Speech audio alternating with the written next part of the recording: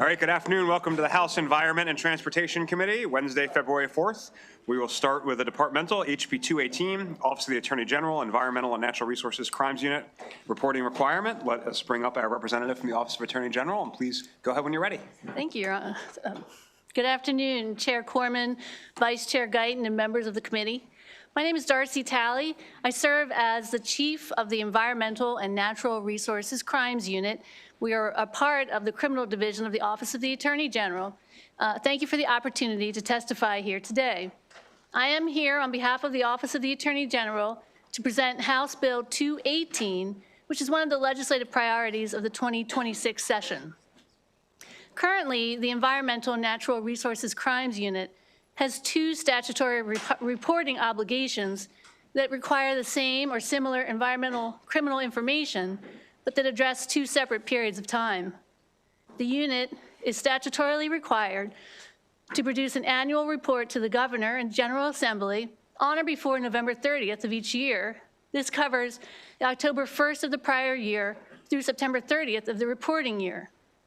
Additionally, the unit reports criminal enforcement information as part of the Maryland Department of the Environment's annual enforcement and compliance report, which per statute reports enforcement activities, including criminal enforcement, conducted during the previous fiscal year. The concern is that when viewed together, the statistical information provided would not appear consistent. As they currently exist, these dual reporting requirements result in reporting the same enforcement information, but for varied periods of time. The purpose behind House Bill 218 is to make uniform the requisite timeframes of the two separate statutory reporting obligations to ensure that the statistical information of the unit is consistently conveyed. As proposed, the bill would amend State Government Article 6-702D, changing the reporting period to the previous fiscal year, thereby bringing it in line with MDE's annual enforcement and compliance report. Let me explain why this legislation is needed. First, the existing competing statutory obligations create dual reporting requirements that are not aligned in terms of the covered time periods, causing duplicative and inconsistent reporting of the same information. Second, the proposed bill aligns the two reporting requirements, combining the covered timeframes by amending the unit's annual reporting period to the previous fiscal year, thus better positioning it with the period covered in MDE's enforcement report. Third, this minor change will create uniformity, conserve resources, and streamline reporting without sacrificing any information or accountability. This will improve the transparency of the unit and further ensure that consistent enforcement information is reported and is available to the public. This legislation has been carefully crafted in consultation with the Attorney General's Legislative Affairs Unit, and we believe it strikes the right balance between the competing reporting requirements. For these reasons, the Office of the Attorney General respectfully urges this committee to give House Bill 218 a favorable report, and we appreciate the committee's consideration of this priority legislation. Thank you for your time. I'm happy to answer any questions that you may have. Thank you. Any questions from my colleagues? Okay, I do not see any, so that concludes the bill here on House Bill 218. We'll turn to House Bill 250, Environment, Water Resources, and Wetlands Enforcement. We can bring up the Department of Environment.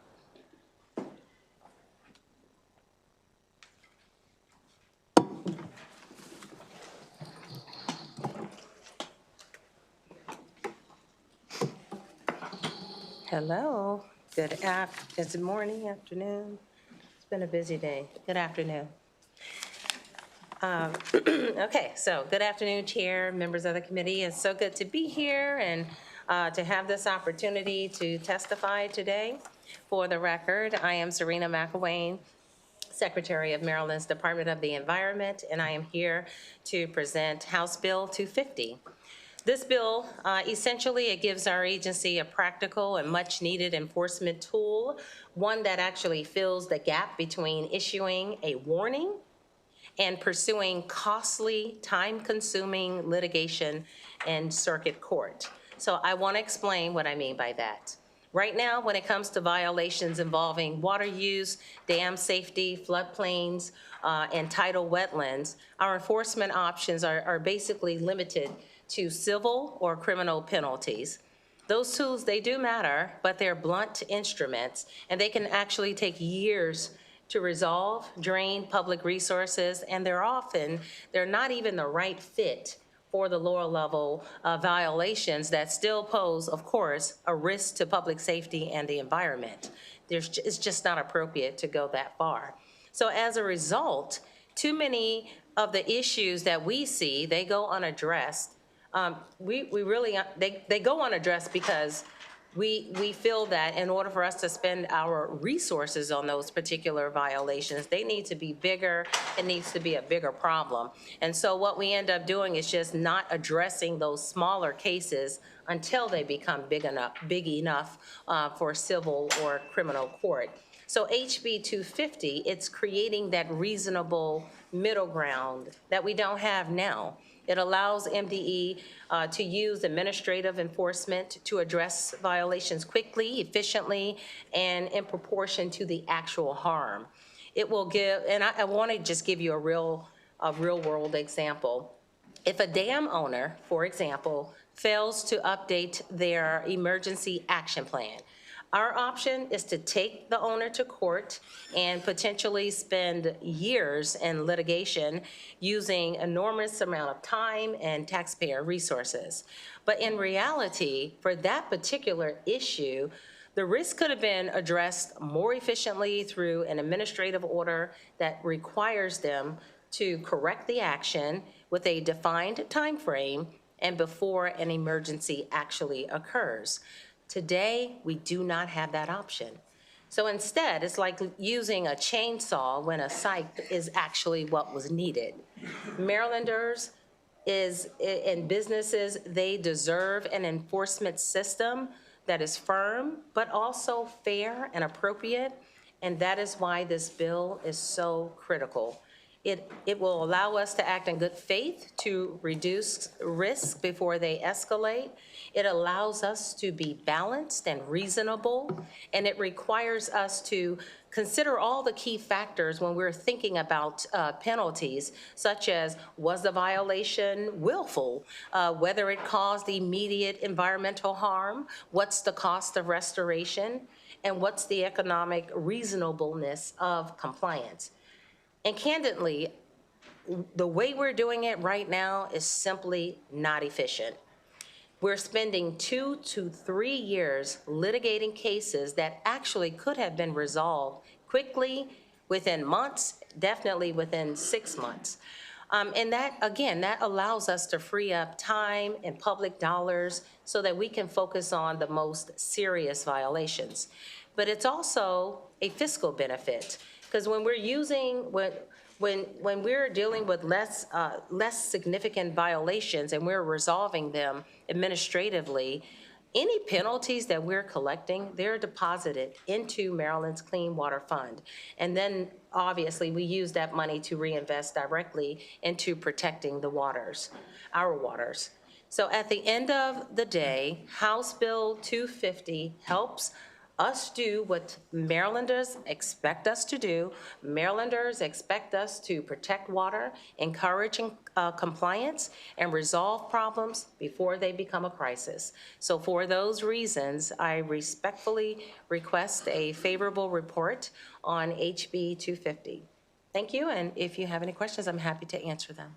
Thank you, Madam Secretary. I assume your folks are there just as backup. Oh, yes, so why don't you introduce yourself, and please. Alex Butler, Department of Environment. Good afternoon, Mr. Chair, Madam Vice Chair, members of the committee. Lee Curry, Director of the Water and Science Administration at MDE. And my team's going to help answer any questions that you may have. All right, let's see what Delegate Grammer can throw at you. Thank you, Mr. Chair. I just have one question. To whom do these violations apply? I haven't picked through the environment article yet. To whom do these violations apply, and what are the nature of the violations? You want to answer that? Sure. Yes. Yeah, they apply. One, it could be to anyone that has a dam safety permit. There's 600 dams on the Maryland inventory of dams. And one example of a violation could be dams, high and significant hazard dams, which are likely to impact property or lives. You require emergency action plan. And there are several emergency action plans that are not updated. So this would be an administrative process to allow those to get updated because it can be really catastrophic during an emergency if the phone numbers aren't right. Another example are water appropriation permits that this would apply to. So water appropriation permits determine how much water is being used by different individuals. We have a challenge with some of the folks renewing their permits. It's very difficult. We can send them a letter, and then we send them another letter. So it'd be good to have another tool to be able to do that. And the value there is that if someone is no longer using that water, the water can be then freed up for someone else. The other part of it is they're to report to us, and it helps us understand how much water is being used across the state, which is critical during droughts. Those are just two examples. Awesome, thank you. Delegate Lewis. Thank you, Mr. Chair. Thank you, Madam Secretary, and thanks to your team.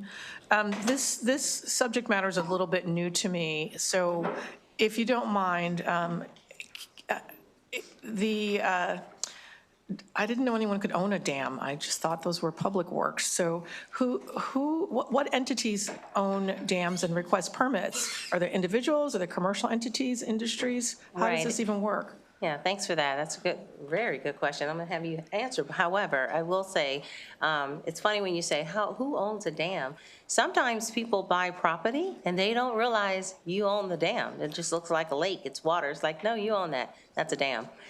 So that happens. And then you have businesses who are responsible and own dams as well.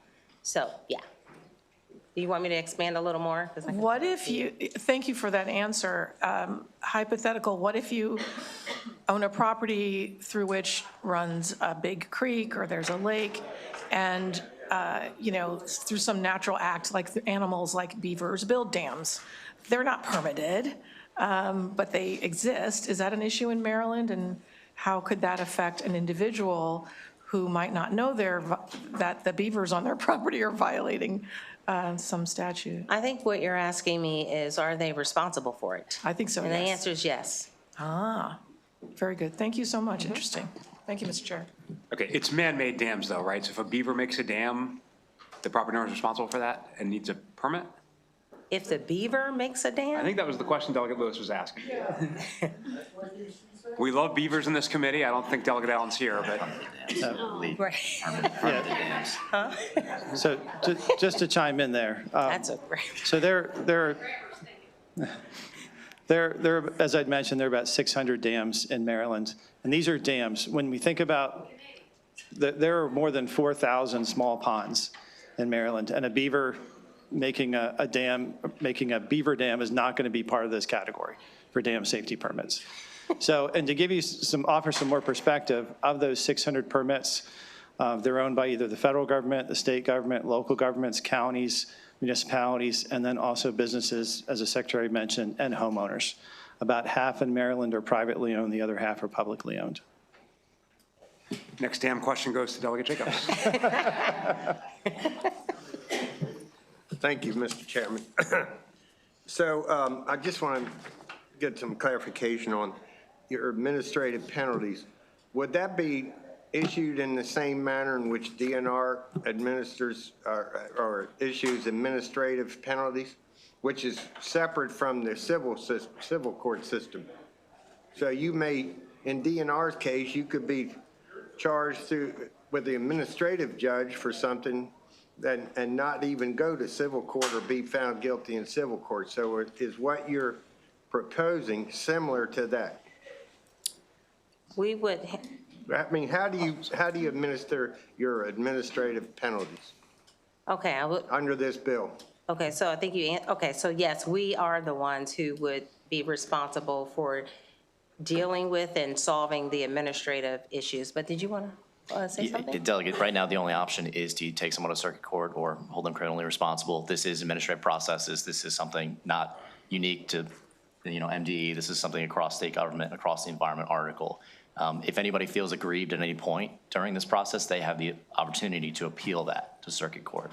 So we don't get to have the final say unless, if they want to appeal that decision, they absolutely have the opportunity. Because there are issues with DNR where the administrative judge for the department can render a decision that's, can affect, a license or whatnot that is separate entirely from the civil court system? I think you're asking about DNR. No, but I'm just trying to say, is yours, what you're proposing similar, or is your administrative penalty just an administrative penalty that's issued? I'm just trying to figure out the difference. We do have administrative penalties in other parts of the water administration. I can't speak specifically to what DNR does, but for example, discharge permits. For egregious violations that would occur at, for example, a wastewater plant, those typically go to civil court. But for, like, we permit anything from a wastewater plant, interestingly enough, all the way down to discharge from a community swimming pool falls under our jurisdiction. And we use that administrative process for dealing with paperwork impacts sometimes, turning your reports into us, getting information into us. So we already have that authority in our discharge permit, and we do use that. And those are some of those less egregious examples that just allows us to be more efficient. I don't know if that helps or not. That helps. Okay. Thank you. You're welcome. I'll corner Alex later. Okay. Delegate Baker. Thank you, Mr. Chair. I'm Washington, Allegheny County.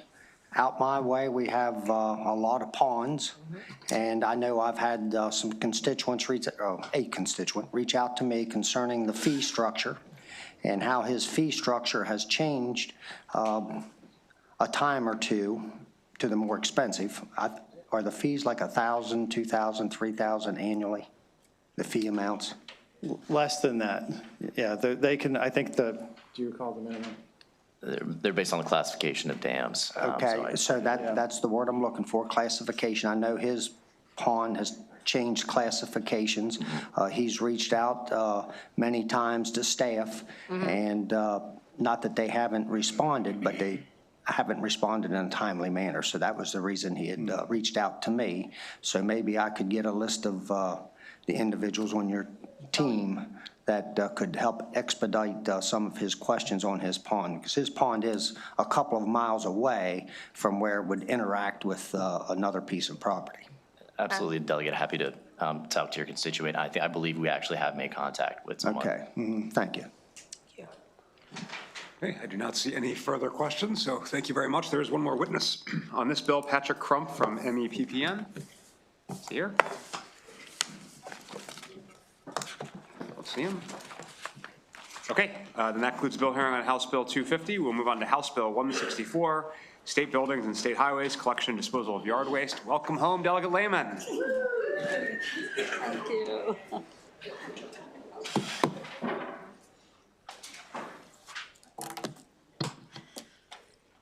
Good afternoon, Mr. Chairman, Chair Corman, Vice Chair Guyton, and esteemed friends of the second best committee in the House. No, it's really great to be back here before. I'm teasing. All That right, concludes the bill here on House Bill 164. We'll turn to House Bill. It's great to be back before you, though. Really, for the record, I'm Delegate Mary Lehman here for the third consecutive session, asking your favorable support of a bill prohibiting state employees and contractors from collecting yard waste on state lands and along state highways in single-use plastic bags. The bill passed the House in 2024 and 2025. Last year, it was passed by EEE over in the Senate, but then it sat on a second reader calendar on the Senate floor as the clock ran out on sine die. So like last year, the bill before you requires that yard waste from state lands be disposed of at an organic recycling or natural wood recycling facility. MDE has confirmed that those facilities have the capacity for grass clippings, branches, shrubs, and the like. And there is an exemption that was included after the first year. That was at DNR's request for noxious weeds and invasive species that have to be actually transported in black plastic bags, and that is to prevent them from propagating. And then last year, at the request of Delegate Morgan, this committee exempted the disposal requirement if there are no organics or natural wood recycling facilities within 30 miles of the site where the yard waste was collected. So over 1/3 of Maryland counties have policies that prohibit residential yard waste from being collected in single-use plastic bags. It's time that the state follows suit, and I urge your favorable report. Thank you. Thank you very much. Do we have any questions for Delegate Lehman?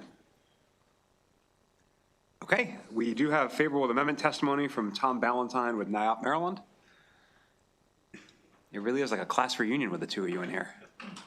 Mr. Chair, on further reflection, we decided we did not need to request an amendment, so I have no testimony and we are neutral on the bill. Terrific. That concludes the bill hearing on House Bill 164. We'll move on to House Bill 34, Delegate Boucher, Municipalities, Open Drainage Inlets, Required Grading Systems, Mason's Law.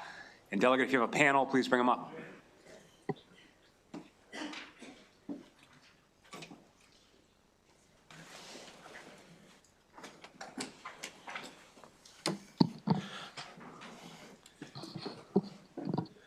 I wish Judiciary moved as efficiently as your committee.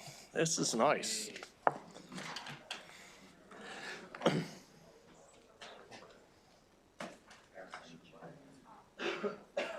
I appreciate your indulgence as I get them up here. Yes, here, sit amongst us.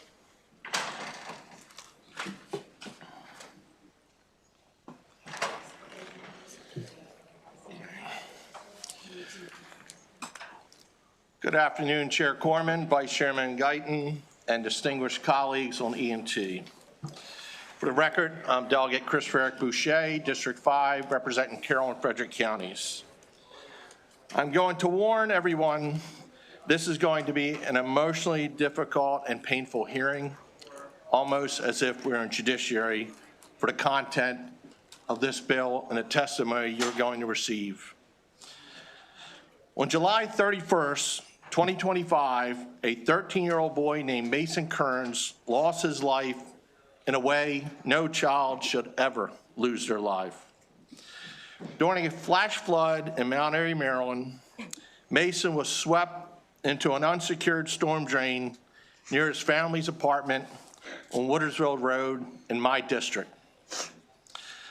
What begun as a heavy rain quickly turned into a dangerous flooding, and in a matter of moments, Mason was pulled into a large drainage pipe.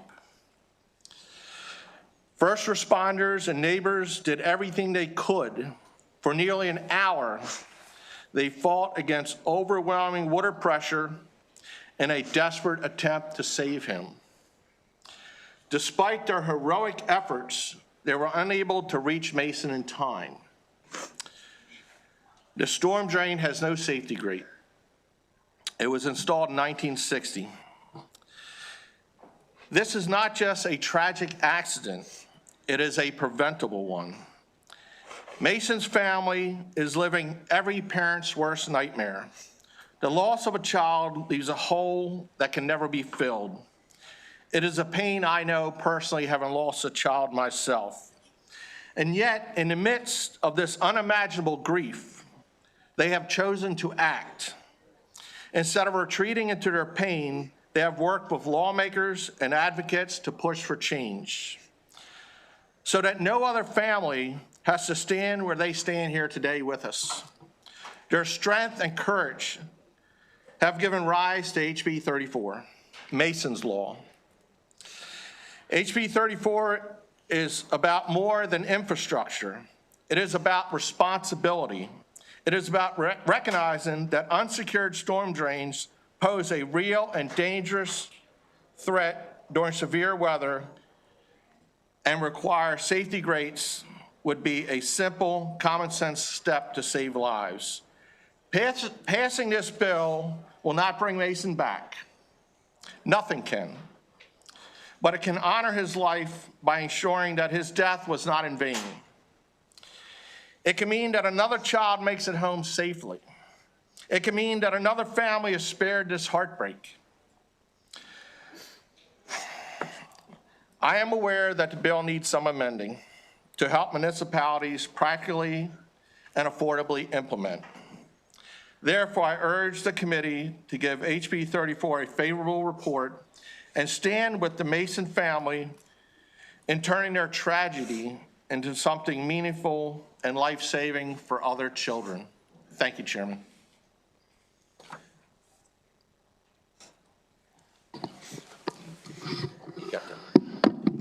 Good afternoon. My name is Erica Kearns, and I'm the mother of Mason Ball Kearns. I want to thank you for reviewing the bill for Mason's Law and for the opportunity to testify here today. When I gave permission for my 15 and 13-year-old sons to play outside in the heavy rain in puddles, I didn't know I would be making the worst decision of my life. I didn't know I would never see one of them alive again. Mason was sucked into a drainage pipe, trapped underwater in our own front yard. I'll spare you the events of the next 45 minutes before the water was drained and Mason was finally freed. It's hard to talk about. I can't think about it. I can't even for a second sit with the realization he's gone.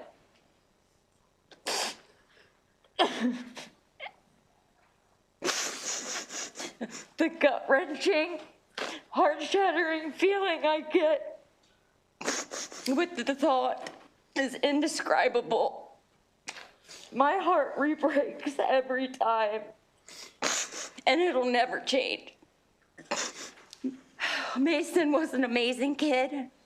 He was kind, funny. He made friends wherever he went. He loved dogs. He loved to skateboard. He loved to help others. But Mason will never live past 13. And our family will now forever suffer that void. One thing I know is that Mason wasn't done on this earth when he passed. He had a bigger purpose. And so maybe saving others is that purpose. I am asking you to please pass Mason's Law, requiring drainage pipes that pose a threat to the public be remedied to safe working order. It's common sense safety, like a seatbelt or pole fences. We can't change what happened. Nothing will bring Mason back. But we can make sure this doesn't happen to another child or person, and subsequently another family. Please do this for Mason and for everyone in our state. Thank you.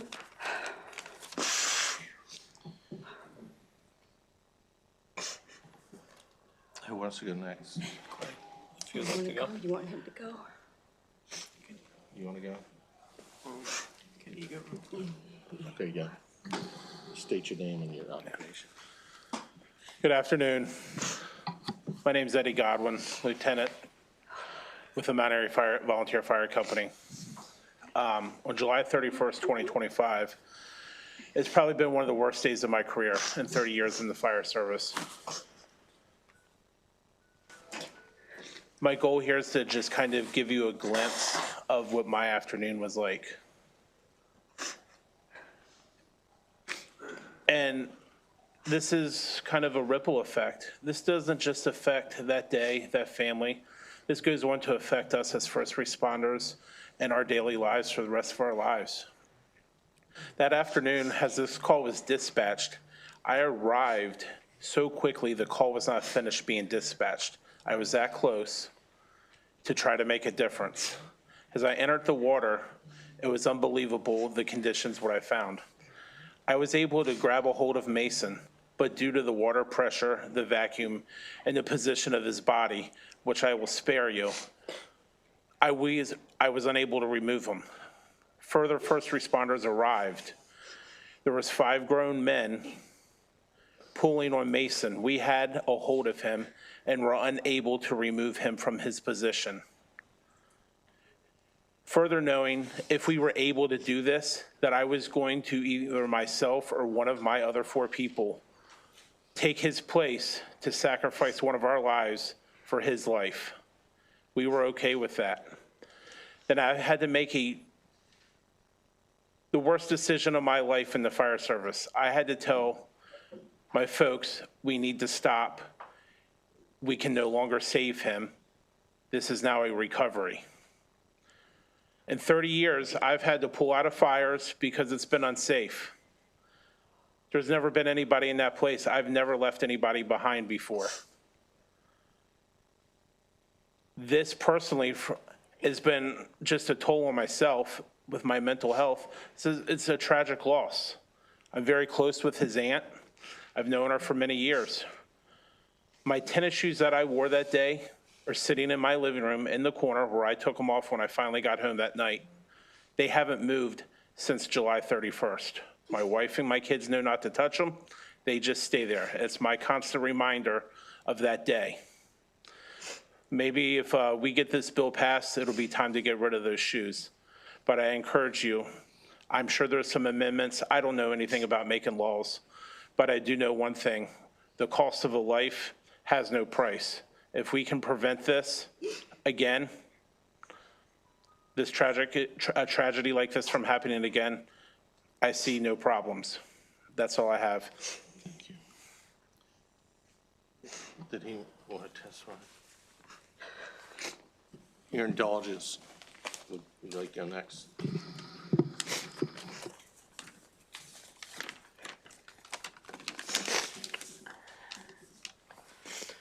My name is Clay Kearns, and I am Mason's older brother. Mason was able to make friends anywhere he went. He was kind, caring, and the funniest person I knew. Even on the worst days, Mason put others first because nothing could make him happier than just seeing other people happy. He was always outside, riding his skateboard, taking walks and listening to music, and just taking in the fresh air. He was adventurous. That's why on that rainy day, all he wanted to do was play in the rain. I was outside with Mason when it happened. I remember being in the water when he said, "Clay, my foot's stuck." He was half laughing. So I thought he was okay. And I turned around and he was smiling. So I turned back around and it was silent for a few seconds besides the rain. So I wanted to see what he was doing. I didn't see him, so I ran to see where he was. I went to where he was. I can't. I'm sorry.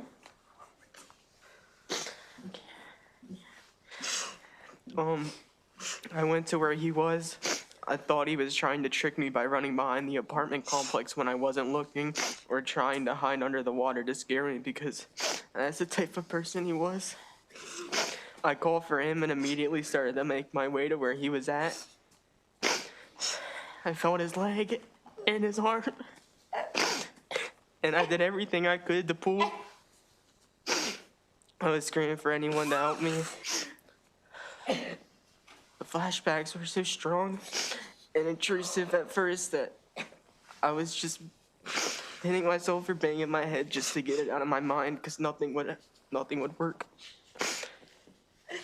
I'm sorry.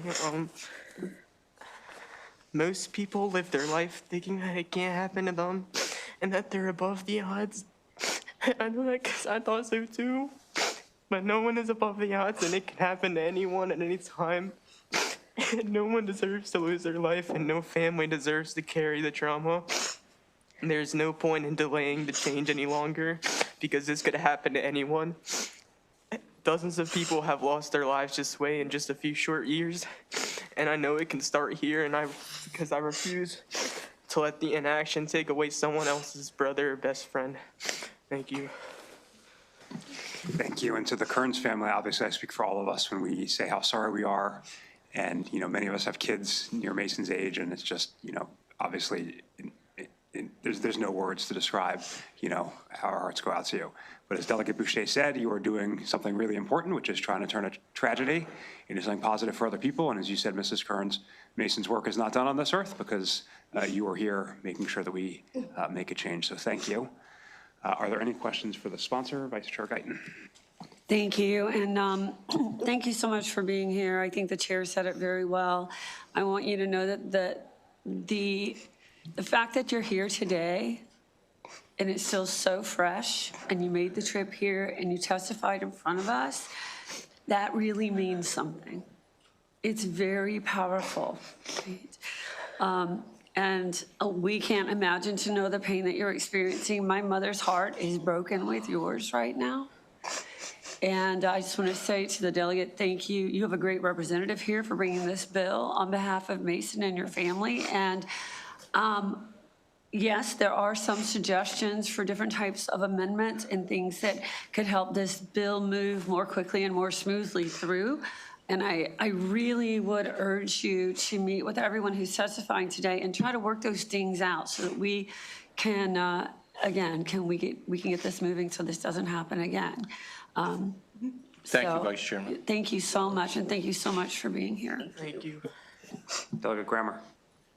Thank you, Mr. Chair. We hear you, okay? We hear you. I was thinking what bills might go to the Utilities Subcommittee. Maybe this is one. Delegate, do you know in other states, any other states that have taken this measure effectively and implemented this effectively that maybe we could look at to see what that language looks like? No, I have not, but that's something we'll need to look at. A lot of the municipalities have sent in notices to me about their concern about the practicality and affordability of implementing a timeline, and that's completely understandable. I'm a businessman. I get all that and the cost. I'm very much willing to work with the amendments to stretch out the timeline. Also to prioritize, like anything else in a managerial sense, you want to chunk it. You want to address the most important priorities, the most dangerous culverts and drains first, and then break it down to eliminate the highest risk. So I'm very flexible on this. Yeah, I'm on the Utilities Subcommittee. Why don't you follow up with me, okay? Thank you. Thank you. Delegate Long. Thank you, Mr. Chair, and to the family. My heart breaks for you. And words are empty, so there's nothing I can say to make you feel better. But to the sponsor, what are your thoughts on the varying forms of amendments?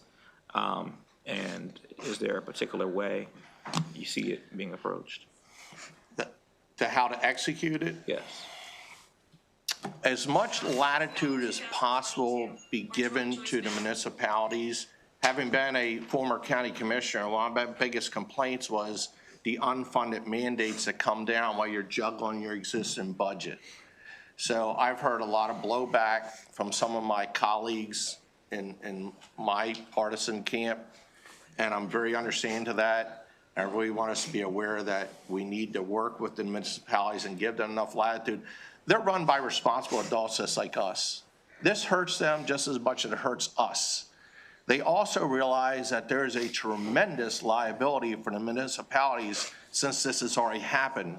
And heaven forbid it ever happens again. So they are motivated. They don't need to be motivated with the bludgeon, so to speak, to push them into this. But as much latitude I think we can give them, the better, and leave a lot of responsibility up to them. After all, they have to cover their liability as well. So they have a financial motive and a moral motive as well. Thank you, Delegate. Thank you again for bringing this bill. Thank you, Mr. Chair. Delegate Naraki. Thank you, Mr. Chair. Delegate, thank you for bringing this bill. And to the family, wow. I've got a couple boys that are in the same age, so I can picture this to anybody. You're right. This could happen to anybody. So we hear you, and we want to get this done. Delegate, the question I have, there's some concern raised about how does this work on private property? So municipalities, obviously, that's a little bit more clear. Do you have any thoughts on what that looks like? Some of the testimony talks about even issues of like access, even if the property might be owned by a municipality, but accessing it through private property. Do you have any thoughts on how we kind of figure those concerns out? Thank you, Delegate Naraki. I don't think it's our responsibility to legislate upon the private ownership on this, but they do need to be aware of their liability, just like the municipalities have a liability. This took place at an apartment complex. That is a tremendous liability for an apartment complex. And every other apartment complex in the state of Maryland needs to look at what just happened and take the initiative on their own to make the assessment. I'm all about the mandating on the municipalities and leave more discretion to the municipalities and their jurisdiction to go and enforce and recommend upon the private ownership, so we can keep a little bit of distance. You know, government that governs closest governs best, and I think the municipality would be best to handle that with the private property. Okay. Thank you, Delegate. Thank you. Delegate Anderson. Thank you, Mr. Chairman. Just one comment when we're, first of all, God bless your family. And thank you for bringing, Delegate, thank you for bringing this to us. As a parent, this touches me. But sitting here, I would want you to prioritize the areas that need it the worst. On the lower eastern shore, we're as flat as his desk. A 12-inch pipe carries all the water we can get to run one way at certain times. If it rains 12 inches, we're standing in 12 inches of water. So if during your amendment process, I would like for you to prioritize the areas that have the runoff and have the role in the topography that causes this, and maybe target it to them more so than the whole state. Thank you. My only comment. I never thought Thank about you, sir. that. I thought about the priority of what's the most dangerous culverts. I never thought about the priority of the elevation and drainage, which has a absolutely heavy impact upon this. Mount Airy sits in the Patapsco River Valley, so it has a very heavy drainage funnel into it, which exacerbates the force of the water. And I never thought about the flatland on the eastern shore. You don't have that same problem. Thank you. Thank you. And Delegate Anderson, just for your benefit, we'll work through the amendments in subcommittee. Obviously, we'll consult the sponsor, but it'll be your job to work on those amendments. So we look forward to your participation in that. I do not see any other questions for the sponsor or the Kearns family or our first responders. So thank you all again for doing what I know is just incredibly hard. And I think we have some others in support signed up. We have Deborah Eagleston and Allison Eagleston, if they're here. Thank you very much.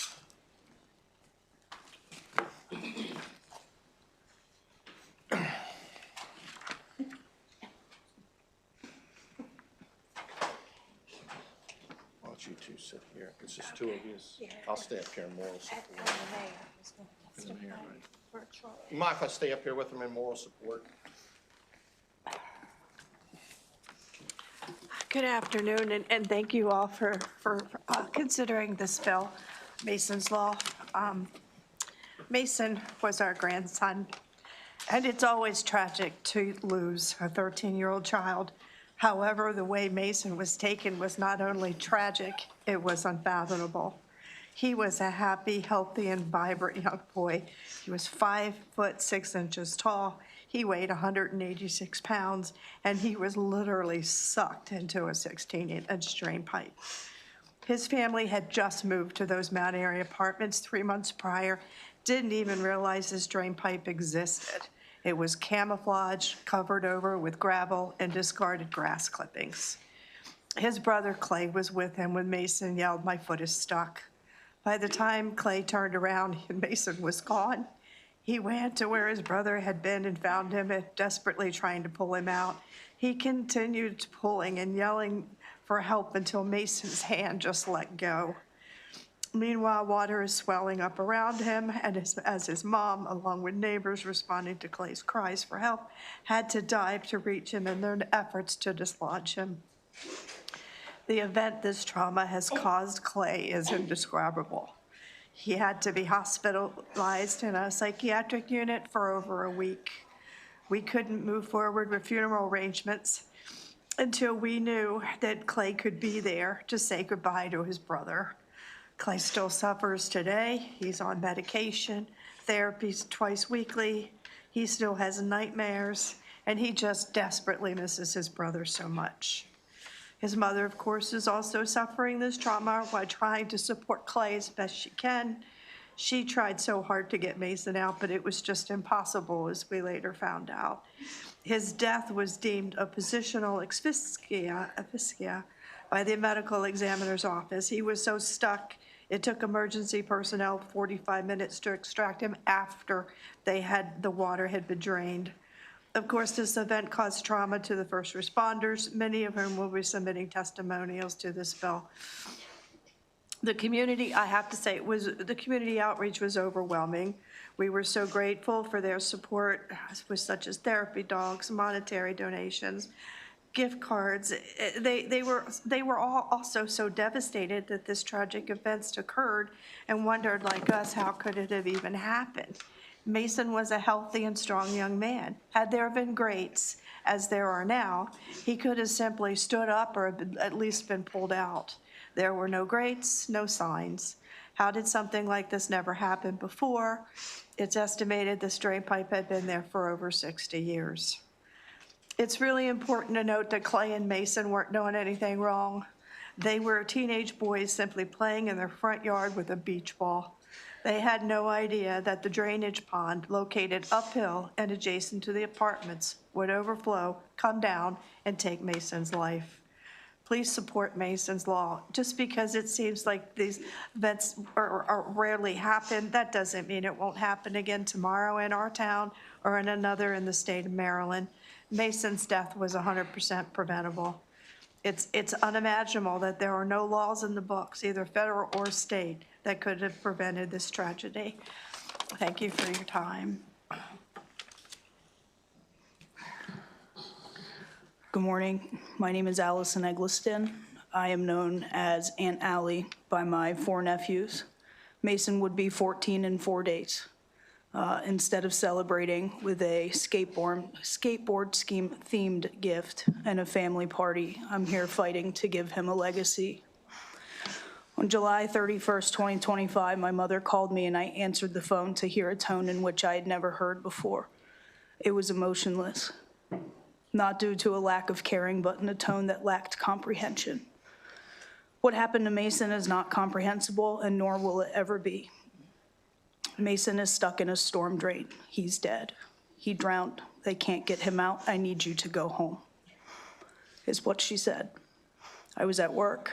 I'm a firefighter paramedic in Southeast DC. I understand what it meant when the kind Mount Airy Police Department officer said that the retrieval of Mason's body is no longer a rescue, but a recovery. A white sheet placed over his young, barely teenage body.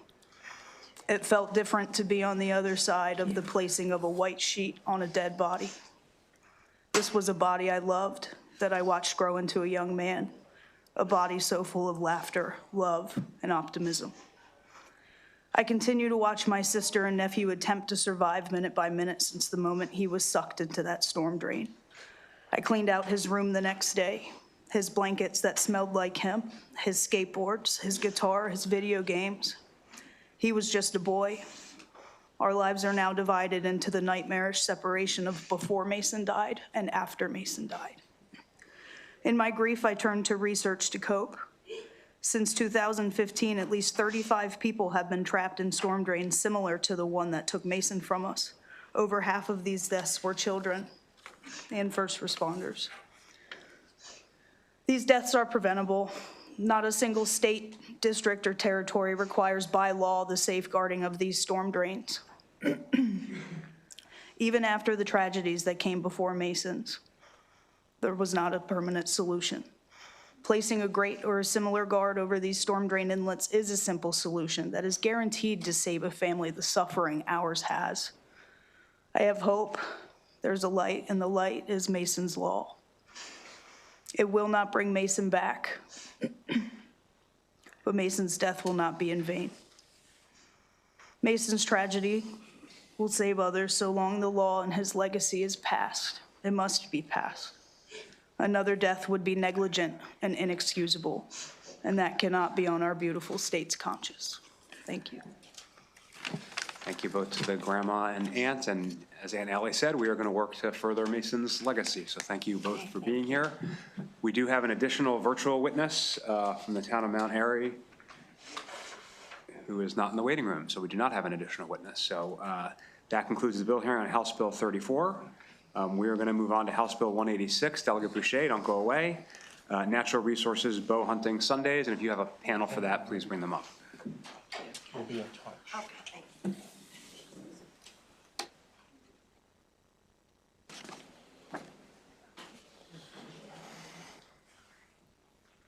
Hey, come on up.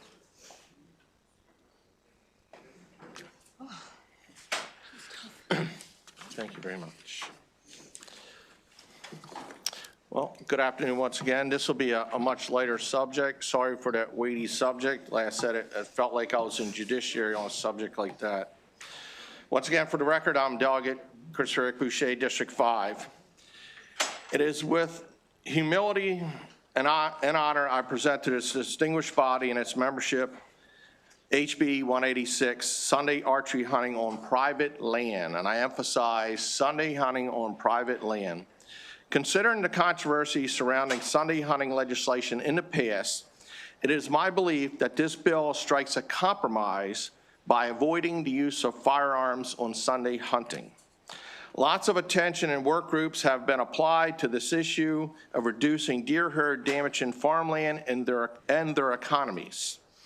I am grateful for the hard work of all those who have participated in the process and the products that they have produced for this body.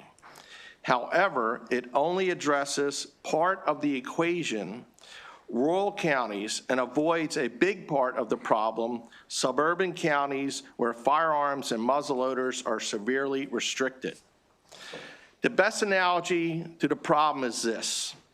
If your neighbor is infested with mice and does not address the infestation, then no matter how many mice you trap, you will never stop the overflow of mice pushed into your house from the neighbor's overpopulation. DNR has set the doe harvest rate at unlimited in suburban counties to highlight the importance of the harvest rate not being met. The development of land has reduced hunting land, yet deer are thriving in small community parks, highway clover leaves, river and stream corridors leading hungry deer herds into suburban housing developments for the food of landscaping and/or gardens. With no natural predators to keep the deer population in check, alternatives are needed to be found. Archery is safe within the DNR hunting regulations for private landowners with a few acres adjacent to these areas where deer travel to and from food sources. In retrospect and consideration of all the variables we are collectively facing statewide confronting the deer overpopulation, we should conclude that it is a great opportunity to try this. And I want to end with the fact that this pertains to private only land, and that if you are a horseback rider, you are not supposed to be on someone's private land while they're hunting unless you have permission. Therefore, I humbly ask this body to support HB 186. Thank you, Chair. Good afternoon, Mr. Chairman, ladies and gentlemen of the committee. My name is Mary Beth Kalinage. I'm the president of the Maryland Bow Hunter Society, here today in support of HB 186. Archery is considered the safest form of hunting, and the MBS has gone above and beyond since 1977 to promote safe and ethical practices. The outdoors community benefits the state in many ways. It brings in tons of money into the economy, boosts local businesses, helps farmers who are dealing with terrible crop damage, and helps keep our roadways safer, as well as feeding countless families around the state that may be in need. The outdoors community is proving themselves to be safe, and the lack of incident reports that have happened up to this point are showing that we can all coexist together out there safely and happily and peacefully. We want everyone to be able to enjoy the outdoors. These hardworking men and women want to be able to utilize their land in a way that benefits them physically and mentally, and also helps ensure the longevity and health of the land and the wildlife we share it with. You all have to be tired of hearing the same conversation year after year. We believe that placing this matter in the hands of trusted professionals who understand our natural resources will be the best for everyone. Maryland's DNR has proven to make sound science-based decisions, and we believe they will uphold the interest of everyone who wants to get outdoors and enjoy Maryland's natural resources. Thank you for your time and your consideration. We hope for a favorable outcome. Thank you. We have a question from Delegate Foley. Thank you, Mr. Chair. And to the sponsor, my question is sort of twofold. So as I understand this bill, during bow hunting season, there are statewide, there would be no restrictions on Sunday hunting? It would be only Sunday hunting on private land for deer and turkey seasons. It wouldn't be year-round.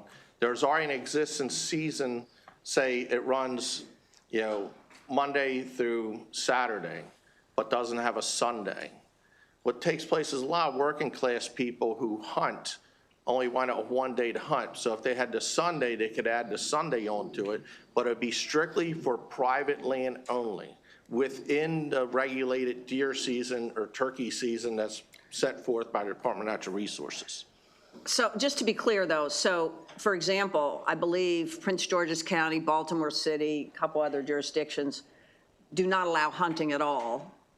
And would they then, under this bill, have to allow hunting? I understand it's private land, but have to allow bow hunting on those days specified in the bill?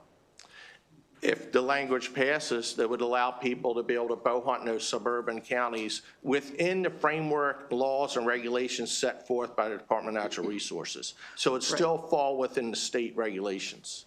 But hunting, in Prince George's County, for example, there's no hunting, so there would be some bow hunting under this bill allowed in Prince George's County. Idealistically, that would be helpful. Okay, and in Montgomery County, my colleague I know was involved in these negotiations a number of years ago.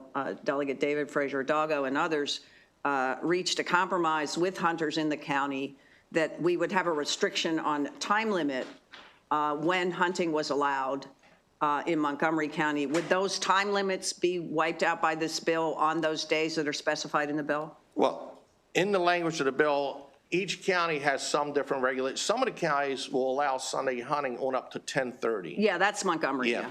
So the counties would have some regulation of the window, but they would make it available to the individuals in the private lane on Sunday. So they would accommodate, I guess, work with the counties to see what fits best. But that window would not be operative for this bow hunting as described in this bill? It would essentially go away, or, I mean, would you have hunting all day then if it was a bow hunting day and you were? Well, it would depend on the county. Some counties might restrict it to 10:30. Other counties might have no restriction on the time frame on Sunday. Okay, thank you. Can I speak to that, the 10:30 time limit? One of the problems with that is, especially when you're talking about farmland, which majority of us are trying to help farmers with their crop damage, deer bed during the day and they feed at night. So if you're coming in the mornings to try to hunt a farmer's field, you're pushing those deer right back into their bedding, and they will not come back until the afternoon. Unfortunately, the afternoon is really the best time to be able to try to help farmers with their crop damage problems. Well, yeah, thank you. But we do have crop damage permits that do allow farmers to hunt. With guns. Even in Montgomery County. So I'm not sure if that's applicable or not. But my point is, I'm trying to figure out what the effect is on these restrictions that we already have in place that in many cases have been negotiated and have been accommodated over several years. So I think you've answered my question, and if you want to add anything, fine, but thank you. Thank you. Delegate Ziegler. Mr. Chair, so as Delegate Foley mentioned, you can hunt 365 days a year in any county in Maryland with a crop damage permit. So are you targeting non-farm areas or, thank you, that's Yes, what I was trying to get at in my introduction is there's multiple facets to the equation to solve this, that the suburban counties don't have much hunting land at all. But you can bow hunt there. And we're trying to increase the harvest in those suburban counties where there's no real hunting land and you can't use firearms. This is strictly bow only, which I think is a good compromise to be able to address the overpopulation and not have to use firearms with the noise that comes with it and the danger. There's a liability. So thank you. Thank you. Delegate Baker. Thank you, Mr. Chair. I guess my question would be, I support Sunday hunting. I support private property rights. So do any of you have any experience riding horses personally? And if so, have you ever been out around a hunting area and encountered hunters, let alone an arrow does not travel that far? I personally, I'm not just an archer, but I'm also a certified trail guide and riding instructor, and we ride year-round on private and public land. We have encountered many hunters out there while riding, and we've never had an unsafe or unfriendly encounter. In particular, during archery season. During gun season, we definitely take measures to make sure we ride in the middle of the day when it's the safest time to ride. We wear orange, we make our presence known. But during archery, we have never even felt remotely nervous out there riding our horses on public or private land. Delegate Boucher, how about your horse? I haven't been on a horse since I was 17. I have no desire to get back on because I fell off back then. We'll keep it that way. Thank you. Thank you. Delegate Boyce. Thank you, Mr. Chair, and thank you, Delegate Boucher. A couple of questions. One, we know that we have a deer population issue. Just the first question is why turkey? What was the first question? Why turkey? Why turkey? Well, more and more hunters are utilizing archery, and it's more of a challenge to hunt with a bow. So I figured since the turkey is a fairly sizable game animal and people are shooting them with bows, it'd be nice to potentially expand the opportunities out. Because like I was mentioning, working class people have very few days to get out and hunt. Sure. So this would give them that extra day opportunity to harvest potentially a turkey and a deer. Which is lovely, but to the point is we don't have an overpopulation of turkey that would really necessitate to expanding for the bow. It's just a luxury. You're just trying to Yeah, and also there's an economic stimulant to it. The hunters provide a lot of economic stimulant in the goods and services they buy and going out in hunting areas. So I think there is an economic impact to this as well. Thank you so much. Thank you. Then I want to go off of the question I think you were trying to get at earlier. The bill, you did give pretty much latitude to every county and the city, and I know the city wrote a letter as it relates to private property in support of the bill. But I think the point you're getting to is that the department may allow a person to hunt deer during the deer firearm season, then it's the same, may allow a person to hunt turkey using a bow and arrow on each Sunday of the turkey hunting season. So what you're saying is that you're giving permission to DNR to potentially allow bow hunting on Sundays in these places on private land. You're giving them that regulatory ability. Your bill is aiming to do that. Yes, ma'am. I have so much faith in DNR. They're a wonderful organization. They have a lot of challenges, and they have the knowledge and the latitude to implement and regulate it. Thank you. Thank you. And if I may, Chairman, I really want to thank personally Delegate Boyce for precipitating this happen, because I was here before this body last year on a local-only bill, and it was stopped, and it was stopped rightfully so, because this is a much broader issue across the entire state, and it actually gave us more time to reflect and find a compromise on this issue. So, Delegate Boyce, I'm sincerely grateful. Thank you very much.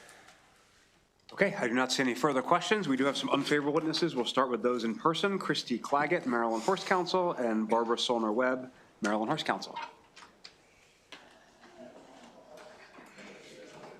Please go ahead when you're ready.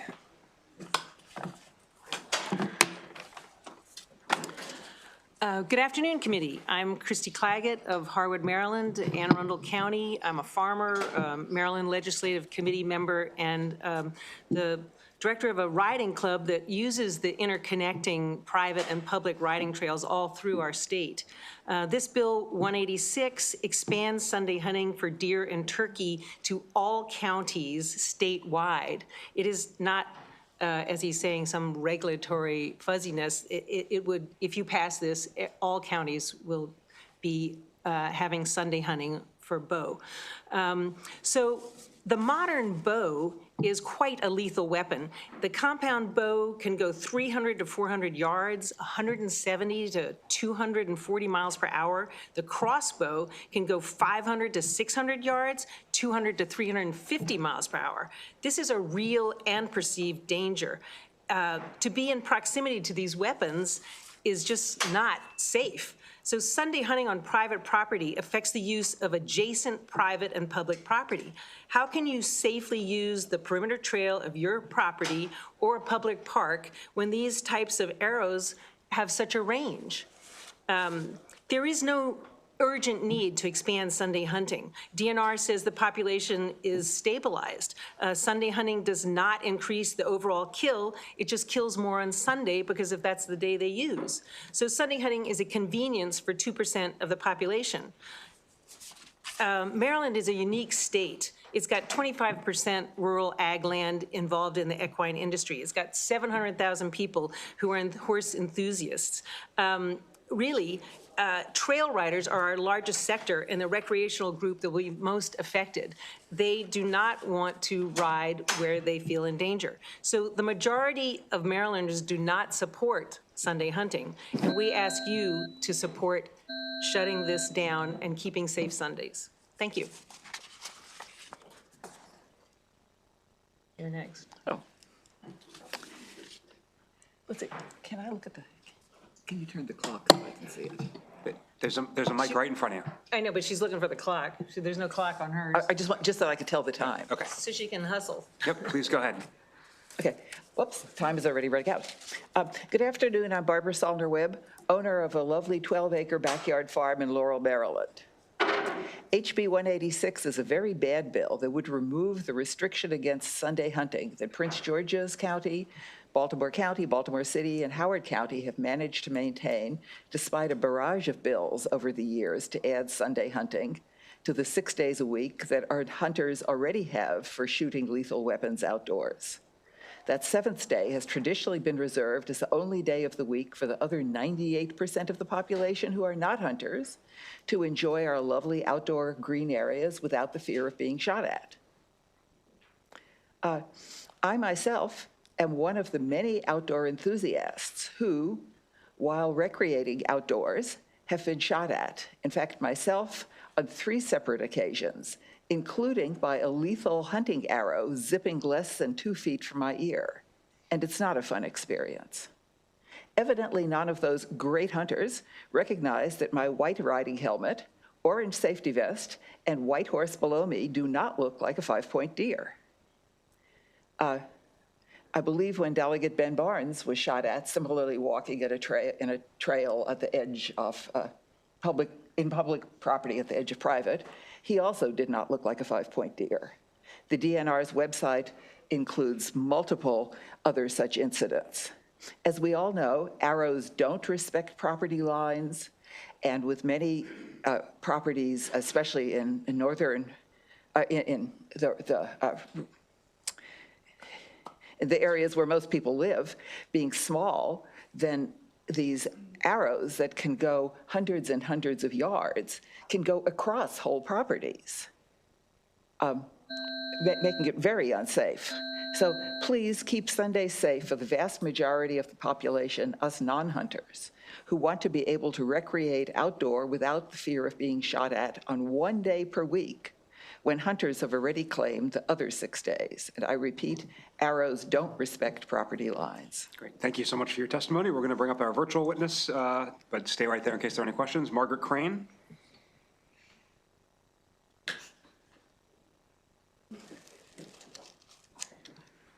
Okay, sorry about that. I had to unmute. All right, good afternoon, honorable committee members. My name is Margaret Crane. I'm with the Hillsbridge Beagles.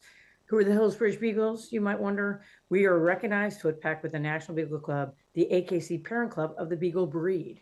Beagling is a chasing sport, not a killing sport, and we often joke it's a gateway drug to hunting because you don't have to have expensive gear or training to participate.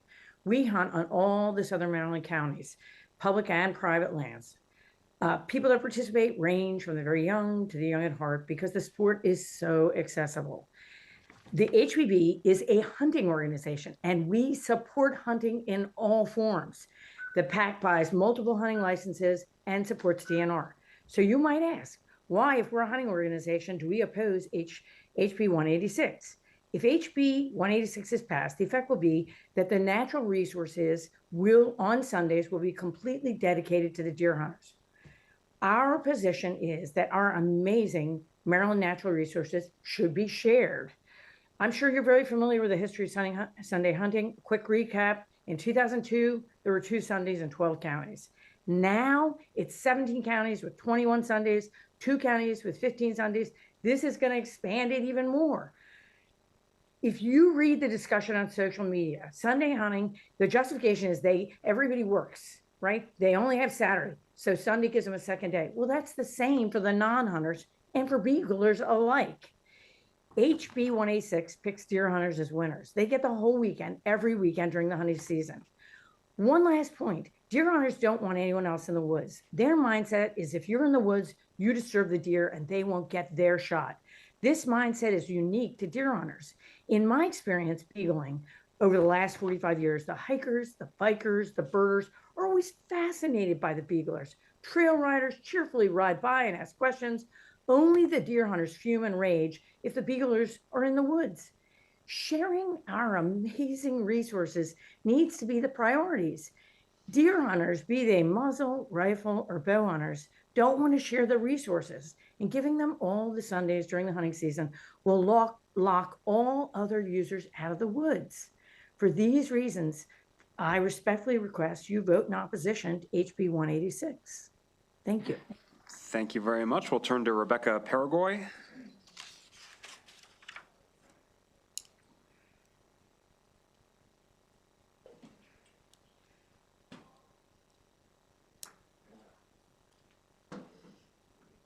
Hello. Sorry, I was waiting for my video to come on. Please go ahead. My name is Rebecca Paragoy. I'm a resident of Carroll County, Maryland. I am a veteran of the United States Army, as well as an avid horse person. I am on the board of directors of several local horse clubs, and I also trail ride as well as show competitively. I also hike and spend a lot of times in the woods and nature. I'm a farm owner of a small farm in Carroll County where hunting is allowed on one side but not the other of our farm. And I also will back up what Margaret said about they do not like you even in the woods on the property that I am allowed to ride on. They yell and complain that I'm disturbing the deers. They just don't like when I disturb the deers on my own farm when I have them when they're behind my house.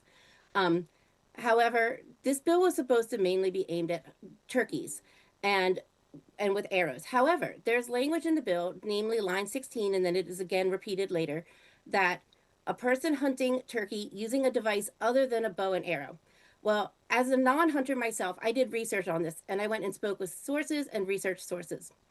Every source that I came back to said that the only other hunting device besides a bow and arrow would be a firearm, namely a shotgun was the number one. The only thing besides the firearm that came up was a PCP air gun. So it was like a pellet gun. Nobody's using javelins, nobody's using atlatls or anything exotic and old-fashioned like that. They're not using snares or traps. So that language would allow hunting with firearms all over. Also, the other problem with this bill is that it has become the top-down statewide mandate. It makes all the counties, takes away their local control and their ability to decide for themselves what is in the best interest of their local residents. More suburban counties may not, or Baltimore City may not want hunting. There's not enough space or land for firearms or long distance crossbows. So I'm sorry, I just wanted to real quick, the issue of local control is very important because so that counties can decide for themselves what is best for their areas. Thank you. Thank you very much. We'll bring up Joyce Bell.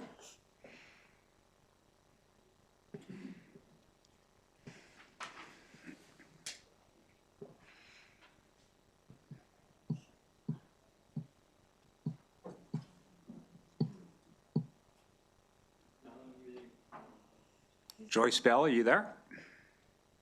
Oh, thank you. I finally found the unmute button. I'm so sorry. Can you hear me? No worries. Yep, please go ahead. You're wonderful. I speak today on behalf of 300+ members of Tuckahoe Equestrian Center. Our members come from Maryland, Delaware, Pennsylvania to ride in Tuckahoe State Park. Some members come because they have no place to ride where their horses are boarded. I go to Tuckahoe not because I have no place to ride at home, but because the 3 properties that surround our acreage are rented to hunters. Public and private borders are intertwined. DNR's accident report, and I'm sure you have a copy of that, incidents of shattered windows, struck a chandelier, blew out drywall, lodged in a recliner. Lots and lots to watch, to look at if you care to look at those lists. Turkey season is even considered more dangerous. Perhaps it's why a biker in Tuckahoe State Park got shot in the legs in April 2021, not reported. But I also want to speak on behalf of the Maryland residents who are wildlife watchers. Now, they're defined by the U.S. Fish and Wildlife as bird watchers, photographers, and generally observers of wildlife. Wildlife watchers are further defined as non-consumptive as opposed to consumptive, such as are fishermen and hunters. Wildlife watchers make up 57% of the population in the 2022 census. National Audubon thinks they are 1 out of 3 people are bird watchers in the United States, and the money they spend contributes billions to the economy. By the way, the 22 census estimates that wildlife watchers spend over 27 times more than hunters. Birding is especially booming in Maryland because with over 400 bird species, it is a prime birding destination. Unfortunately, wildlife watchers, as well as dog walkers, hikers, and bikers, other outdoor lovers, do not have a single focus umbrella organization, such as a sportsman's association, to lobby on their behalf. A lot of times they don't even know that they've lost something before it's happened. Doctors all agree on the benefits of getting outside, and we should not create obstacles to the outdoors. Please do not pass this bill. Consider the 98% who don't hunt. Thank you. Thank you very much. I do not see any questions from my colleagues, except Delegate Anderson.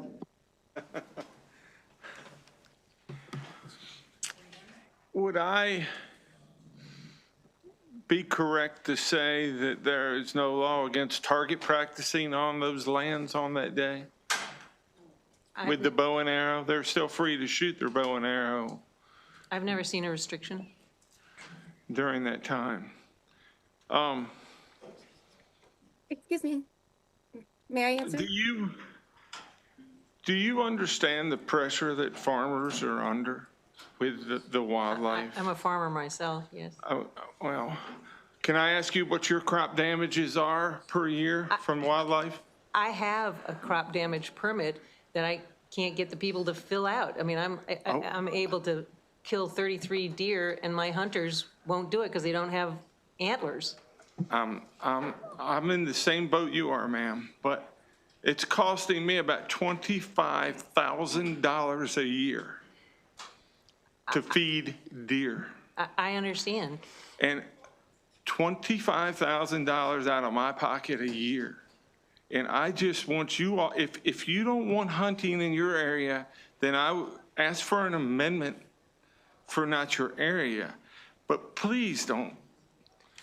Well, it's not anti-hunting, it's anti-dominating Sundays. I think hunting management, deer management is much more effective if you're using a managed hunt, sharpshooters, if you're organizing it. The recreational hunter is a bit inefficient. He may be having a good time, but he's not killing as many deer as you could do with a really concentrated program or fulfilling the DMPs. There's 33,000 deer that can become used. They put out 1,800 DMPs and nobody ever fills them. And I believe all the data from other places say that by adding the Sunday, actually, while it increases the yield on Sunday, it decreases on average the yield per week. So if you want more deer taken, not putting in Sunday hunting, according to the data from other states, is the way to do it. Well, ma'am, in our area, most of the people that are deer hunters work during the week, and they work. Most of the people who are recreational outdoor enthusiasts work during the week too. So the hunters in my area, for the most part, work Monday through Friday. Isn't that so? The only time they Delegate Anderson, Let's use some question marks in there. So that's my point. That's my point. I But just need you I all to support understand that. I support reduction of deer But and so do the horsemen. The other 98% of the citizens who want to recreate and enjoy the public lands, most of them work Monday through Friday also. So why shouldn't they be given any consideration to enjoy the public lands that their taxes pay for? All right, Delegate Baker. Thank you, Mr. Chair. I'm a property rights advocate. I have a little bit of property in my county. I pay a lot of taxes, and my taxes have never gone down. They've always gone up. So I'm going to approach this question as a fairness question. So I just did a little calculation. We're asking for approximately 18 Sunday hunting days. You have 52 Sunday riding days. So I guess I'm just trying to understand the fairness, and I'm asking for 18 days of Sunday hunting on my property, but yet you get 52 days of Sunday horseback riding on your property. So how would you address that? Well, it's actually 22 Sundays that go from September to January. I said approximately. Yeah, okay. Well, so September to the end of January is a lovely time of year for everyone to recreate. I know it's the best hunting season, but it's also the best outdoors season. So we came up with compromises like the 10:30 to try and adjust it, and this bill wants to even wipe that out. Well, you ride 52 days. I want to hunt 18 days. Thank you. And you have the 52 Saturdays that the riders don't have any. And so do you. Vice Chair Guyton. Thank you, Mr. Chair. So just to clarify on Delegate Anderson's point, is it possible for a farmer to allow people to hunt on Sundays on their land with a deer management permit? Yes, is there it is. anything that's not necessary for the passage of this bill?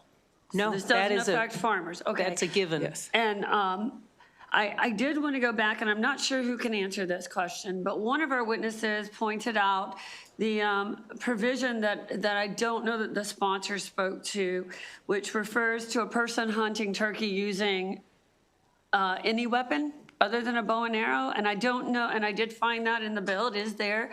And I'm not sure who to direct that to, but is this also opening up turkey hunting on Sundays for not only bow and arrows, but also firearms? Is that how you read this bill? Potentially. That's the same question we asked. We don't understand what this means, and Okay.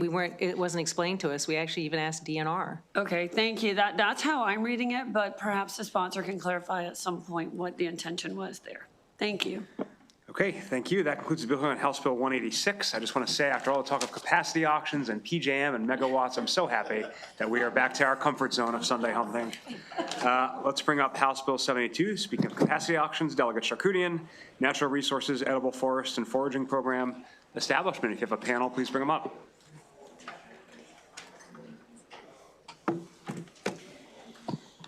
Thank you, Mr. Chair. Madam Vice Chair, colleagues, sorry that I don't have capacity auction topics to discuss today, but if any of you want to ask me questions about it, I'm happy to go there as well. Today I'm talking about DNR foraging and food forests.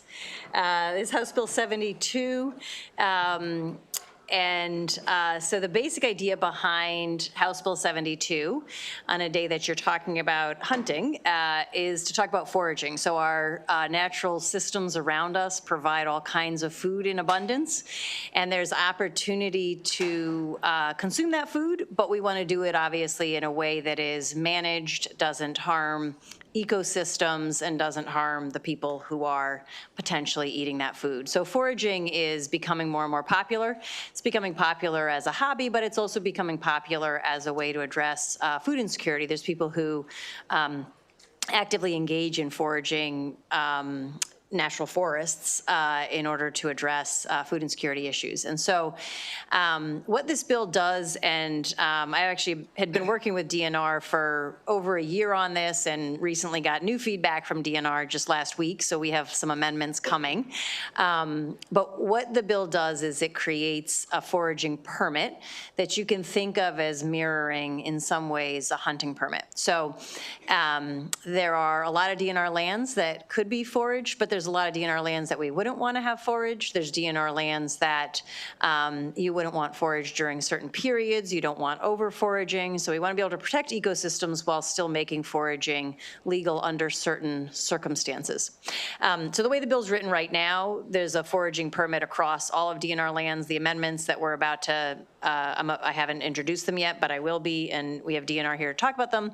It would create a foraging permit on 2 of DNR's parks. So it will allow us to test this out and then hopefully come back and make it a permanent thing. So that's what one part of the bill does. And then because permits often create the opportunity for revenue generation, the second part of the bill takes any additional revenue generated by foraging permits, which would fund themselves first and foremost. Any additional revenue would go towards planting sort of human-made food forests in public spaces. And those wouldn't require a permit. They would just be, sort of human-made food forests in public spaces that anyone could get access to. I have 2 witnesses here, and then I'm happy to take any questions the committee might have. You go ahead. Go ahead. Hi. Good afternoon, Chair Corman and Vice Chair Guyton and members of the Environment and Transportation Committee. My name is Kyle Farmer, and I am testifying favorably in regards to House Bill 72. I am the Vice President of the Permaculture Club at Montgomery College. Our mission is to extend knowledge regarding foraging and food security to our student body and surrounding communities. As of May 2024, 40% of the student body at Montgomery College is experiencing food insecurity. The Permaculture Club began to tackle this issue head-on and have transformed 33,000 square feet of our campus into a community food forest. In these areas, we have created an environment where people can get hands-on experience foraging for foods found all over the state of Maryland. Since the Permaculture Club was founded in 2023, we have had a substantial amount of interest and engagement from students and those in our surrounding communities, eager to learn and try the foods that grows around us. We have had groups of up to 80 people at a time from all over the DMV come to listen and learn from some of the massive foragers in our areas. These include Francis Smith of DNR, Ben Gritton of the Reed Center in Frederick County, Bodhi Vasilopoulos of Forested and Bowie, and John Harper of the Mycological Association of Washington, D.C. We have had guests come from Baltimore City, Alexandria, Virginia, and even Zimbabwe to come learn about foraging best practices and to get a taste of what our local environments have to offer. For many, it was their first time being introduced to the amazing native foods growing around within Maryland, like American persimmons, pawpaws, native grapes, and blueberries are just some of the amazing foods that are already growing within our state lands. When our visitors learned this, the message became clear. Marylanders are ready to forage by allowing Marylanders access to the food that grows on state lands. With this new permitting system, it increases the options that Marylanders have in regards to their own food resiliency. Foraging for plants on over 5,000 acres owned and managed by the Department of Natural Resources and the state of Maryland is currently prohibited, and House Bill 72 will not only make it legal, but ensure that it is accessible and regenerative. I urge a favorable report on HB 72, and thank you all for listening to my testimony today. Go ahead. Hi, Lydia McPherson with the Department of Natural Resources. I don't want to repeat too much what the bill sponsor said, but like she mentioned, foraging is a growing interest, it's a growing activity, and the department would love to have a legal avenue for people to forage on state lands. Currently, under regulations, there's no legal pathway to forage on state lands. We appreciate, we've worked extensively with her to help limit the fiscal impact on the department, and we appreciate that. And we think that having this pilot program could help the department learn, make sure that we understand the potential impacts to natural resources, the potential revenue capture, and just understanding the interest in the program itself would really help us and hopefully take the program in an expanded capacity, but happy to answer questions. Thank you very much. Are there any questions for the sponsor, Delegate Boyce?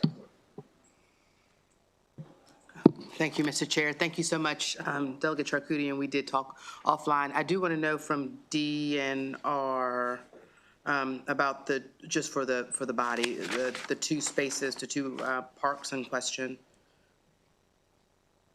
Oh, so I believe the amendment that we've had, and the current language would allow state forests or state parks, but we would work with the bill sponsor and interested parties to determine those parks or state lands.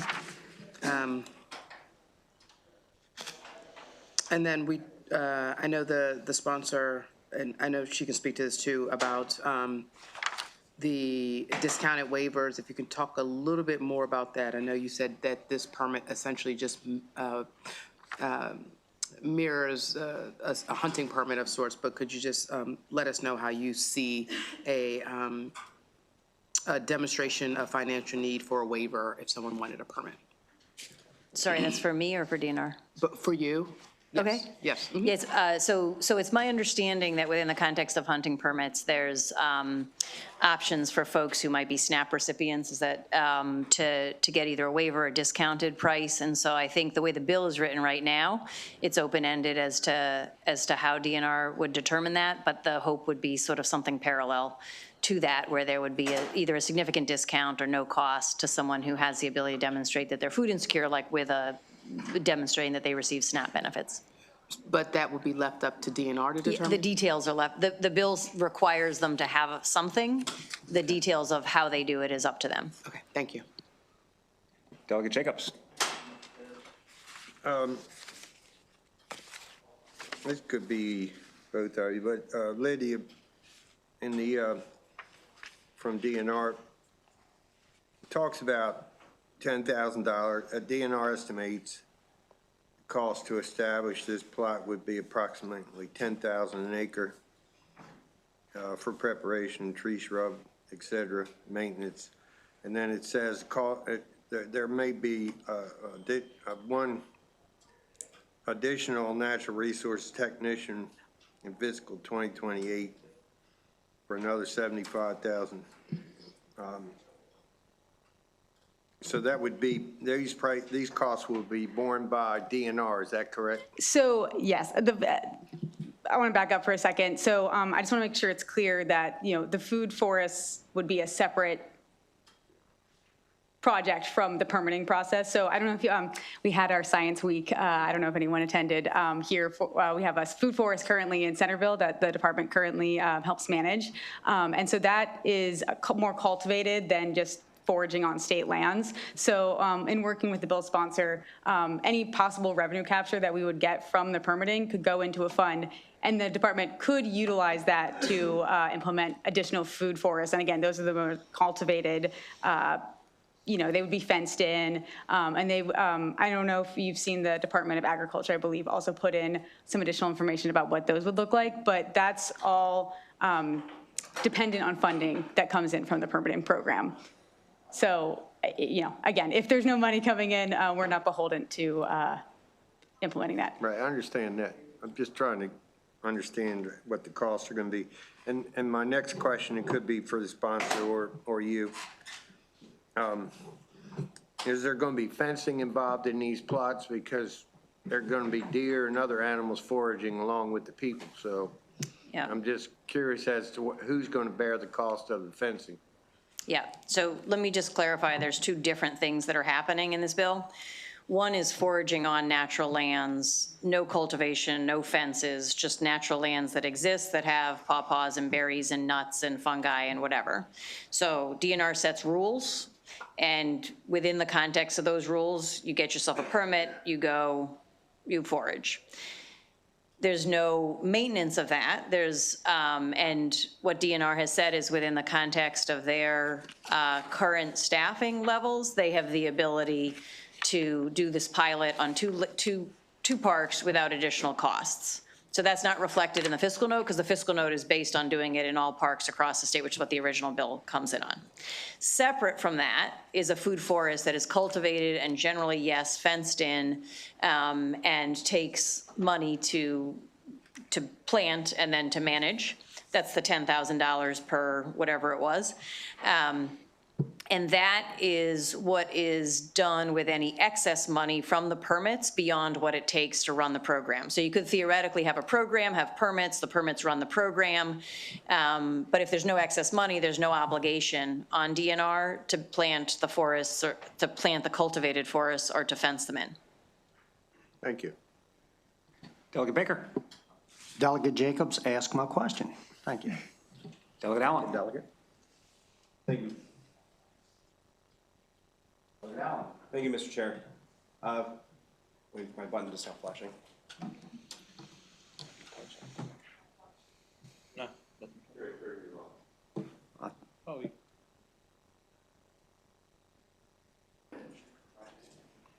there we go. Thank you, Mr. Chair. Yeah, no, I'm good. All right. Delegate Charkoudian, quick, simple question. Can you forage on Sundays? Right now, no, because you can't forage anywhere. There you go. Thank you. Sorry, Delegate Allen, the mic delay really messed up that joke. I apologize. Yeah. All right, we have Delegate Healy. You said you can't forage anywhere? I know for a fact that the city of Hyattsville's created an area themselves that is in a part of the city where people can go and forage. So that's a cultivated food forest. So any cultivated food forest, the rules belong to whoever cultivated that food forest. So yes, Hyattsville has a food forest. It's very popular, cultivated. But foraging on DNR that's all. Lands, wild lands, not permitted right now. Got it. Delegate Anderson. Thank you, Mr. Chairman. Foraging is not cultivation. It is, I'm a little not clear on if I get a permit to forage, I will get a permit for an area, for an acre, for a forest, or? So think about it the way you think about hunting, right? You can either grow your own animals, kill them and eat them, or you can go into the woods, kill animals and eat them, right? Similarly, you could grow your own food, pick it and eat it, or you could go into the woods and there's food that's growing wild that you can eat and you can pick it and eat it. But similar to hunting, it's not just anything goes, right? We want to do it in the context of responsibility to the ecosystems. And so a permit allows that to be done with education, with safety. You don't want people picking any mushroom and eating it. So I think that's a helpful way to think about it. Yeah, you cultivate food, you grow it, you eat it, or you can go through the wild lands and pick food that also is edible and eat it. Because I was worried about invasive species and that someone may have a permit, come in, cultivate an area with an invasive species, and then we have a kudzu problem. Right, so the foraging is taking food, not planting food. Okay, thank you, Mr. Chairman. Absolutely. Okay, don't see any more questions for the sponsor or her panel. We do have favorable testimony from Patrick Crump. I don't know if he's here now.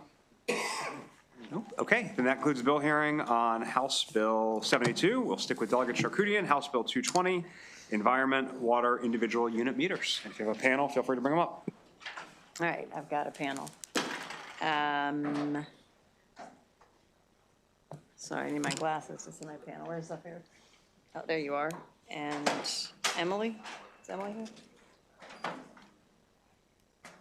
Yes, yeah, thank you. Sorry, we're good. Okay, Mr. Chair, Madam Vice Chair, for the record, Delegate Lorig Charkoudian, asking for a favorable report on House Bill 220. So this issue is related to multifamily apartment buildings.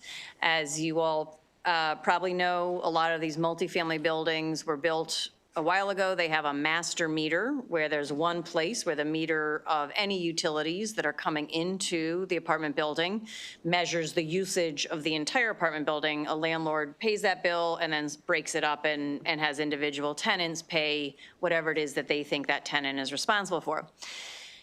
This bill relates to sub-metering beyond that master meter. So for a long time in this state, we've had rules in place that govern how sub-metering happens, for example, for electricity. So there's a master meter, a landlord goes in, they install sub-meters so that each individual unit pays for the electricity that they actually use instead of some estimate. There's benefits to doing it that way. When people are paying for their own electricity, it encourages more conservation. There's benefits to doing that way also because if someone is using less, they don't have to pay more because their neighbor uses more and it just got divided up easily. Same is true for water, but this is a newer thing. So we've had the subdivision of electricity for years. We have rules in place for electricity in the state. We don't have rules in place for subdividing water, the sub-meters associated with a water utility. And so unfortunately, without those rules, it's been brought to my attention that there's been attempts to sub-meter in the state, which are legal, but attempts to sub-meter in the state, which has led to really significant harm to the tenants. And Mr. Chair, perhaps you heard about this. The issue that was brought to my attention was at the Grand. There may be others happening out there, but as this issue was brought to my attention in this particular community, sub-metering was done, and individuals then had these sub-meters. They were broken for long periods of time. There were no rules in place. They continued to be charged for their July usage, even though it was October and July is the highest usage. The meters were broken. There's no rules about estimates. And then individuals were charged $25 a month, $25 a month for an administration fee for the privilege of paying their own water for systems that were broken for 3 months after they had been installed. So I think the concept of having utilities sub-metered is a valuable one, but it's appropriate for the state to set rules on how that happens for water in the same way as we've done for other utilities. And so that's what this bill does. And for the most part, I've tried to mirror it based on what we've done with electric utilities.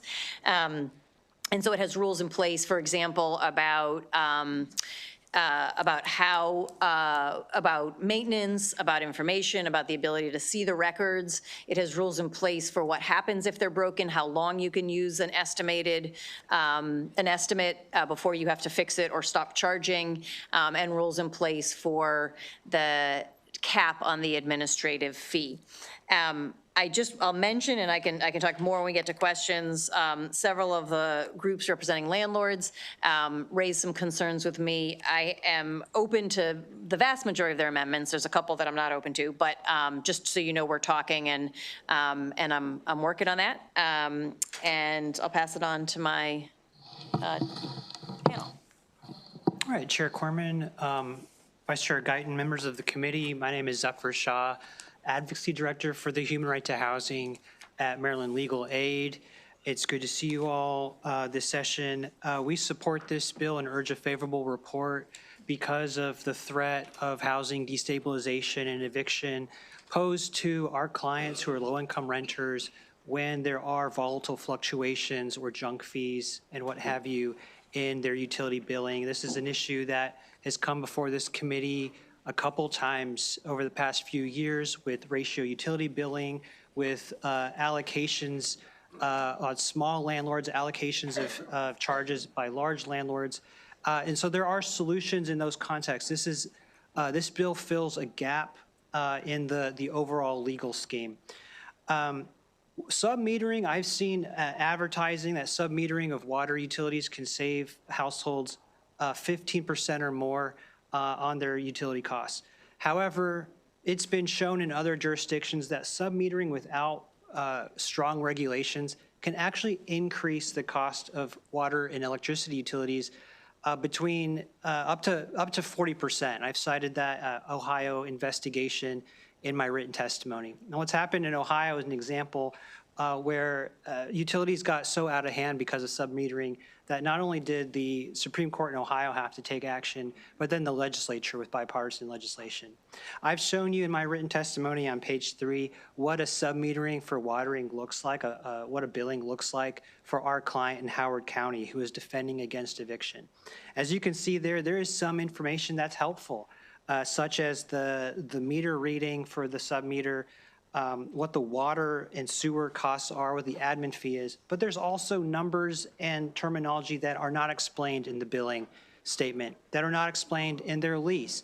So what this bill does, like other legislation that has passed in this committee, is to just level the playing field with information, to provide access to what the terms mean, what the readings are, and we believe this will have a stabilizing effect for Maryland renters. We urge a favorable report. Good afternoon. I don't know why that's not. Good afternoon, Chairman Corman, Vice Chair Guyton, and committee members. Thank you for the opportunity to speak today. My name is Emily Towie, and I'm speaking on behalf of the Renters Alliance. The Renters Alliance is Maryland's first and only regional nonprofit dedicated exclusively to renter outreach, education, organizing, and advocacy.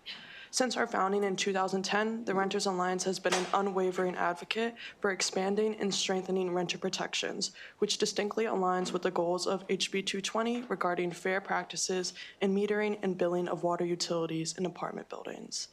The Renters Alliance is in strong support of House Bill 220, which will fill an existing gap in regulation and oversight of utility service delivery and billing in multifamily properties.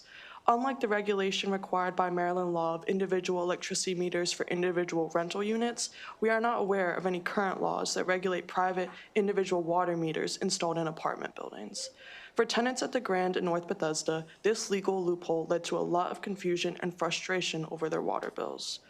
When we started receiving calls from the Grand's Tenant Association, we were astonished to hear about the high services charges being added onto their water bills and the lack of any oversight beyond the private company contracted by the landlord regarding the maintenance of the meters and the accuracy of the readings and associated billing.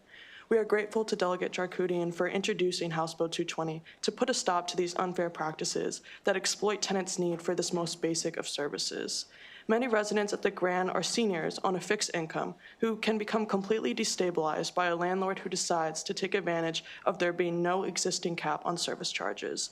The $1 limit on service charges in House Bill 220 would bring water billing in line with other utility regulation and help prevent the destabilization that comes with unexpected exorbitant bills. It is also worth noting that House Bill 220 would codify the prohibition of a landlord treating unpaid water bills as rent for the purposes of a failure to pay rent action. This bill will offer a crucial fix for an existing gap in utility regulation for renters by applying the fair common sense regulation that is required of most utilities to individual private water meters installed by landlords. Great, thank you so much. Really appreciate your testimony. Delegate Healy. Thank you very much. Delegate Jarkoudian, I really want to thank you for this bill, but I also want to ask you, water is different from other utilities in that human beings can't live without water at all. I mean, you need to have a source of potable water for drinking and bathing and cleanliness. So I'm not sure what the limits are of making it like everything else.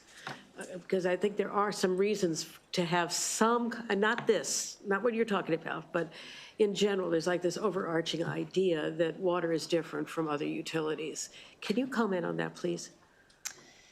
Yes, so water is crucial for people to live. I don't think that we're facing a situation where people aren't getting water. The question is, how much are they going to be charged for the water that they're getting when the submetering happens? Yeah, the submetering is an issue that definitely has to be addressed. And that's what this bill tries to do. 100% agree with you. And it's not, so that part of it is fine, but a landlord cannot rent a residential property without water. Correct. In any way, shape, or form.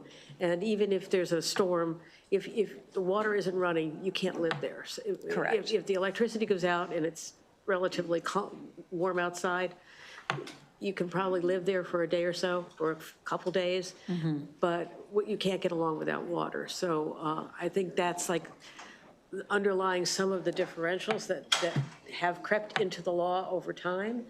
And so I think that when we address these things, we have to look at it a little bit differently. Yeah, I think my point was that there's rules that protect renters as they relate to submetering of electricity, and there's no rules that protect renters as it relates to submetering of water. That was my comparison. And I agree with you. Thank you. Yeah, thank you. Okay, Delegate Naraki. Thank you, Mr. Chair. Delegate, thank you for the bill. I'm thinking about, we are seeing more mixed use places occurring now where you could have, apartments or condo units in a building where there's also commercial activity, could be office spaces, could be restaurants, whatever. How does this functionally work there? So is there individual meters not only for the apartment or condo buildings, but then, or spaces, I should say, but then also like individual meters for the restaurants? Like I'm just trying to wrap my head around how that works in a space like that. Yeah, this would affect the residential units, not the commercial units. So a landlord could do whatever they're doing in a commercial context, but this would affect the rules for the residential units. Yeah, and I get that. I'm trying to think about how it works though, so maybe I'll ask that to some of the industry folks if they come up, how that would work functionally there. Thank you. Okay, I do not see any further questions, so thank you to the sponsor and our panel. We'll bring up a couple of favorable amendment witnesses, Brian Anlou from AOBA and Tom Ballantyne from NAIOP, Maryland. All we're missing is Bob Hinton. What's going on?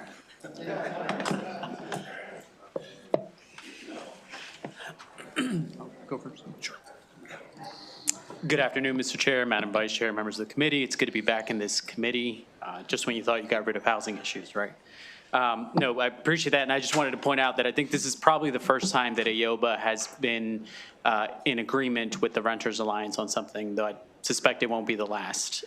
Brian Anlou, for the record, on behalf of the Apartment and Office Building Association of Metro Washington, and we largely agree with both the goal of the bill and water billing transparency. You should be billed for what you use and not more than that. With that, we did, as you heard from the sponsor, propose several what we hope are friendly amendments, and they're really pretty straightforward. The record keeping, we asked that it be limited to 12 months. Rather than 24 months. We think that's the most common lease term, and that's really going to be the most accurate information for the new or prospective tenant to have and ask for.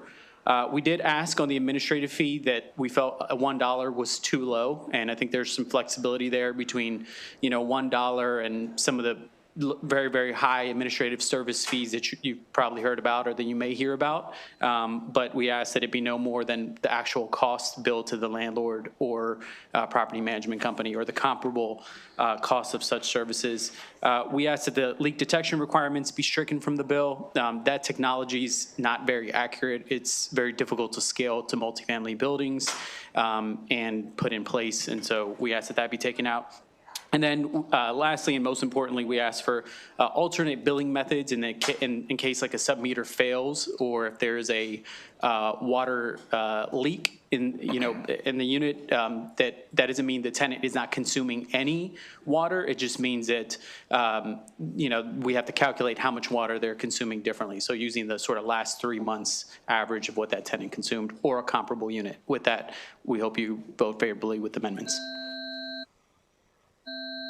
Good afternoon, Mr. Chair, Madam Vice Chair, members of the committee. I'm Tom Ballantyne with NAIOP, Maryland. We're a commercial real estate trade association here to support House Bill 220 with amendments. A portion of our members build multifamily and mixed-use real estate. They support the creating a legal framework for the use of sub-metering in those occupancies. And we are here to endorse and support the amendments that AOBA has put forward. I think we've attached the same amendments to our written testimony and would just urge your favorable with amendments report on this bill. Thank you. Delegate Naraki. Thank you, Mr. Chair. Mr. Ballantyne, I'm going to go right to you with the question I just asked the delegate there. Could you just walk me through what that looks like in a mixed-use facility and what, if any, logistical challenges there are differentiating between residential and commercial spaces in a building like that? I don't think there are many logistical considerations. The commercial part of it is going to be under a separate lease and a separate requirement for managing the utilities. If there's a sub-meter in place, it works very similarly to one that would be in a residential space. Okay. Thank you. Delegate Grammer. Thank you, Mr. Chair. I have a brief question for Mr. Anlou. So the leak detection portion, it says you may place a meter, but if you do, it has to require leak detection. And the way I read that is, if you ultimately do place that, you have to place a leak detector. It's kind of a ipso facto shall. Is that the way you read that? Yeah, that is how we read it, and as I said, our concern is with that technology. I mean, it's fine for like placing it in your home, but with multifamily buildings, as you all can imagine, the plumbing is much more complex. There's different risers that go to the units. A unit may even have multiple water supplies supplying that individual unit, and the best place to put a leak detector would be more than likely on a riser, which can be between walls, can be between units. The tenant wouldn't even necessarily be able to access that space to inspect it as the bill currently allows. And so to answer your question directly, yes, we see that as a shall, and we ask that the leak detection requirements just be stricken altogether. Copy that. Thank you. Okay, thank you both. Really appreciate the constructive partnership with the sponsor. That concludes Bill hearing on House Bill 220. We will turn to House Bill 92, Delegate Schindler, Environment Beverage Containers Connected with Plastic Rings Restriction on Sale. If you have a panel, please bring them up.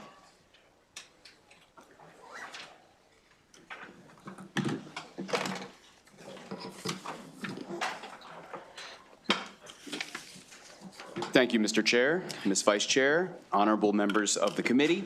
For the record, I'm Delegate Matthew J. Schindler, and I'm here to present House Bill 92. House Bill 92 would prohibit the sale and distribution of plastic beverage ring connectors. I'm sure you're all familiar with these. These are almost impossible to recycle. They cannot be reused, and these plastic rings are extremely harmful to the environment due to their ability to entangle both marine and terrestrial animals, which could lead to suffocation, injury, or even death. These rings become entangled on the animals' bodies, causing any movement to be extremely difficult. Escaping predators or even hunting for food become impossible tasks, with some animals even experiencing growth deformation as these rings become embedded on their bodies from an early age. The use of these plastic rings also leads to increased microplastics within landfills, waterways, and oceans, as these products can take decades, if not centuries, to decompose. Due to this, these products will linger in the environment and subsequently pollute food sources for animals, water sources for drinking water, and can also cause long-term issues for animals and humans, as we do not know the long-term effects of microplastic ingestion on the human body. Overall, plastic rings are detrimental to wildlife, waterways, and our constituents. Companies and small businesses are already moving to alternatives to these plastic rings. Companies such as Coca-Cola and PepsiCo are beginning to replace their plastic packaging with all paper packaging. Even small businesses like breweries have begun developing packaging made from wheat and barley ribbons left over from the brewing process that are 100% biodegradable and edible. There are many other alternatives to plastic ring connectors in the marketplace today, which do not have the issues of these plastic rings. We've seen the adverse effects of these plastic rings since the 1960s. Companies are finally moving away from these rings, albeit slowly, as the reality of these connectors, even if manufactured as biodegradable, compostable, or photodegradable, still can last weeks, months, or years. And when they break down, they just become smaller chunks of plastic. Maryland would not be the first state to remove plastic ring connectors from the market. Maine was the first state to ban these connectors in 1989. Delaware recently passed a similar bill in 2025. And additionally, the entire country of Canada has instituted a ban on these plastic rings. Similarly, New York, Rhode Island also have similar initiatives for advocating for the ban of these plastic rings as well. I understand from many meetings with the beverage industry and the retailers that this may require a transition period to use up old stock and to change packaging production, but I think that's completely acceptable. But I think it's now time for Maryland to act to protect our wildlife, our waterways, and our citizens. So with that, I thank you very much for your time and respectfully urge the committee for a favorable report on HB 92.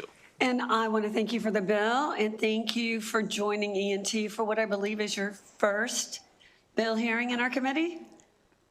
I think Is that so. accurate? I think so. And so we're going to let that committee member, all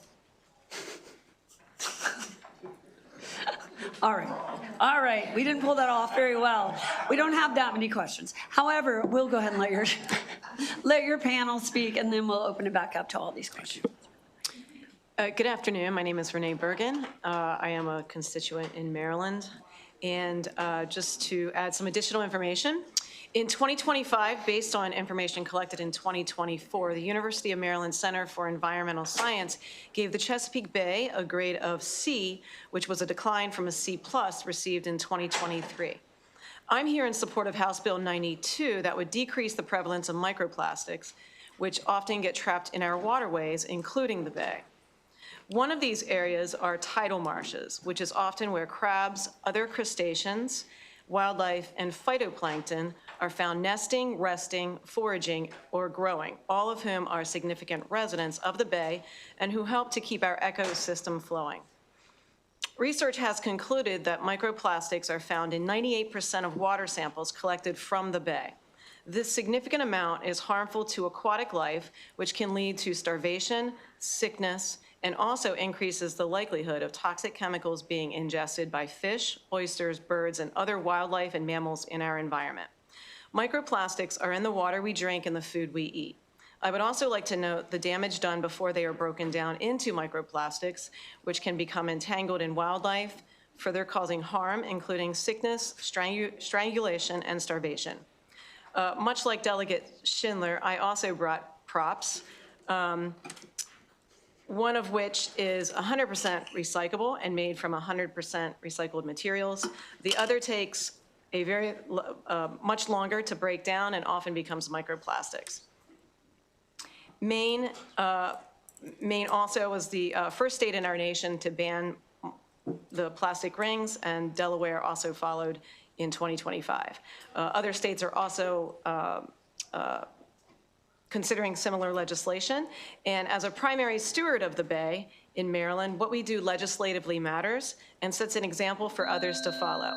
If we can limit our use of commercial and residential single-use plastics, including these rings, I believe we are on our way toward a better Bay. Thank you all. Thank you so much. And I'm wondering, could you hold those two types of rings up again for us? And just briefly say one is what and one is the other? This one is 100% recyclable and also 100% made from recycled materials. This is the one that causes the entanglements and also leads to microplastics. Thank you so much. I just wanted to make sure everyone could see that. You can continue. All right. Good afternoon, Chair, Vice Chair Guyton, and honorable members of the committee. Thank you for the opportunity to testify today. My name is Kelly Dorden, and I'm the Executive Director for Trash Free Maryland, and I'm here in support of HB 92, which would restrict the sales of beverage containers connected with these plastic ring connectors. Trash Free Maryland works toward a vision of our state free of trash and litter. We do this by advocating for effective policies and educating on how to reduce and eliminate common sources of litter, often identified by cleanup data and by our volunteers and coalition partners in their own cleanups in their neighborhoods and waterways throughout the state. This legislation, which would ban a harmful and unnecessary single-use plastic that just holds cans together, aligns with Trash Free Maryland's longstanding commitment to supporting systemic and targeted policies to eliminate litter and reduce unnecessary single-use plastic, such as Maryland's nation-leading bans on foam food packaging and plastic microbeads. These and other items are small, but collectively have an enormous impact on our natural environment. And as we try to turn back the expected tripling of plastic production and waste by 2060, every piece will count. We support this bill as amended by the sponsor to remove the exemption for biodegradable alternatives. In this case, it is not only the material, but especially the shape and the holes as the product that can harm and ensnare wildlife for years before breaking apart into smaller pieces. Additionally, even biodegradable and photodegradable plastic materials break down slowly in the environment into smaller and smaller fragments, eventually contributing to microplastic pollution. The irregular shapes also catch on vegetation and sink in streams, making them really difficult to remove once they have escaped into the environment. Fortunately, there are functional and less harmful alternatives to these single-use plastic beverage connectors. Some of these alternatives are pictured in our written testimony as companies have made their own commitments or been required to replace single-use plastics. We commend Delegate Schindler for introducing this legislation to help Maryland take another step forward in eliminating single-use plastic pollution. And for these reasons, we respectfully urge a favorable report. Great, thank you so much. We have one more favorable on Zoom, and congratulations, I believe are in order, Emily. Oh, thank you. You can start whenever you're ready. Okay. Good afternoon, members of the committee. I am Emily Ranson, testifying virtually because I have a month-old brand new son, which is why I'm not there. We're all applauding for you. You just can't hear us. So here testifying in support of House Bill 92. These plastic rings pose an unnecessary threat to our environment and wildlife. As you heard, there are plenty of alternatives to these rings And they will say, or doing this will save all of us the chore of chopping them up into tiny pieces over our trash cans before disposal. And so we urge a favorable report and thank the delegate for bringing this bill up. All right, thank you so much to everyone. Do we have any questions for this panel? Okay, Delegate Baker does not have a question. Delegate Stein. Thank you, Madam Chair. And Delegate, thanks for bringing this bill. I know that these types of plastic rings can be a real nemesis for wildlife. Have you had a chance to see MDE's informational letter on the bill? Okay, well, maybe you can get back to the committee. There are a couple key parts there.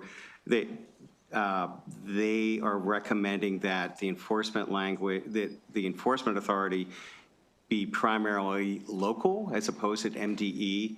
And then they're saying that to be consistent with the EPR bill that we passed last year for packaging, that you should have an exception, not necessarily for biodegradable, but for, let's see, compostable packaging or other language. So anyway, if you could just get back to us as to your feedback on those recommendations. Absolutely. Thank you.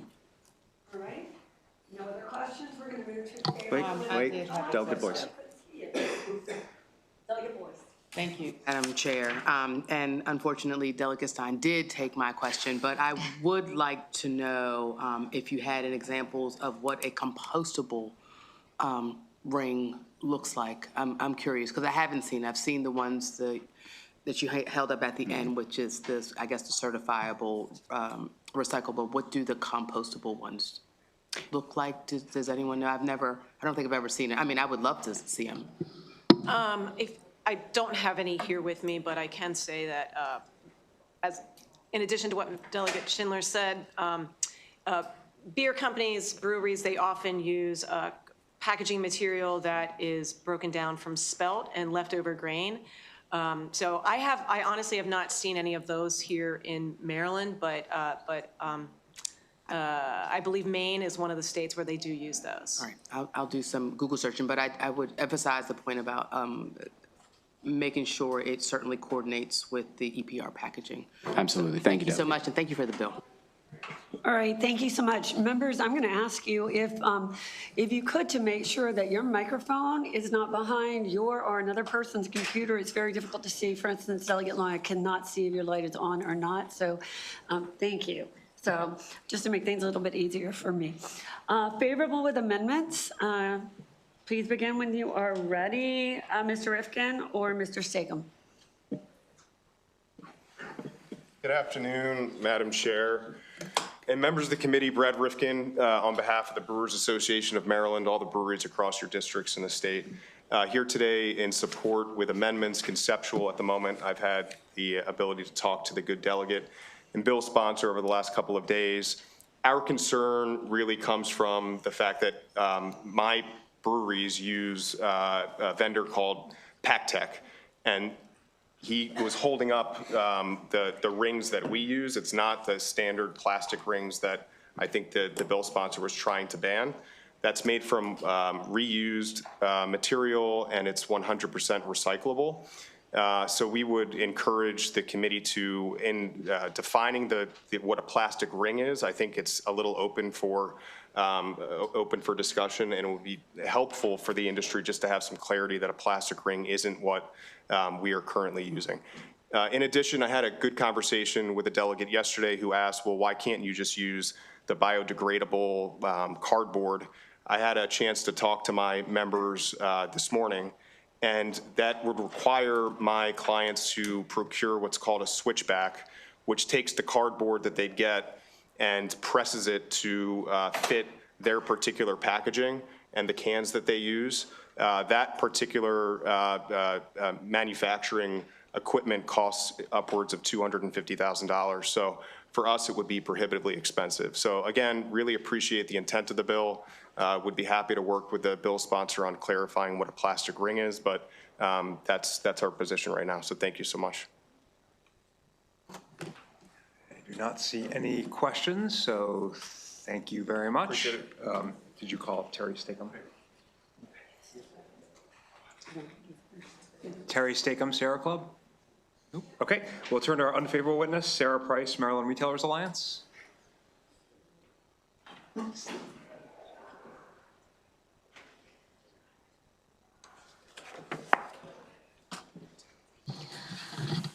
Good afternoon, Mr. Chair and honorable committee members. Sarah Price here on behalf of the Maryland Retailers Alliance to share concerns that we have about the manufacturing and somewhat the environmental impact of the biodegradable content mandate proposed before us today.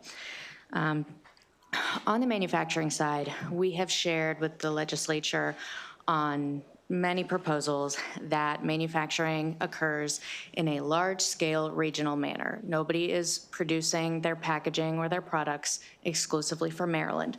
So making these changes state by state can present complications in the manufacturing process. As I understand it, the legislation in Delaware did not pass, although if there is another bill that the sponsor is aware of that I'm not, I'd be happy to discuss that. Manufacturers have also tested some of the alternative packaging that was shared with you before, and at this point, it's incompatible with the manufacturing scale that is currently required for many of the beverage producers. On the other hand, a lot of progress is being made with regard to incorporating post-consumer recycled content in plastic rings, which are actually recyclable. As more post-consumer plastic material becomes available, we do expect that the percentage of PCR material in these rings will continue to go up. Additionally, we are seeing a lot of innovation around other aspects of the packaging, which is allowing rings to be easily broken apart, which does address some of the concerns about the impact to wildlife. We also have heard concerns about some of the materials used in creating biodegradable plastic, still resulting in microplastics in the environment and other chemicals leaching into the ground. So as this committee has just passed EPR for packaging, we would urge you to please allow this market, this existing market for recycled content, to continue improving their existing packaging. Thank you. Thank you. A question from Delegate Boyce. Thank you, Mr. Chair. Thank you so much. It's always good to see you, Ms. Price. To your last point that you made, are you suggesting that this bill not go forward because you believe EPR packaging would solve this environmental issue? I don't know that it would solve the issue, but I do think that allowing the market to continue innovating and incorporating more recycled material into their rings would address some of the environmental concerns about the single-use plastics. And it is the opinion of the retailers that, to the point made about even if it's a certified recycled content, that it does still create a level of microplastics that we're trying to take out of as far as degradable, like biodegradable materials, Sure. I think there are some concerns, yes. Okay, thank you.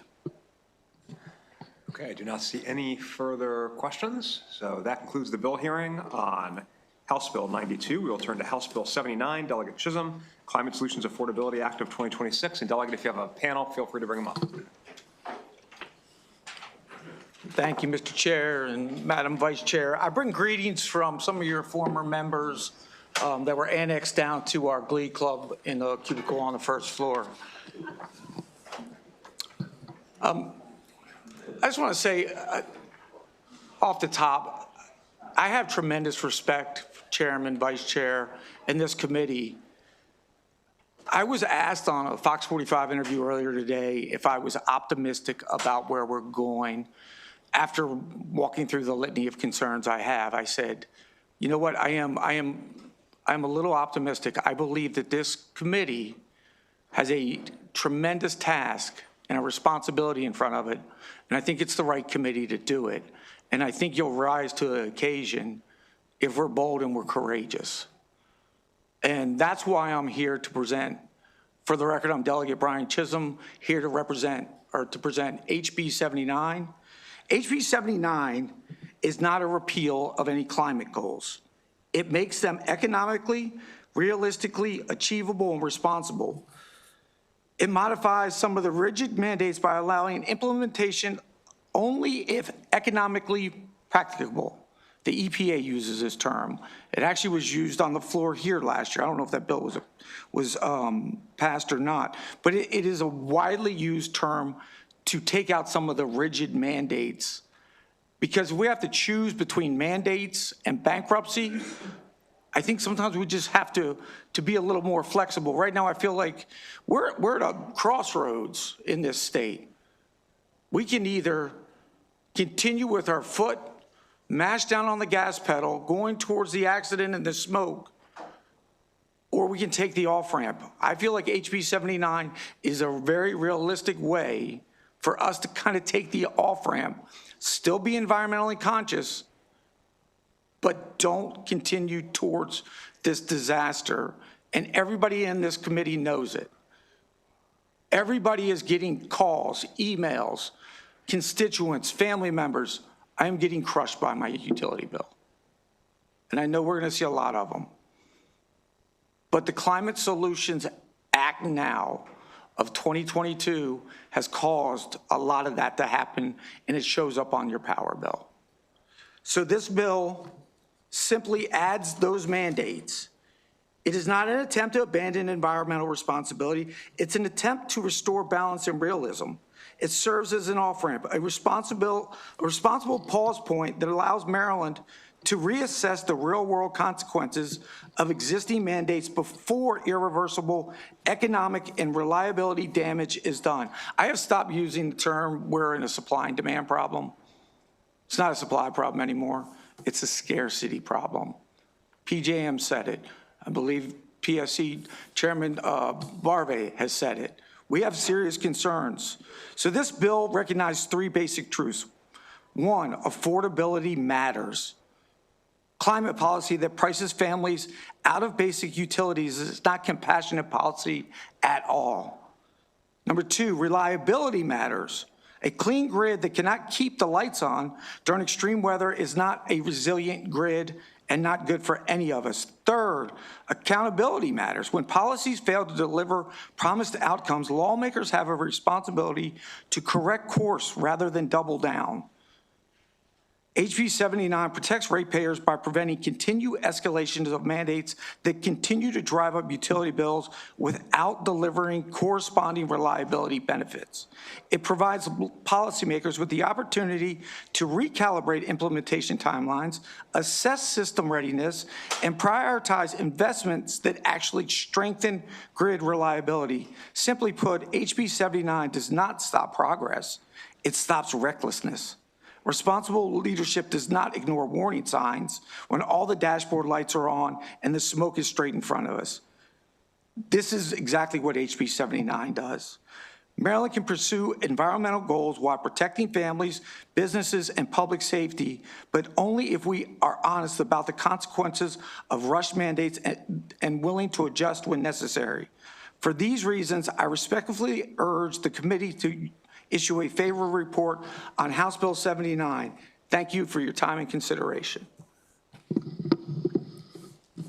Chair Corman and members of the committee, thank you for the opportunity to testify today on behalf of the Central Maryland Chamber of Commerce. We were founded through a merger of the Baltimore-Washington corridor that was established in 1948 and the West Anne Arundel County Chamber of Commerce, which was established in 1962. Central Maryland Chamber now represents businesses across Anne Arundel County, Baltimore City, Carroll County, Harford County, Montgomery County, Howard County, and Prince George's County. Central Maryland Chamber serves as a principal business advocate during a period of continued regional growth and economic transition. HB 79 makes critical practical adjustments to the implementation of Maryland's Climate Solutions Now Act by clarifying that greenhouse gas reduction requirements, emissions, data reporting, and related performance standards, including those of large buildings, must be carried out to the extent economically practicable. This this refinement is a responsible balance for our climate goals with economic reality for Maryland's business and public institutions. Current law describes the Maryland Department of Environment to develop building and energy performance standards for covered buildings generally defined as commercial and multifamily structures with a floor area of 35,000 square feet or larger to achieve specific emission reductions, including net zero during greenhouse gas emissions by 2040. Covered building owners must also annually measure and report direct emissions data beginning in 2025. While the Chamber supports market-based solutions that reduce emissions over time, our members remain deeply concerned that the existing statutory framework lacks clear guardrails for economic practicability and affordability. Without such guardrails, compliance costs, particularly for older buildings and smaller tenants, will be passed on. Thank you.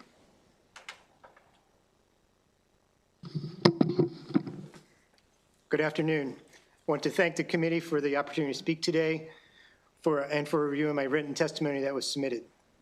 My name is Rick Bremen, and I operate Atlantic Realty Group, which is a small family-owned business that owns and operates over 1,900 apartments in Baltimore City and Baltimore County. Since the Climate Solutions Now Act of 2022 was passed, much has changed for multifamily owners and operators.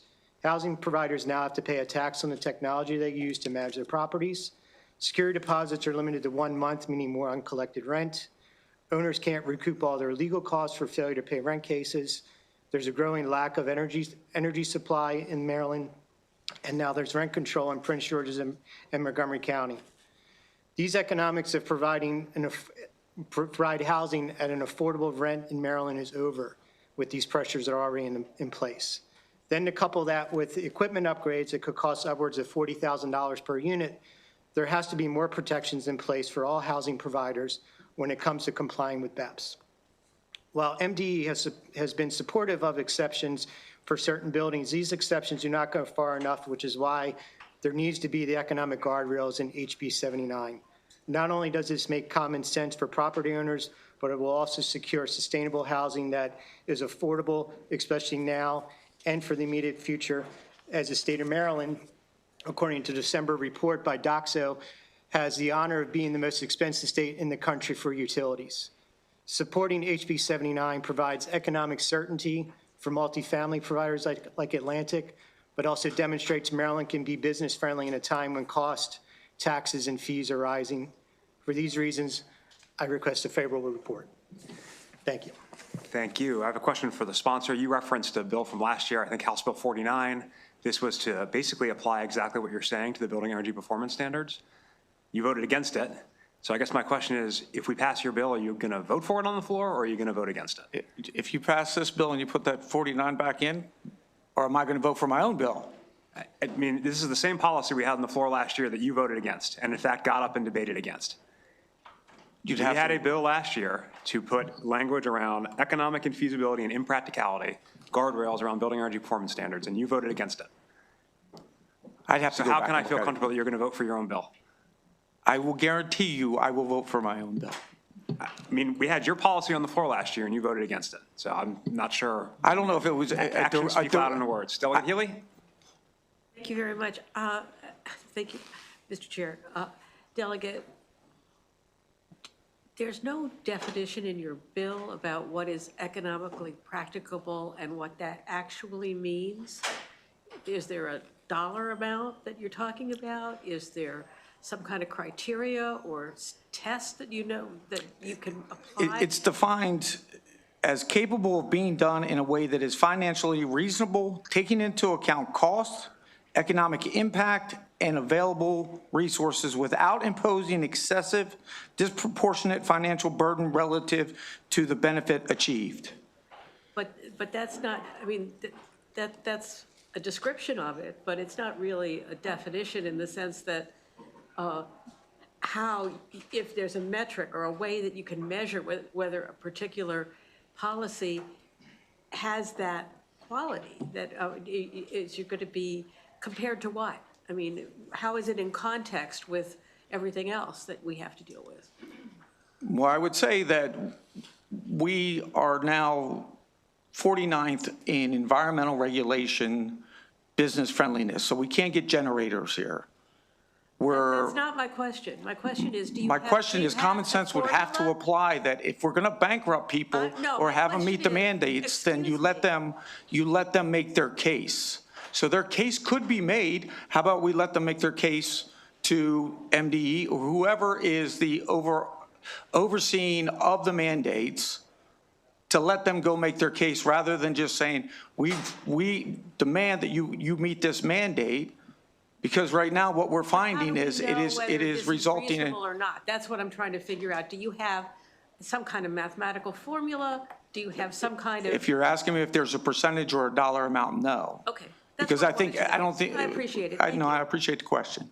Delegate Boyce. Thank you, Mr. Chair, and thank you, Delegate Healy. Thank you, Delegate, for bringing the bill. I think that was the same question I had, and I think to her point is that if you want us to consider economic feasibility, you have to define it specifically. Wouldn't you say so? When you say. Because economically feasible for me is not the same as economically feasible for the chair or the vice chair. That's or exactly right. Delegate Healy. So I guess it's a question to help you, and I'll follow up with another question, but it's just incredibly broad that if you are in fact trying to help businesses, as you say, there is no measurement to be able to help them or anyone else who would want to, unfortunately, deviate from our climate goals. So I guess the question for you and your bill would be, if you can specifically define it, I think we could potentially consider it. But if you can't define it, then how do we say, to your point, that we're trying to, quote unquote, help businesses in these hard economic times? We can't measure it. I don't know what that means. I would suggest that maybe we need a mediator in the middle, somebody that can hear the concerns that our business community is voicing, that our residents are voicing and saying, we can't afford to stay here. We're gone. That's fair, but if I want SNAP benefits, if I want to be on Medicaid, right, I have to meet a requirement. If I want fuel assistance to pay my utility bill, I have to meet a criteria. There are requirements. It's no different. So I just want you to think about that as it relates to economic feasibility, like what that definition is. I want to also ask you a question. There are a couple of testimonies around the progress that has been made since Climate Solution Act, and quite frankly, the financial gains that have been made since we have implemented the acts as it relates to jobs, as it relates to public health gains. I just wanted to know your thoughts on that. MDE puts it out plainly in just saying that the plan's new policies are estimated to create $1.2 billion in public health benefits, $2.5 billion in increased personal income, and a net gain of 27,400 jobs by 2031. What are your thoughts about that? I would say that those are just predictions, and I think that where we're going right now is proving we're not going in that direction. Thank you, Delegate. Delegate Naraki. Thank you, Mr. Chair. Delegate, thank you for the bill. Some of our colleagues here have asked a question I would have asked, but I do want to focus the economic practicability maybe in a different way. And to the point that the chair made, I think we had a bill last year that talked about some of this for sure. During that process, and also acknowledged by some of the testimony here, there are certain industries in particular that are even sort of more affected than others. There's obviously everyone is affected, but I remember conversations about like grocery stores, hospitals, places like that. Is there a possibility maybe for kind of a more specific, I don't want to say carve out, that's not the right word, but looking at those in particular that we know that are really heavily impacted? I know we did some of that last year potentially in the bill, but I don't think that we got to all of it. I still hear from grocery stores in my district, for instance, that they still don't think that it's practical what we've created. So I would like a little bit more on that. Some of those kind of industries that seem to really be struggling with these mandates. Yeah, and I think that they're the ones that are getting a very large cost, and looking at it, and my testifier earlier said that he's, we talk a lot about affordability. We talk about affordable housing, and he is testifying to you that we can't bring affordable housing because of bills like this. And I think one of the things that's also lost, because people don't see the bill themselves directly, is we're doing this for all public buildings, all the colleges. And who pays for all that? Well, our taxpayers do. And we're one of the highest tax states in the country now. And we have the 4th highest migration. And I know that everybody says, well, this doesn't really connect. Well, it does. Because if you ask people why they're moving out of the state of Maryland, they will tell you it's too expensive. Their housing is too expensive. Their electric bills are too expensive. Their taxes are too expensive. All of that plays into this. So and I appreciate the comments about SNAP, but that's a direct, hey, we can answer these questions. Well, when we're talking about businesses and buildings, it's a very complex thing. But you can ask a building owner, is this going to bankrupt you, or is this going to cause you to leave the state? Well, yeah, that's an easy answer. But it's not necessarily a number. I could put a number on it and say, well, it can't be more than, an increase in price of 20%. If people would accept that, but I don't think you can put a number. I don't think you can derive that number. I think that the overall picture of this is we have to have some flexibility. I mean, it's almost like we've put our heels in the ground and said, we are going to meet these mandates. And meanwhile, people are fleeing out of the state. People are paying Delegate, I think you've more than $1,500 answered his question. Delegate Novak, did you have follow-up questions? No, Mr. Chair. Okay, thank you. I do not see any other questions for the sponsors panel. I'm guessing Patrick Crump, the opposition witness, is still not here. Is that right?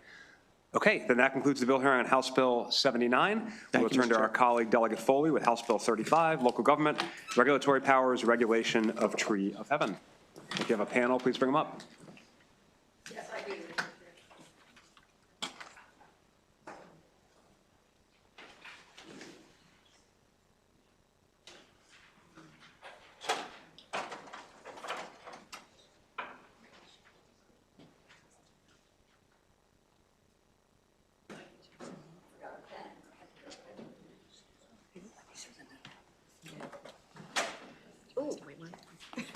Mr. Chair, do you know that this chair here is broken? Yes. No, I mean, it's okay for me, but you might want to take care of it. The arm is broken. Don't put your arm on that. Yeah, really. Okay. Mr. Chair, the chair. All right, everybody ready? Yes. Okay, thank you. Good afternoon, everybody. Chair Corman, Vice Chair Guyton, and everybody on this wonderful, the best committee in the House, the Environment Transportation Committee. For the record, I'm Delegate Linda Foley, and I'm presenting HB 35, Local Government Regulatory Powers Regulation of Tree of Heaven. HB 35 is enabling legislation that authorizes the governing body of a county or municipality to adopt ordinances to regulate the planting, sale, and continued growth of trees of heaven, which is Ailanthus altissima. That's the name of the bill. Of the tree. The bill also authorizes local governments to establish bounty or native tree replacement programs to incentivize the safe removal and eradication. I'm introducing a sponsor amendment to broaden this scope of this bill to include all tree species on the Maryland Department of Agriculture's prohibited invasive plant list.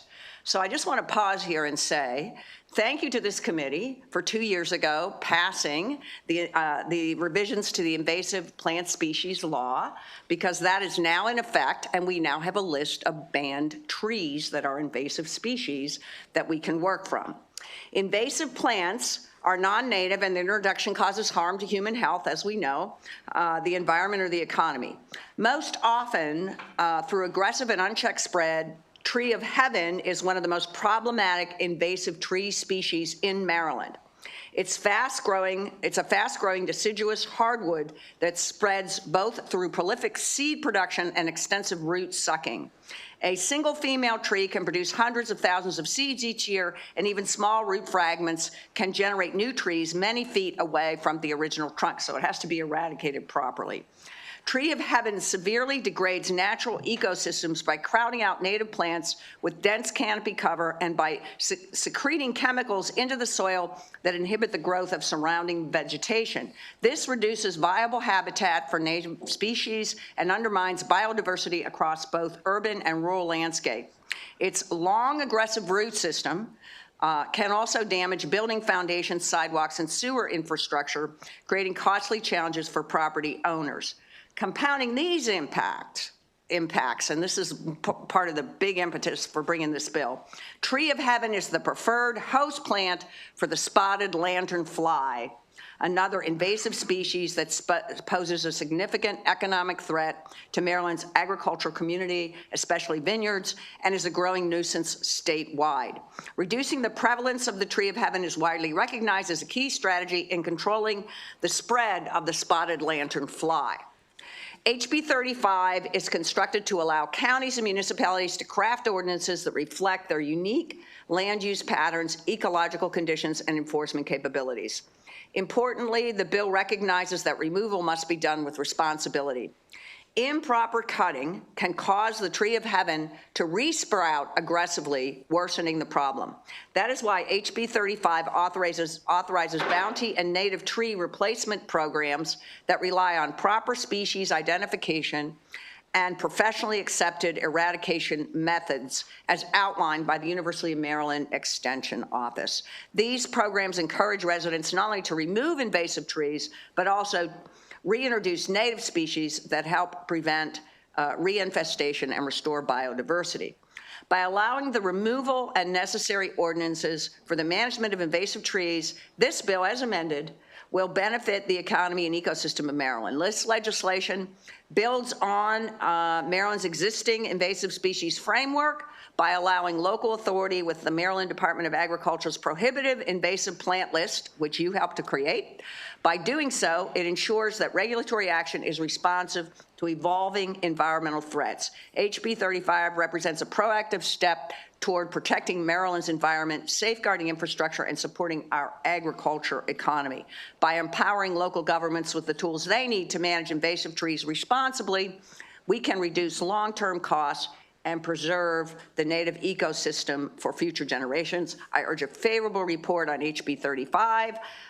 Thank you, and thank you for your support of helping to eradicate invasive species in Maryland, and I'm happy to answer any questions.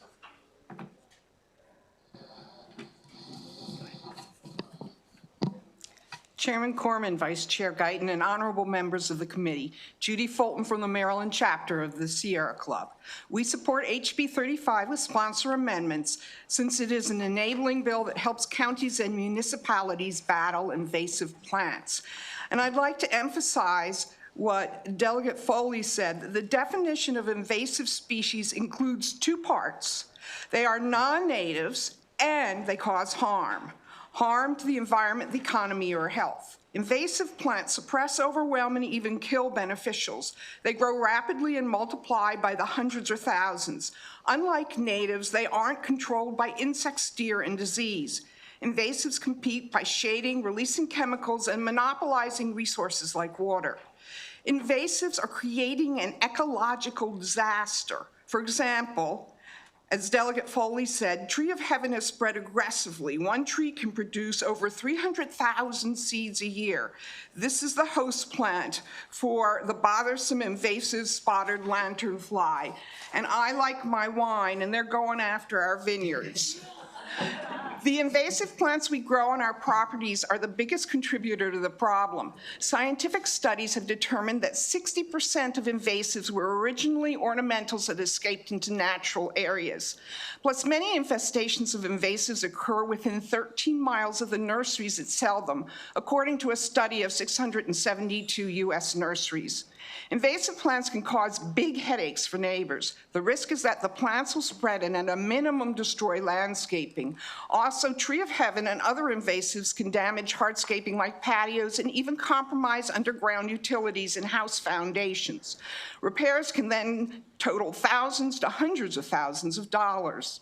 Individual property owners can make a huge difference, especially when neighbors work together.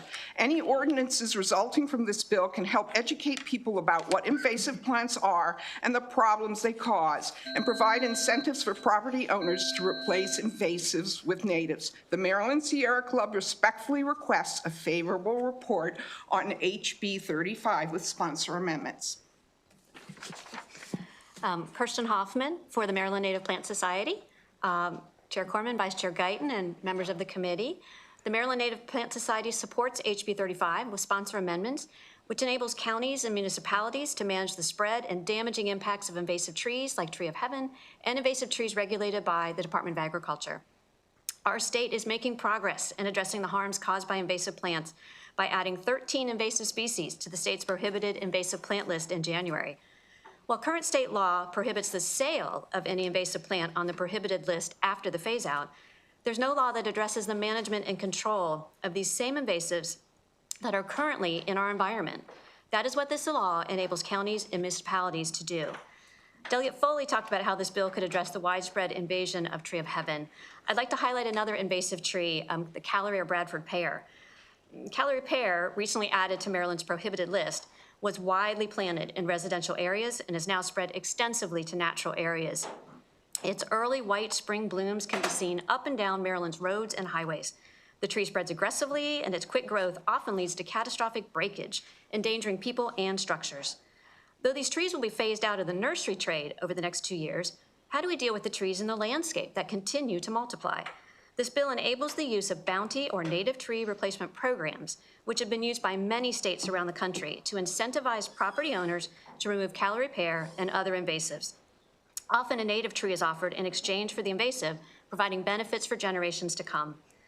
Finally, many invasives are hard to identify and even harder to manage. This bill refers property owners to the University of Maryland Extension for accurate, in-depth information on how to identify and eradicate these invasives. The proper identification and removal of invasive trees provides the opportunity to add the native trees our ecosystems need to survive and thrive in our changing climate.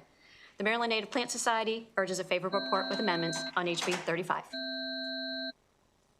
I'm Jill Fonda from Montgomery County, and thank you, Chair Corman, Vice Chair Guyton, and the honorable members.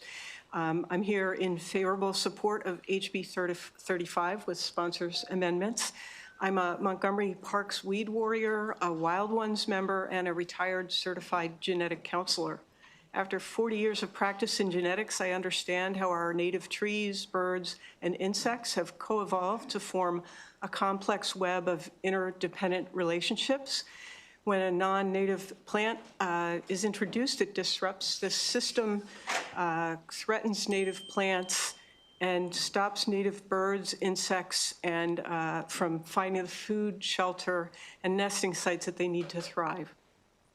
When I retired, I began removing invasive plants from my own property. During this first year, I removed 9 large truckloads of non-native invasive plants. I didn't stop there. I live near the Rachel Carson Conservation Park, one of Maryland's most valuable and biologically diverse county parks.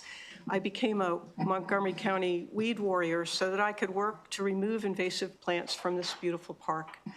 Montgomery Park's weed warriors receive training and become certified in identifying invasive plants, how to remove them safely, and the importance of protecting native plants. I've been going to the park every week for over a year and a half. I see the pervasive presence of these plants introduced to the park from nearby gardens and landscapes. It's frustrating to work so hard as a volunteer and continue to see invasive plants being thoughtlessly added to these areas in neighboring land. I feel overwhelmed. We need help. Thank you, Delegate Foley, for introducing this bill. I believe HB 35 will enable counties to enact ordinances that regulate the sale and planning and give us the help we need, and wholeheartedly support passage of this bill. Thank you very much to the sponsor and our panel. I do not see any questions. Delegate Lewis. Thank you, Mr. Chair. Thank you, Delegate Foley, for bringing this bill, and thanks to all your panelists, including the wine aficionado. So I'm a big hater of ailanthus. It's one of the pet peeves of my life, seeing it in spaces where it doesn't belong.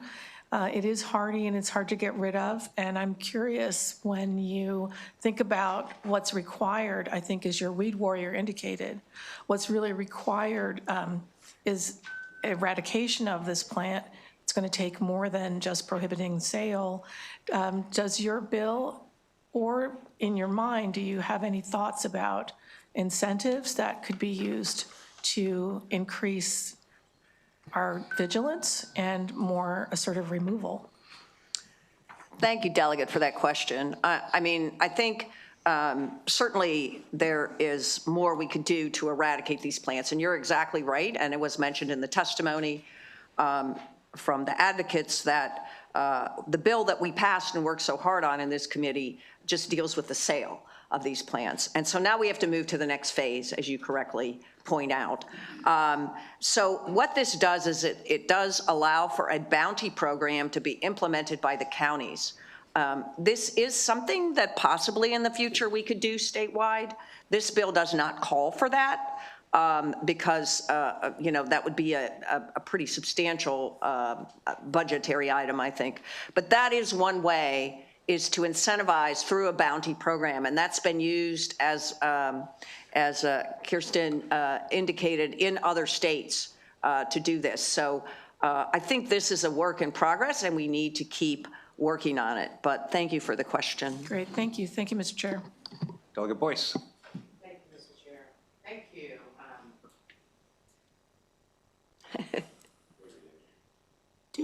There you go. Okay, there we go. Thank you, Mr. Chair. Thank you. And thank your panelists. And once again, Delegate Foley is coming strong. I have a question due to ignorance. How many, do you know the number of sales of these certain, and this in particular, the Tree of Heaven that's actually sold? Because I've lived in the city for almost 22 years, I've never known anybody to plant what they call a ghetto palm. I have seen them come up.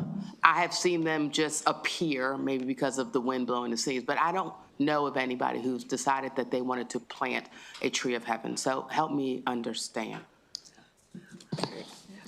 You're absolutely right. Thank you for that question. The Tree of Heaven at this point is not sold. It's the other trees that are on the MDA's commercial invasive plant list that are currently sold. Okay, and then last question. Can there be a native invasive plant? By definition, an invasive plant is non-native, but I want to underline that most non-natives, there's no problem with planting them. It's only the very few, maybe 1 or a little bit more percent that are invasive. I appreciate the education. Thank you. Okay, thank you, Delegate. That concludes the bill hearing on House Bill 35. We'll turn to House Bill 146, Vice Chair Guyton. Environment, on-site wastewater systems, requirements for inspection and pumping, services, and implementation dates. Your panel, please bring them up.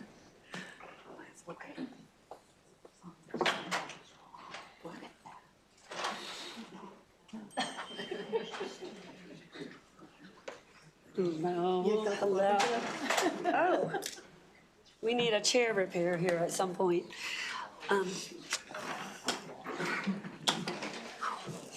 Thank you, Mr. Chair, members of what is indeed the best committee here in the House or the Senate. For the record, Delegate Michelle Guyton, District 42B, introducing and asking for your consideration House Bill 146. And I want to bring up 3 things really quickly. One is that the theme of today on the floor was ancient Chinese proverbs. I'll start with one. The sage's transformation of the world arises from solving the problems of water. Lao Tzu. The second thing I want to remind you, also a theme of today, is that PFAS is bad. Right? Keep that in your mind. And the third thing I just want to point out is that it is Blood Donation Day, and I'm O negative, so if we don't have too many questions, I could actually go save some folks. So I'm just going to let you know that right up front. So this is a bill that we actually voted out of this committee in this exact form last year. It was also voted out of the House, voted out of the Senate committee, and then got stuck in the last 10 minutes on sine die on the Senate floor. So we'll start from there. But basically, it addresses environmental contamination associated with neglected wastewater systems, septic systems, This legislation requires that septic systems be inspected and pumped out at the time a property is transferred if these services have not been performed in the past 3 years. The 3-year timeline was suggested by the Maryland On-Site Wastewater Association, the professionals in this area. The legislation does provide certain exceptions for transfers between family members if this work has been done in the past 5 years, and if there is a transfer that is a result of a refinancing but doesn't change the owner of the property, those are also exempt. There's an additional requirement for compliance to report a failed system and also to report the repair of the system. Now, this bill was modeled after a well inspection legislation that this body passed several years ago, sponsored by Delegate Stewart. Look, we know there's clear evidence that failing septic systems contribute to water contamination, particularly E. coli and also PFAS. Very, very bad, as we learned earlier today. So I won't have to make that argument to you. But there are no current requirements to inspect or to repair these septic systems. The bill formalizes best practices and protects both homeowners. When you're buying the property, you don't have to worry about this failing. If you haven't had a failed septic system in the past, let me tell you, as someone who has, it's a very, very costly and disgusting situation to find yourself in. And it also protects our environment from contamination and from PFAS. So I respectfully ask for a favorable report on House Bill 146. I do want to address a couple of the letters that you have. First of all, I have a cross file for this bill this year, and Senator Ben Brooks, they had a lovely hearing yesterday in the Senate, so it's already been heard there. And during that hearing, there were a few things that were discussed that you have in letters in front of you right now. First of all, to my friend, the realtors, I really do respect all of the work that they do. We have a fabulous working and personal relationship. Sometimes we have to do things that are a little bit uncomfortable because they're the right things to do, and we make those decisions in this committee all the time. The second is for Mr. Harrison, who is with the on-site water wastewater organization that helped work this bill the first year and has met with us many, many times over the past year. They do want some amendments here trying to statutorily require certain revisions to how the pumping and the inspection should be done on septic systems. And I believe, as was discussed yesterday in the Senate committee, it seems clear that those things possibly could be better addressed in a regulatory framework rather than in statutes, so that we don't box ourselves into a situation where we're not keeping up with technological developments in this field. So with all of that, I ask for a favorable report. Thank you. Good afternoon, Mr. Chairman, members of the committee. I'm Drew Schmidt-Perkins, here in favor of House Bill 146 and representing Matt Geckel, a Back River Precast, a septic industry, and also a founding member of Team Septics. If Matt were here today and not homesick, keeping his germs away from us, he would be regaling us with some tales of the things that he has seen on site visits, which is why this bill is so important. For example, a home that didn't have a septic system, it had a cesspool, found by Matt. A home with no system at all, a direct pipe to the nearby waterway. Commonly finding systems clogged with things that never should be flushed. I'm looking at you, flushable wipes, etc. The stories, and badly designed systems come up, things that were badly designed or improperly installed. So inspections are critical to find these things to protect our environment. And as Matt says, finding these things early can often save homeowners thousands and thousands of dollars, where things can be repaired or a homeowner can get better education rather than having to wait until a full-out failure. Team Septics really appreciates all the hard work that our sponsor and this committee have put in on these issues and keeping Team Septics busy. House Bill 146 is really a great next step. It will protect renters, it'll protect homeowners, it'll protect our health from contaminated wells and the environment. So thank you for your support. One more time for the team, let's pass this bill. Chair Corman, members of the committee, thank you so much for having me today. My name is Annie Richards. I am your Chester Riverkeeper with Shore Rivers, a voice for clean water on Maryland's Eastern Shore. I am also a proud member of Team Septic. This bill will apply similar protocols and expectations to septics as the state applies to well water. On the Eastern Shore, if you have a well, you also have a septic. And when you have a poor performing septic, chances are that could increase contamination to your well water. To me, this is a common sense companion bill that will marry the two inspections that can most affect homeowners' health and safety when buying a home. There are over 400,000 septics in Maryland, and they all contribute nitrogen and phosphorus to our environment. We are only just beginning to quantify their impacts to the environment and to the Chesapeake Bay. In 17 out of 24 Maryland counties, nutrient pollution from septics now exceeds pollution from wastewater facilities. Depending on the functionality of a system, that pollution load can vary. Septics can also transmit bacteria into our environment. At Shore Rivers, we monitor 52 sites across the Eastern Shore for bacteria loads. This testing happens weekly in the summer, and our data is shared with community members so that they can make informed decisions about recreating in our rivers. The bacteria we test for is an indicator for E. coli from fecal matter. Unfortunately, out of our 52 sites, 30 to 50% fail safe swimming standards a majority of the time. Septics present as a significant contributing source to these failing scores. And on the low-lying Eastern Shore, climate impacts also influence failing septics. A recent study at UMD shows that 46% of all properties with septics are in the floodplain. As the increasing climate impacts persist, marsh migration, rising water tables, and flooding, that is going to increase instances of septic failure.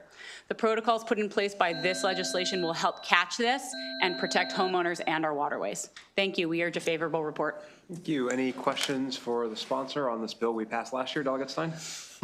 Thank you, Mr. Chair. And ask this question as a proud, I guess, ex officio member of Team Septic. So. Always a member. I believe you're the president, sir.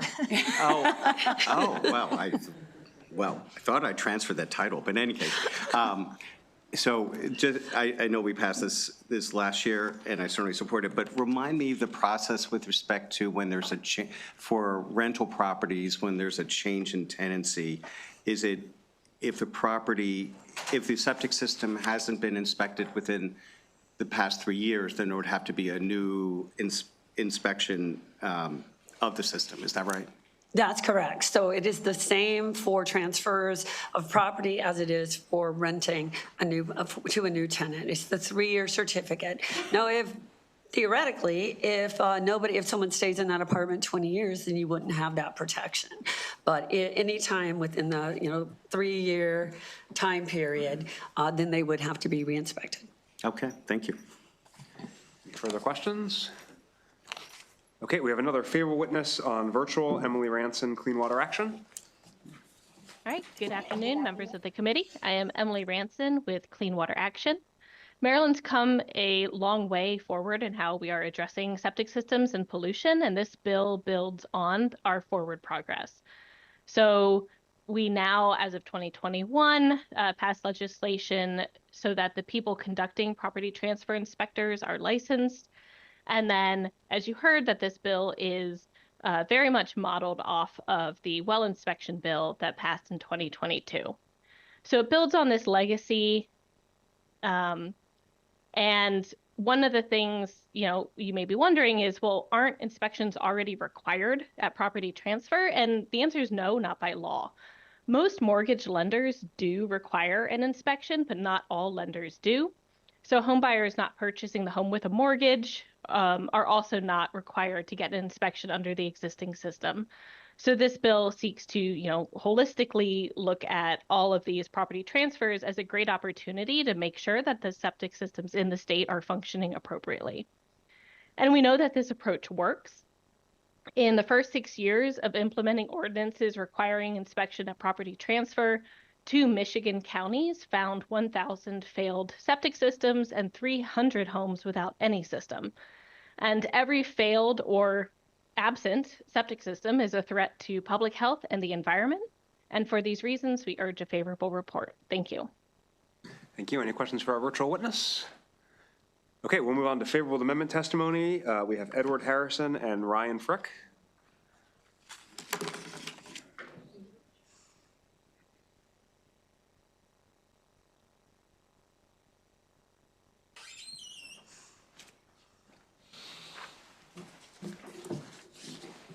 Please go ahead.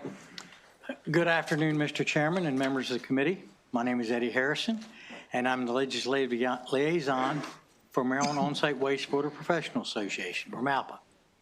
We support HB 146 with amendments. MALPA was formed around 2000 to advocate for the on-site wastewater industry, promote education, professionalism, and protect public health, consumers, and the environment. On-site wastewater systems begin to degrade as soon as they are put into service. Property transfer inspections are essential because they assess system condition, identify problems, and help determine remaining service life before failure or replacement. I have served on the MALPA board since 2012. For many years, MALPA and the Maryland Department of the Environment staff have discussed whether septic tank pump outs should be required as part of the property transfer inspection. MALPA's inspection training is clear that a proper inspection must include a pump out. While some MDE staff have supported this concept, the agency never formally adopted it. And MALPA does not believe this issue will be resolved through regulation alone. Accordingly, MALPA respectfully requests 3 amendments to House Bill 146. First, require that the pump out be coordinated with the property transfer inspection. Second, direct the state on-site wastewater professional board to develop policy for advanced treatment units. And third, allow an exception to properties undergoing redevelopment. With these amendments, MALPA respectfully urges for a favorable report of House Bill 146. Thank you very much. My name is Ryan Frick. I've been in the septic industry for 21 years. I'm a licensed septic inspector. I'm here today in favor of the bill with an amendment that the septic pumping is coordinated with the septic inspector to happen at the same time as the septic inspection. Allowing the septic tank to be pumped prior or after the inspection, it impairs the results of the inspection to be true and accurate. It could mask problems that would be seen if the septic tank was not pumped prior. So I'm in favor of the bill, but I ask that an amendment to the bill to require the septic pumping at the same time as the inspection and not at a separate time. Thank you. Are there questions for the favorable amendment testimony? Okay, thank you. We'll bring up our unfavorable witness, Bill Costelli, from behalf of the Realtors.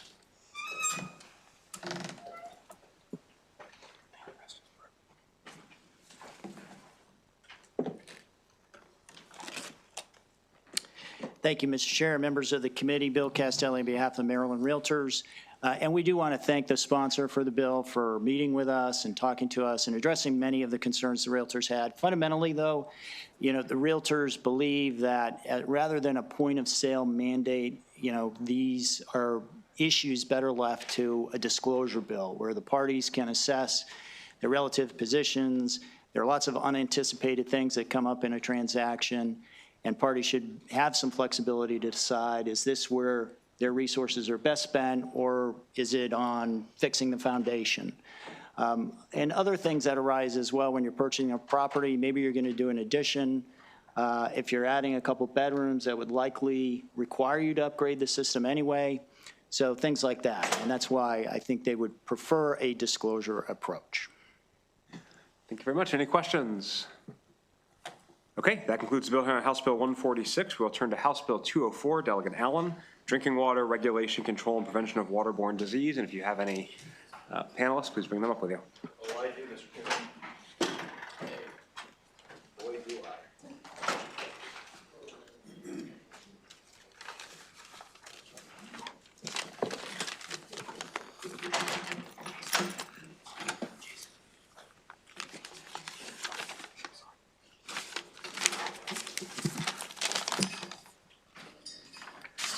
All right, everybody buckle up.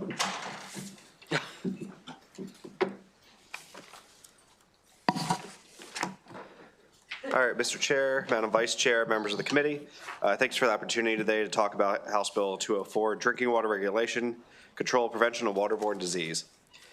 For the record, my name is Delegate Nick Allen, and I think you all know me.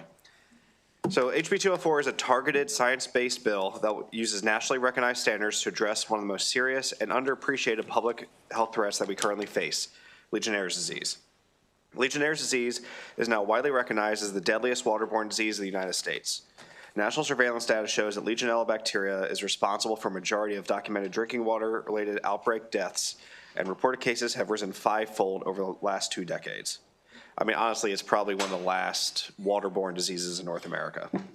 CDC statewide surveillance shows that Maryland is very much a part of this trend. Reported Legionnaires cases increased from roughly 142 cases in 2016 to 361 cases in 2019, and we've had over 2,000 cases since 2015. Keeping in mind that it is widely agreed that only between 7 to 30% of cases are reported, the actual case counts are really far higher. Don't let the case counts fool you, though. 10% of those who get Legionnaire's disease will die, and 20 to 30% of immunocompromised people that get Legionnaire's disease will die. The vast majority of survivors will end up in the ICU and may have significant lifelong effects, and this is dangerous. A county-by-county CDC map of Legionnaires case rates show that this is a truly statewide issue. Cases are reported across every jurisdiction, with some counties, particularly along the I-95 corridor and on the Eastern Shore, experiencing the highest rates in the state. According to the Centers for Disease Control and Prevention, 96% of Legionnaire's disease cases are sporadic and isolated from larger outbreaks. HB 204 responds to this reality by focusing on the parts of the water system that can be controlled, how we treat and manage drinking water from the plant through the distribution system and into high-risk buildings. In 2016, CDC Morbidity and Mortality Weekly Report found that 35% of outbreaks they investigated were attributed to unmanaged building external changes, including nearby construction and problems with water mains, and 70% of reported inadequate water disinfectant levels. Further studies continue to show that water main breaks, construction, and other disruptions loosen and release the biofilm, which harbor Legionella. It releases it into the pipes and sends it straight into homes and buildings. Without sufficient disinfectant residual through the entire system, there is no protection from this. To solve the issue on the water utility side, this bill establishes minimum levels of disinfectant throughout the entire system, requiring routine monitoring, mandates notification and record keeping when the distribution system is disrupted. These are regulatorily sound extensions of practices that are already familiar to our water suppliers. Building owners, operators, and contractors cannot control the quality of the water they receive. They have no control over the quality of the water before it enters the building. Their legal and practical responsibility begins at the building service connection, not the treatment plant or in the distribution mains. Building owners and operators have a responsibility as well. HB 204 expects them to do their part by implementing ASHRAE 188, a compliant water management plans once the water is on their side of the meter. ASHRAE Standard 188 is a nationally recognized consensus-based industry standard for Legionella risk management in building water systems, which is developed by the American Society of Heating, Refrigerating, and Air Conditioning Engineers. These are not experimental ideas. They are the same best practices already used in hospitals, large residential buildings, hotels, universities, and other complex facilities across the country. By anchoring building level obligations in the standard, the bill gives owners and operators a clear, uniform playbook rather than the state inventing its own technical standard. Finally, the Maryland Department of the Environment and Health, both Department of Environment and the Department of Health have requirements as well. MDE must set and enforce technical controls in public water systems to prevent Legionella and other waterborne diseases. The Maryland Department of Health must investigate every reported case of Legionnaire's disease, including offering and arranging testing of fixtures and water-using equipment at identified exposure points using certified labs. It must also establish a public online registry of de-identified case data with approximate locations, immediately notify MDE of each case and associated addresses. I'm well aware that the state budget is stretched, and honestly, most of the unfavorable and favorable with amendments testimony today will speak to the budget and the fiscal note that this bill carries with it. However, the cost of doing nothing is also very expensive, and I think we all need to acknowledge that. An estimated $35,000 in hospitalizations costs per patient. The data shows that Maryland spends on the order of at least a few $1 million a year in direct medical spending on this issue. According to publicly available Board of Public Works documents, the state has also spent around $650,000 since 2015, specifically on Legionella response measures following outbreaks or positive tests. I know personally, a former employee of MDH, we actually had an outbreak in the MDH building downtown at State Center about two or 3 years ago. So in sum, HB 204 is a measure technically grounded response to a lethal but controllable hazard. It does not ask Maryland to invent new science. It simply expects each actor in the chain, utilities and regulators, as well as building owners, to do their part and do it all in coordination using national standards already known. This is actually the 50th anniversary of the discovery of Legionnaire's disease, and I think it's time that we do something about it. For these reasons, the committee is respectfully urged to give a favorable report. I now turn it over to my panel. I look forward to answering all of your questions. Okay, I guess it's my turn. Thank you for this opportunity to provide testimony in support of House Bill 204. My name is Dr. Hung Chung. I am a scientist and a board-certified physician, and I am also on faculty at Johns Hopkins Bloomberg School of Public Health and a professor at University of Pennsylvania Perelman School of Medicine. Formerly, I was the state medical director partly under Governor Glendening and Governor Ehrlich, and I led some Legionnaire's outbreaks, investigations, as well as assisted in others within the state. I am a Maryland resident, and I own a consulting firm in Maryland as well. My company specializes in investigation of environmental injuries and outbreaks. I also serve on the Board of Alliance to Prevent Legionnaire's Disease, and I am representing the Alliance today. I am very pleased to testify before the committee with strong support of Delegate Allen's Bill 204. As I have seen firsthand, outbreaks are fairly common nationally and in the state, and as the GSA testing last year in Baltimore demonstrated, Legionella is readily found in plumbing in many water systems in Maryland. I think efforts to date have been ineffective in managing Legionella cases, and it continues. And as Delegate Allen said, there's been a 5-fold increase in the last few decades associated with 10 to 30% deaths, depending on the series and susceptibility. Given the fact that Legionella exists in the source water and public water distribution system, it is important to manage, treat, monitor, and kill and starve the pathogen to prevent the infection of the plumbing system. And the bill has excellent steps, both in control, prevention, monitoring, education, and investigation. And therefore, I strongly support, and the Alliance strongly supports this bill, and thank you for the leadership for taking this cause on in the state of Maryland. Okay. Chair, Vice Chair, thank you for the opportunity to provide testimony in support of House Bill 204. I would also like to thank Delegate Nick Allen for sponsoring this Waterborne Disease Prevention Act, which ultimately will save many Marylanders. My name is Darren Klein, a founding member of the Alliance to Prevent Legionnaire's Disease, and its Director of Technology and Science. The Alliance has been a beacon of hope and a voice for many who have been impacted by Legionnaire's disease. Recently, in New Jersey, Senate Bill 2188 was signed into law. It is a groundbreaking bill that has set the bar as a national source-to-tap model for Legionnaire's disease prevention and addresses Legionella in the public water supply and in buildings and in homes. House Bill 204 is modeled after this successful legislation. Surprisingly, the vast majority of Legionnaire's disease cases are individual and sporadic and occur in the home. House Bill 204 addresses these sporadic cases for the most vulnerable population in their homes by requiring a minimum level of disinfectant that will reduce Legionella in their water supply. Quite often we hear from water utilities that it's a building issue, redirecting Legionella problem to building owners and operators who try to address the water they receive with Legionella, with a water management plan. But what about the individual in their home? They cannot afford a water management plan to help them. They rely on pathogen-free water from the public water supply. We're highly concerned about home-based exposure and the fact that some of the most susceptible individuals are those who are homebound. During the last decade, I've had the opportunity to meet those affected by sporadic cases of Legionnaire's disease. The stories will break your heart, especially when you know that it could have been prevented. Today, you will hear testimony from Gwen Hanlon from New Jersey, who lost her husband, a father of two, to Legionnaire's disease. Given the fact that Legionella exists in the source water and the public water system, we must properly manage and treat water in the public distribution system before these pathogens enter our homes and public places. In summary, the Alliance is very supportive of House Bill 204. It takes a root cause approach to preventing Legionnaire's disease. Thank you.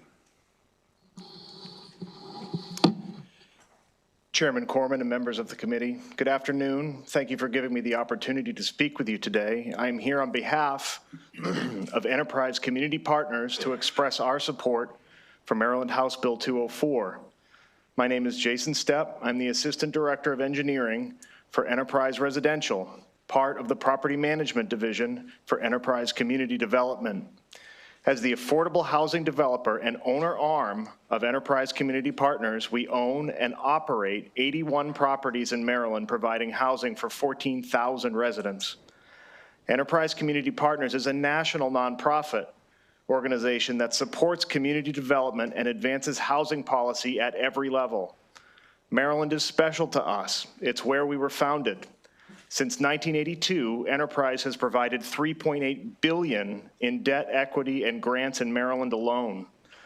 Based on Enterprise's extensive mitigation work and data collection in response to a Legionella outbreak at one of our properties in 2009, we have seen the direct correlation between increased chlorine residual and diminished Legionella testing positivity rates.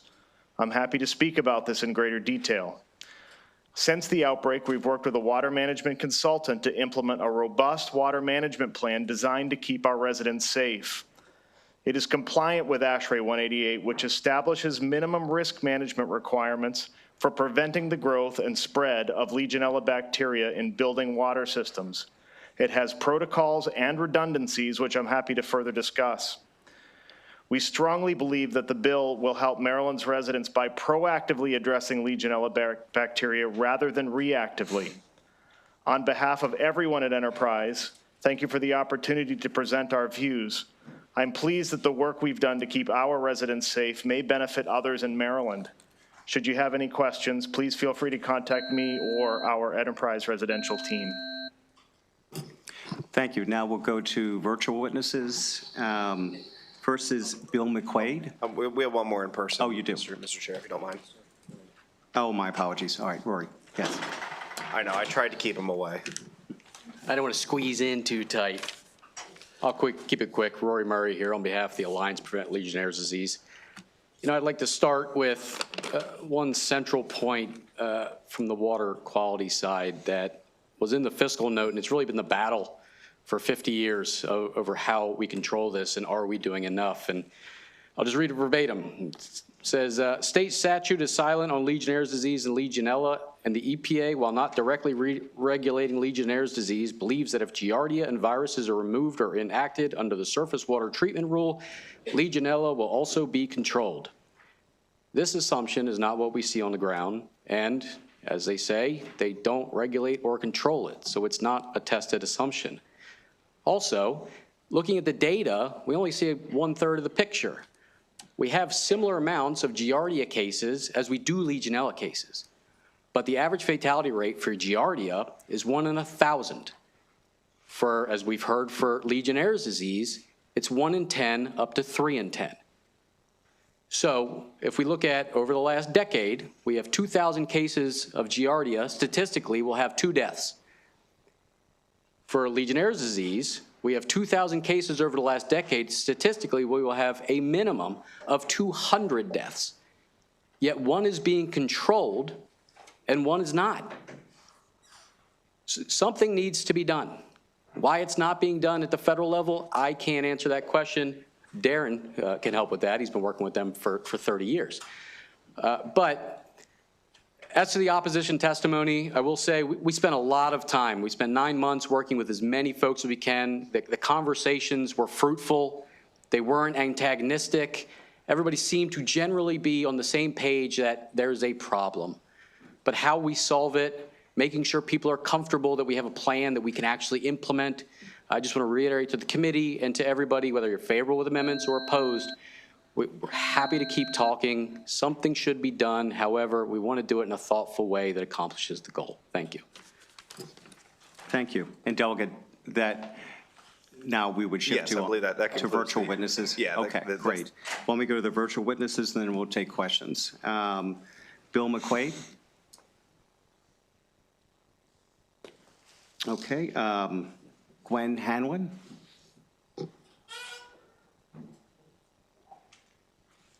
Gwen, are you online?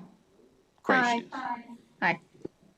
Hi there. My name is Gwen Hanlon. I'm here in support of HB 204. I'm here to share a real life story, my husband Kevin's story, and our experience with Legionnaires. Kevin was a non-smoker, diagnosed with lung cancer in 2016 at 46 years old. They attributed it to environmental issues surrounding his employment down on Wall Street after 9/11. We were shell-shocked and we were devastated, but my husband was ready to fight, and he had incredible doctors and was being treated at the leading cancer hospital in New York City. Kevin didn't die from lung cancer in August 2017. He was being treated for that. We didn't know something else preventable could bring him down, but Legionnaire's pneumonia killed Kevin. Kevin was exposed to it in New York City. That summer, we had 2 young children. We were just living our life. We were keeping busy. My husband was in treatment, but he was still working on Wall Street and picking up our kids from school. And we were just busy being a family. He was not near end of life. But he got sick very, very quickly. He couldn't breathe and was immediately admitted to ICU. We were told that Kevin was exposed to Legionnaires in Lenox Hill, where there were literally hundreds of medical facilities, hospitals, and clinics. Department of Health and the CDC did not report on my husband's death because he was considered a one-off case that you just heard about. One-off cases are not reported in New York. During that outbreak, buildings were tested and many came back positive for Legionella, but none of those addresses or risks were shared with the public. That was 8 years ago. Since then, I can speak to New York. Hundreds of people have been sickened by Legionnaires in New York City alone, and there have been many more deaths. At least 30 people have died of Legionnaires in the past 10 years, and those deaths are only associated with the outbreaks. New York does not count one-off cases like my husband. And all this as cases continue to grow in the U.S. Legionnaires makes you very ill. Kevin was on a vent, a feeding tube, he had a tracheotomy. He was in pain, fever, and withdrawals from all the medication. His family had to say goodbye. Our devastated 9-year-old had to kiss her father goodbye. After 5 weeks on life support fighting for his life, Kevin passed away from Legionnaire's disease. As one leading doctor put it to me, this is going to become a norm, not the exception. This is intolerable to me. New York still has not taken action, but other states like New Jersey have. Our state law in New Jersey is vigorous in providing prevention, traceability, and accountability for every case of Legionnaires. We have done something. It is promising to see other states like Maryland trying to protect their communities from a deadly disease that is absolutely preventable. I plead with you to do the same and do it quickly. Clean water should not be a privilege. Thank you for hearing my family's story. Thank you so much for sharing with us. We really appreciate you being here, all of you. This is an important issue. And so I believe that now we have Gwen. Is she with us? That was Gwen. Oh, that was Gwen. I'm sorry. I'm going off the list that was just handed to me. I apologize. Neil, favorable with amendment? Yes. Good afternoon, and thank you for the opportunity to provide remarks on this important and timely legislation. My name is Neil Gavigan, and I am the Manager of Policy and Legislative Affairs at ASHRAE. I'm also a proud resident of Baltimore City. ASHRAE, the American Society of Heating, Refrigerating, and Air Conditioning Engineers, is a technical and professional society founded in 1894. Our mission is to serve humanity by advancing the arts and sciences of heating, ventilation, air conditioning, refrigeration, and their allied fields. Our more than 54,000 members include over 1,000 in Maryland. I'm joining you today to speak in support of House Bill 204. While Legionnaire's disease has been known for decades, recent outbreaks have underscored the importance of consistent water management practices in water distribution systems and facilities of all sizes and types. HB 204 will help prevent future outbreaks, such as the one that took place last summer in New York City, in which more than 100 people were infected and 7 people were killed, not to mention stories like Gwen's, which she just shared. Managing building water systems to minimize the risk of contamination from Legionella is an essential part of this legislation's comprehensive approach. As Delegate Allen pointed out, one of ASHRAE's industry-leading standards is directly focused on preventing Legionnaire's disease in buildings. Standard 188, Legionellosis Risk Management for Building Water Systems, sets minimum requirements for Legionella risk management. The standard, along with its companion Guideline 12, addresses the factors that lead Legionella to spread. It's great that House Bill 204 references Standard 188 as the basis for its requirements related to water systems management plans for covered buildings. However, we request one minor amendment to the bill to ensure that the latest edition of the standard is referenced. The bill references the 2018 edition rather than the 2021 edition. And the latest edition includes updates to streamline and clarify instructions for building managers and those who will actually be responsible for the maintenance. It also includes more enforceable language that will be better suited to code adoptions such as this. And I just want to share quickly, Bill McQuaid is the current ASHRAE president who is deeply interested in this issue. It is a passionate area for him, and he genuinely, I know, regrets that he was unable to attend. He is being otherwise kept busy by ASHRAE. So once more, just quickly, I want to thank you so much, Mr. Gavigan. Your time you. is up. We do appreciate your testimony. Ms. Smeltzer? Or has she already also gone? Petra? No? Okay. All right. Wait.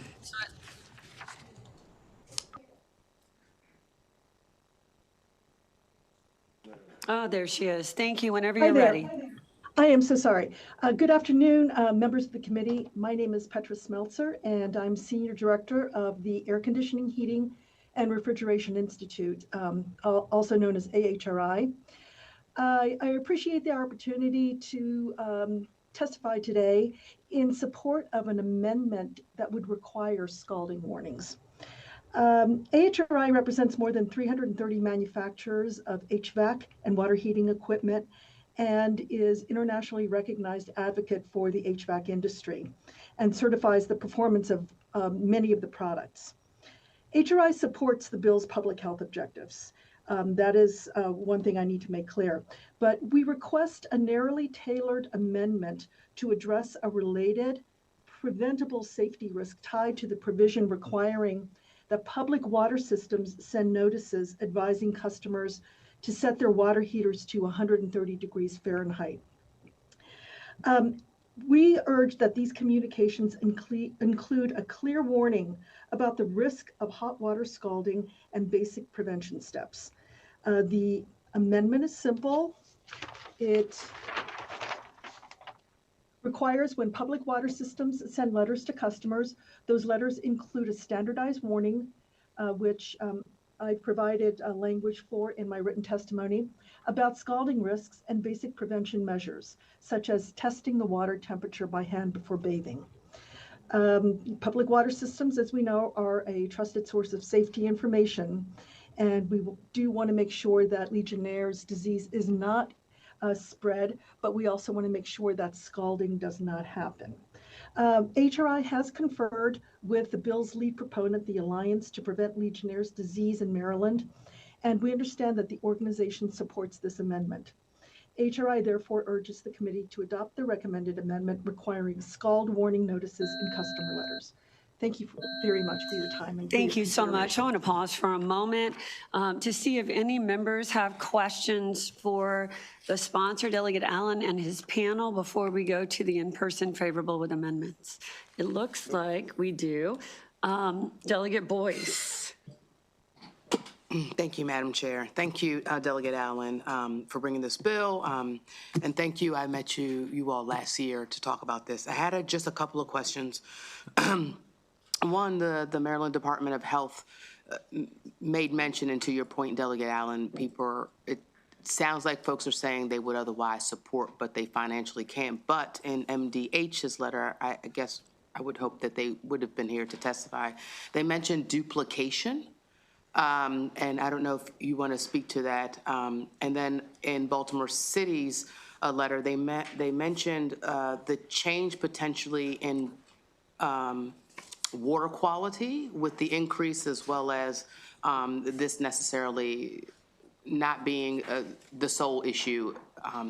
When you kind of increase, I guess, the chlorine levels, there are some other issues that factor into water clarification. But if you or your panel can speak to that, because I think we do believe in the science, and I certainly respect the science, but when we talk about duplication of efforts, MDH said between them and MDE, and then the change essentially in water quality due to the increase, I'd love to hear more about that. Yeah, I'll start with the duplication piece real quick, and then I can turn it over to the real experts. Again, as you all know, I'm a humble English major, so I will say when it comes to duplication, again, that's something I definitely want to work with MDH, MDE on. I've said to everyone, again, we have several favorable with amendments witnesses coming up.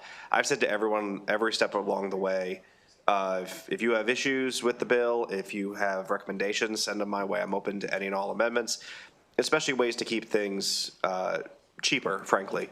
Again, we all know what the budget situation is. I know according to the fiscal note, I can't remember if it was MDE or MDH, but they're estimating like 9 new employees would be needed for this. So again, whatever we can do to coordinate with them to avoid duplication, which I think will drive the fiscal note down significantly if we're not duplicating, I'm open to that. Delegate Stewart's not here anymore, but I think we all still love a kumbaya moment, and I'm happy to be that person for MD and MDH. I didn't get a response, actually. Delegate Boyce, I guess I'll address Baltimore City. I haven't seen their response. I don't know if the water quality was a smell issue or a concern about increased maybe byproducts, but. I can quickly read it to you. It says, would mandate higher chlorine levels and additional reporting despite existing daily system-wide sampling requirements. Raising chlorine levels will likely increase the possibility of harmful disinfection byproduct levels, creating new water quality issues. It would also require costly upgrades, such as, of course, treatment processes, chlorine booster stations throughout. They get into the money part, but they said low or zero chlorine is not the sole cause of Legionnaire's disease. So I know we talked about this in the fall about stagnant water, so I would love to hear your response to that. Yeah, as you know, we've met with the Department of Water in Baltimore several times, and actually we looked at their water quality reports, and they're fantastic, and they already meet the requirements of the bill. And so I wouldn't see them having to increase anything that would cause increased disinfectant byproducts. So they're kind of a model for us looking at what they have to do. So I wouldn't see where that would be a concern for them. And as regarding levels of Legionella versus chlorine, I think my partner here, Jason, could address that because in his buildings, he's monitored that. Would you want to take that on? Sure. We as I said in my testimony, we had a Legionella outbreak in 2009 at one of our properties, and that forced us from that time until now to take a lot of chlorine readings. And part of our mitigation efforts were also to test for Legionella. So we take a number of samples every year, and we definitely see during the summer months when the chlorine residual dips because the water main's warm, we see a higher positivity rate in our Legionella tests. So our buildings, those particular buildings will always have Legionella in them. There's no getting around that. Once you have it, you have it. It's been our job since then to implement a plan that basically just keeps it at bay. You know, and we've been successful. We haven't had another Legionella outbreak by implementing these protocols. And basically our plan, I think, is more or less what the bill calls for. Thank you. All right, Delegate Naraki. Thank you, Madam Chair. Delegate, first of all, thank you for the bill. It's a good bill.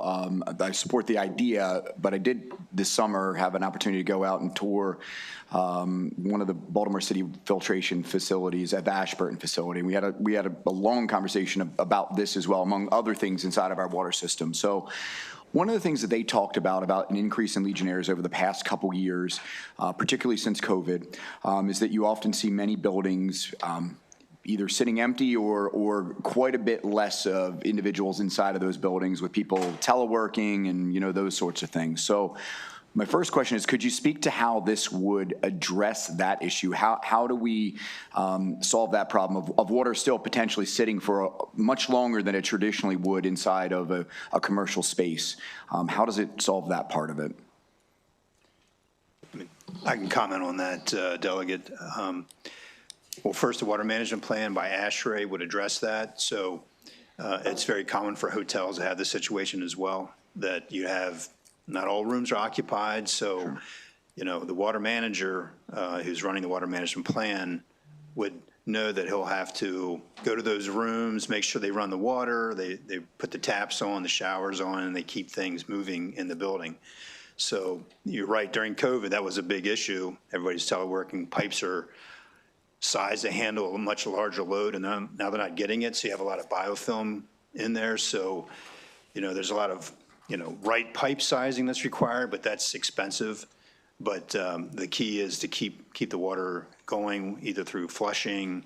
And one part about this bill, if you don't have that situation, we'll have more disinfectant in the water that can address some of those issues when you have stagnant water, either in the mains from the public water supply or, you know, within a large building. Okay. And then my second and final question would be, so I learned how complex our water system is. Amazingly complex. I knew that, but I didn't realize the extent of how complex the system is. And so there's always, it seems like there's always sort of a give and take when you do things inside of a system like this. So when you add either higher chlorine levels or whatever it might be that we need to do to diminish the chances of something like this occurring, what does that do to the infrastructure, first of all? Like, what does it do to the pipes itself? I had no idea, like, you know, we talked about lime a lot, for instance, while I was there, and why we're using lime for various reasons, one of which is to coat our pipes to, we got old pipes that we want to coat with that to protect from other things kind of coming off. And then the second sort of follow-up or to that is, what does that also do from a public health perspective, right? Everything has a plus and a minus, right? So if we radically increase chlorine levels, what are potential negative human health side effects from that? So I kind of would like to kind of hear both of those there. I'll take on part of it, but then I'll throw it to Dr. Chung. Sure. So already we've met, and actually Rory went through all the numbers. There's 451 water systems in Maryland. We looked at all the chlorine levels where they were. They're in line with this bill. I would think 70% of them are already at what's required in the bill. EPA allows 4 ppm of free chlorine. We're at 0.5. So we're not near where the EPA considers it's a health hazard. The problem is some systems are really dirty. When you put in this chlorine, you're going to have disinfectant byproducts. So what we hope through what's happening with PFAS, that a lot of these systems are going to put in filtration plants, so they'll get a lot of that, we call them precursors, out of the water so you don't form DBPs, because that's chlorine reacting with the dirt. So, and also the DBP levels were low. So they're already at the levels that maybe 30% of the systems have to increase. So and Rory can talk about it because he's a numbers guy. Sure, yeah, I'll let you. He is the numbers guy. Yeah, I'm a lobbyist by day and a statistician by night. So I read all 451 water quality reports that were submitted to the state of Maryland in 2024, and I put them all on an Excel sheet, and I ran a Monte Carlo simulation, which is basically a simulation of sampling, and it goes plus or minus 10% of the max of what would be requested in the data I put in, which is the numbers in this bill. So what it found after running 20,000 samples plus 10 minus 10% wise was there's currently 98.9% of reporting entities in the state of Maryland that are under the DBP limit. This would make it closer to 97%. And the 1% or 2% increase we're looking at are probably these extremely complex systems. And we're more than happy to work with them on a plan that is workable that still gets us to the end goal, because once again, doing nothing is doing nothing. But the average increase for the 30% that aren't currently at the 0.5 range, because they have a max percentage or a max number that they have in the system and the range. So the average was a 0.1 increase. So we're very close. One thing to note, though, is the requirements under the EPA are that you test at the point of source.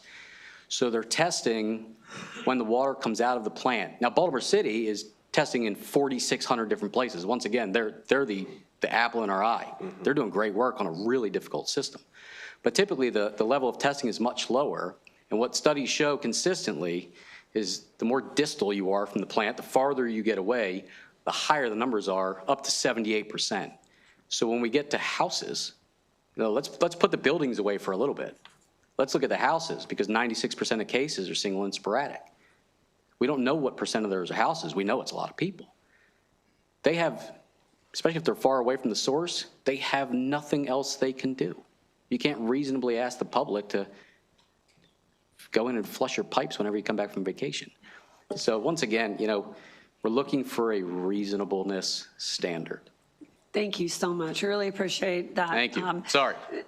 It was a very complete answer, I go back to my believe. seat. You got your question answered there, Delegate, or do you have another? Right. Okay, let's let them switch out real quickly. And I do want to remind the committee that we have quite a few more witnesses for this bill and for the next bill. So the disinfectant byproducts is a result of the disinfectant, the chlorine, kind of combining with the organics, the organic matters that go into our water system.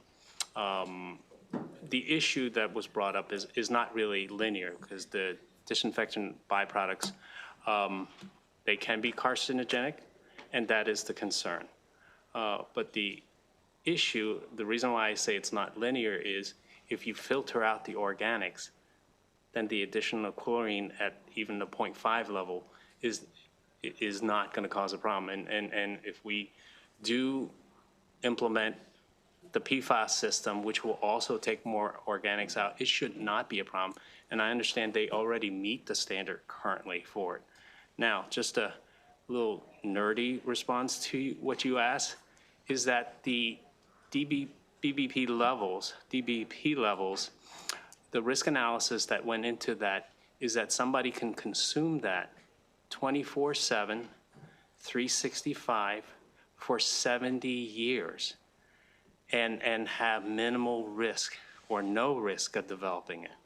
So it is a risk issue, but the way it's set up is that you should not have any risk related to that.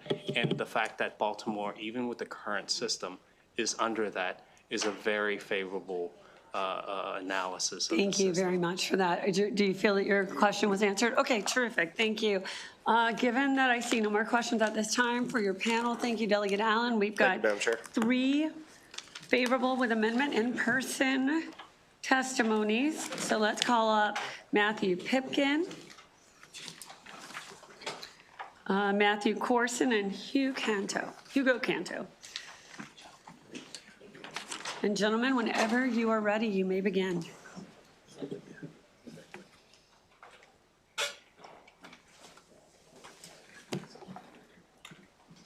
All right, good afternoon. Excuse me, good afternoon, members of the committee. For the record, Matt Pipkin here on behalf of the Maryland Multi-Housing Association.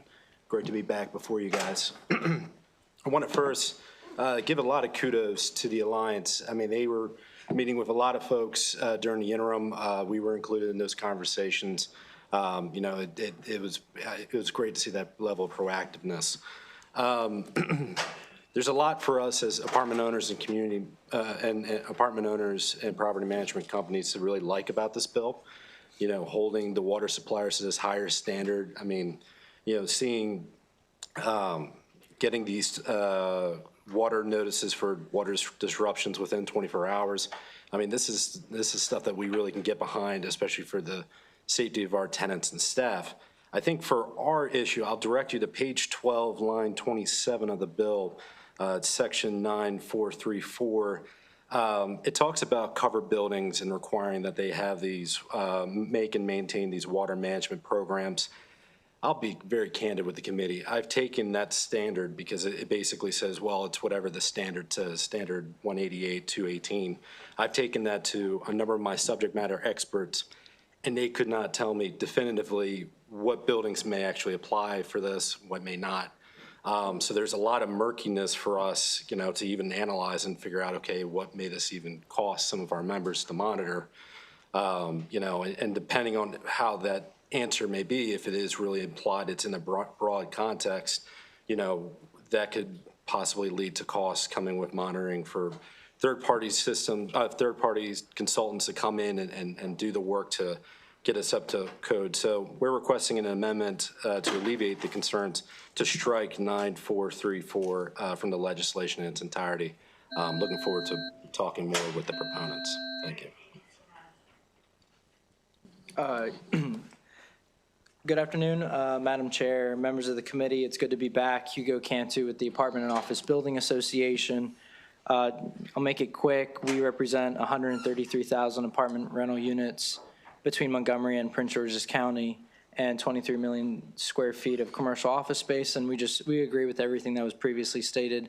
And we look forward to working with the sponsor. Again, we met during the interim, so we appreciate that. And we urge favorable report with the same amendments. Thank you. Good afternoon. My name is Matthew Corson, and I'm with American Water in its Environmental Policy and Planning Program. American Water provides drinking water and wastewater service to an estimated 14 million people in 14 states, including here in Maryland, where we have served homes and businesses with clean, reliable drinking water since the early 1930s. American Water appreciates the House's focus on the control and prevention of waterborne disease in drinking water. As such, we support HB 204 with amendments. American Water recommends a revised bill that does not include specific levels, but instead tasks the Maryland Department of Environment with developing a regulation which sets appropriate minimum numeric disinfectant residual limits and defines which types of disruptions warrant reporting and tracking. This would allow the department the opportunity to review existing science, consult with experts, and consider the risk-to-risk trade-off of increasing disinfectant residuals with the potential for associated increases in the levels of regulated disinfection byproducts, which was just discussed. Additionally, caution must be exercised when developing sampling requirements for Legionella. Required actions and customer messaging must be based on sound science and commensurate with the risk, with any sampling focused on Legionella pneumophila, the most common cause of Legionnaire's disease, not just Legionella in general. MDE and the Maryland Department of Health should be tasked with determining the best approach for any required Legionella sampling and the associated risk communication. American Water applauds the House's focus on water management plans for those buildings that present a higher risk of Legionella, because development and execution of water management plans is a critical step in controlling Legionella at those locations. Water systems are working with limited resources. We have multiple priorities. I heard PFAS mentioned previously. So customer affordability remains a priority, key concern. So we must ensure that new requirements that come from this legislation are based on sound science and incorporate best practice. Great, thank you very much. I do not see any questions, so we will call up our unfavorable witnesses, Bob Enton on behalf of MBIA and Tom Ballantyne, now out of Maryland.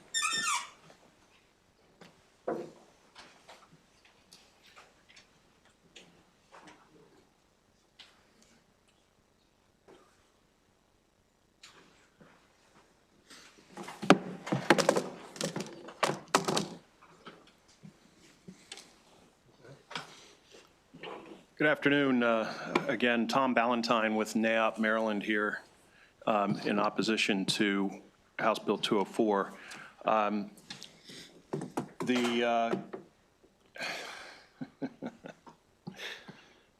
having a technical issue here. I apologize.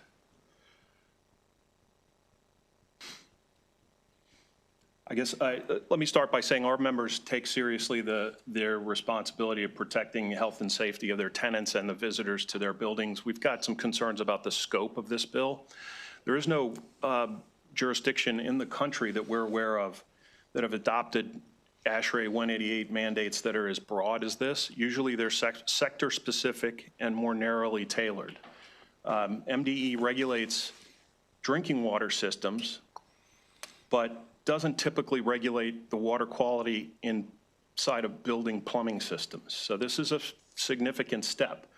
This bill not only requires the adoption of the water management plans for Legionella, but also requires MDE to issue a report including recommendations on controlling other pathogens and whether to increase the disinfectant levels that are called out in the bill. In testimony on Senate Bill 302 of 2022, MDE estimated that implementation of ASHRAE 188 would result in water management plans being developed for hundreds of thousands of public and private buildings. These plans require establishing control limits, routine sampling, validation testing, and documentation of the verified results, and this regime has to be continued in perpetuity. That testimony also noted that neither the department nor EPA have an approved laboratory method for the analysis of Legionella and that there's limited testing capacity in state labs. This bill also considers common construction activities like the placement of water meters, water service lines to be disruptions that require written notice to customers in the area and water quality monitoring during construction. So we think that this is overly broad and will eventually lead to the over-regulation of really low-risk building situations. And for that reason, we are opposed to the bill in its current form. Thank you. Thank you, Mr. Chairman, members of the committee. Robert Enton, on behalf of the Maryland Building Industry Association, we share all the concerns which Mr. Ballantyne raised. We think that this bill is going to create feasibility, cost, and redundancy issues for every builder that's out there building large buildings going forward and the ones that are in place today. I would urge the members of the committee, as you consider this bill, to please read the fiscal note. It's a 12-page fiscal note.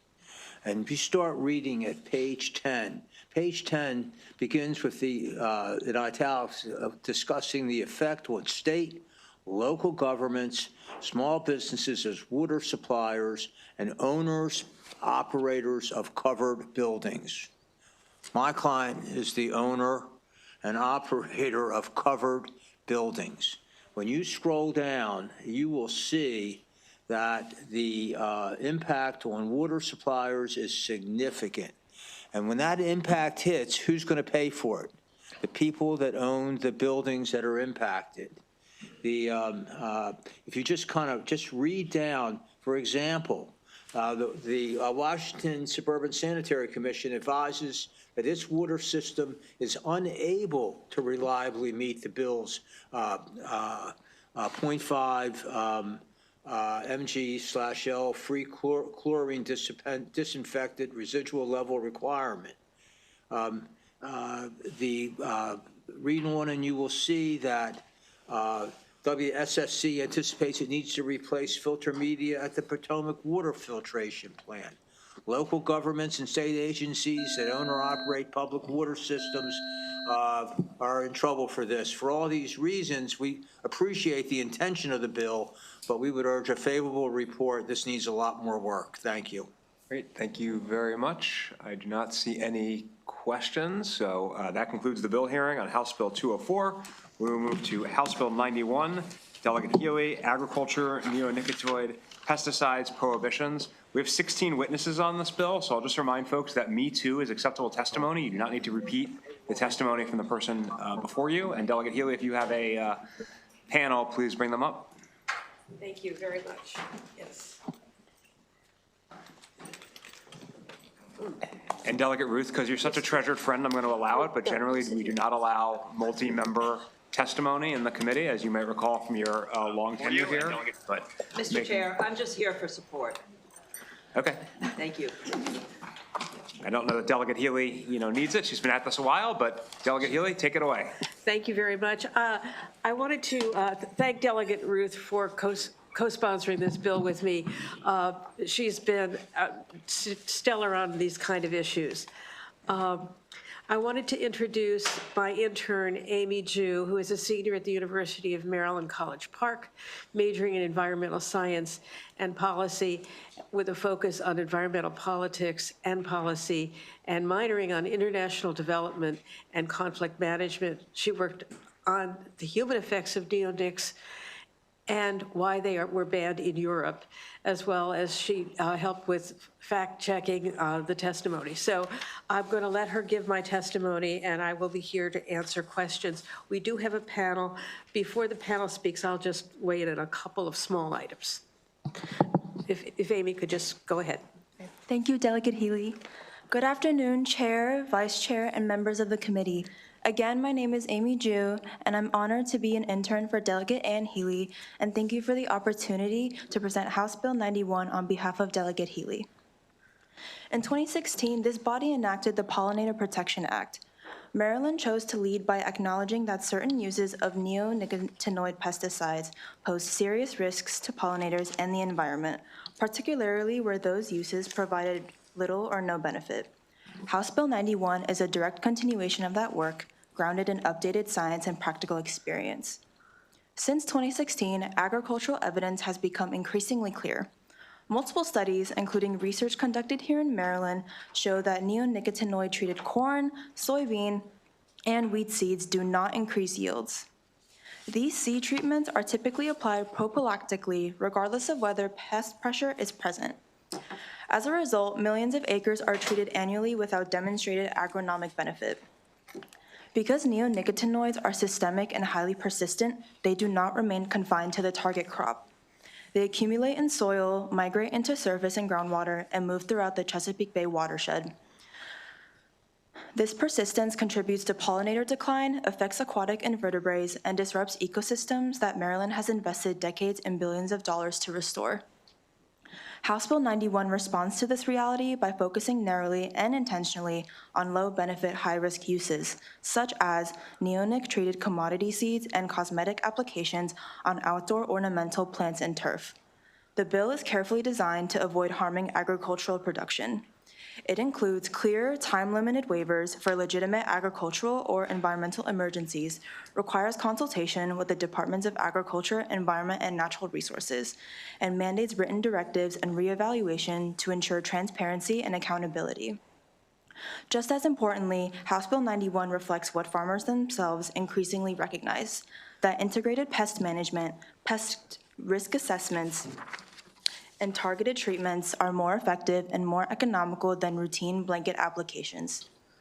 In addition to these agricultural and environmental concerns, there is growing attention to potential human health impacts as well.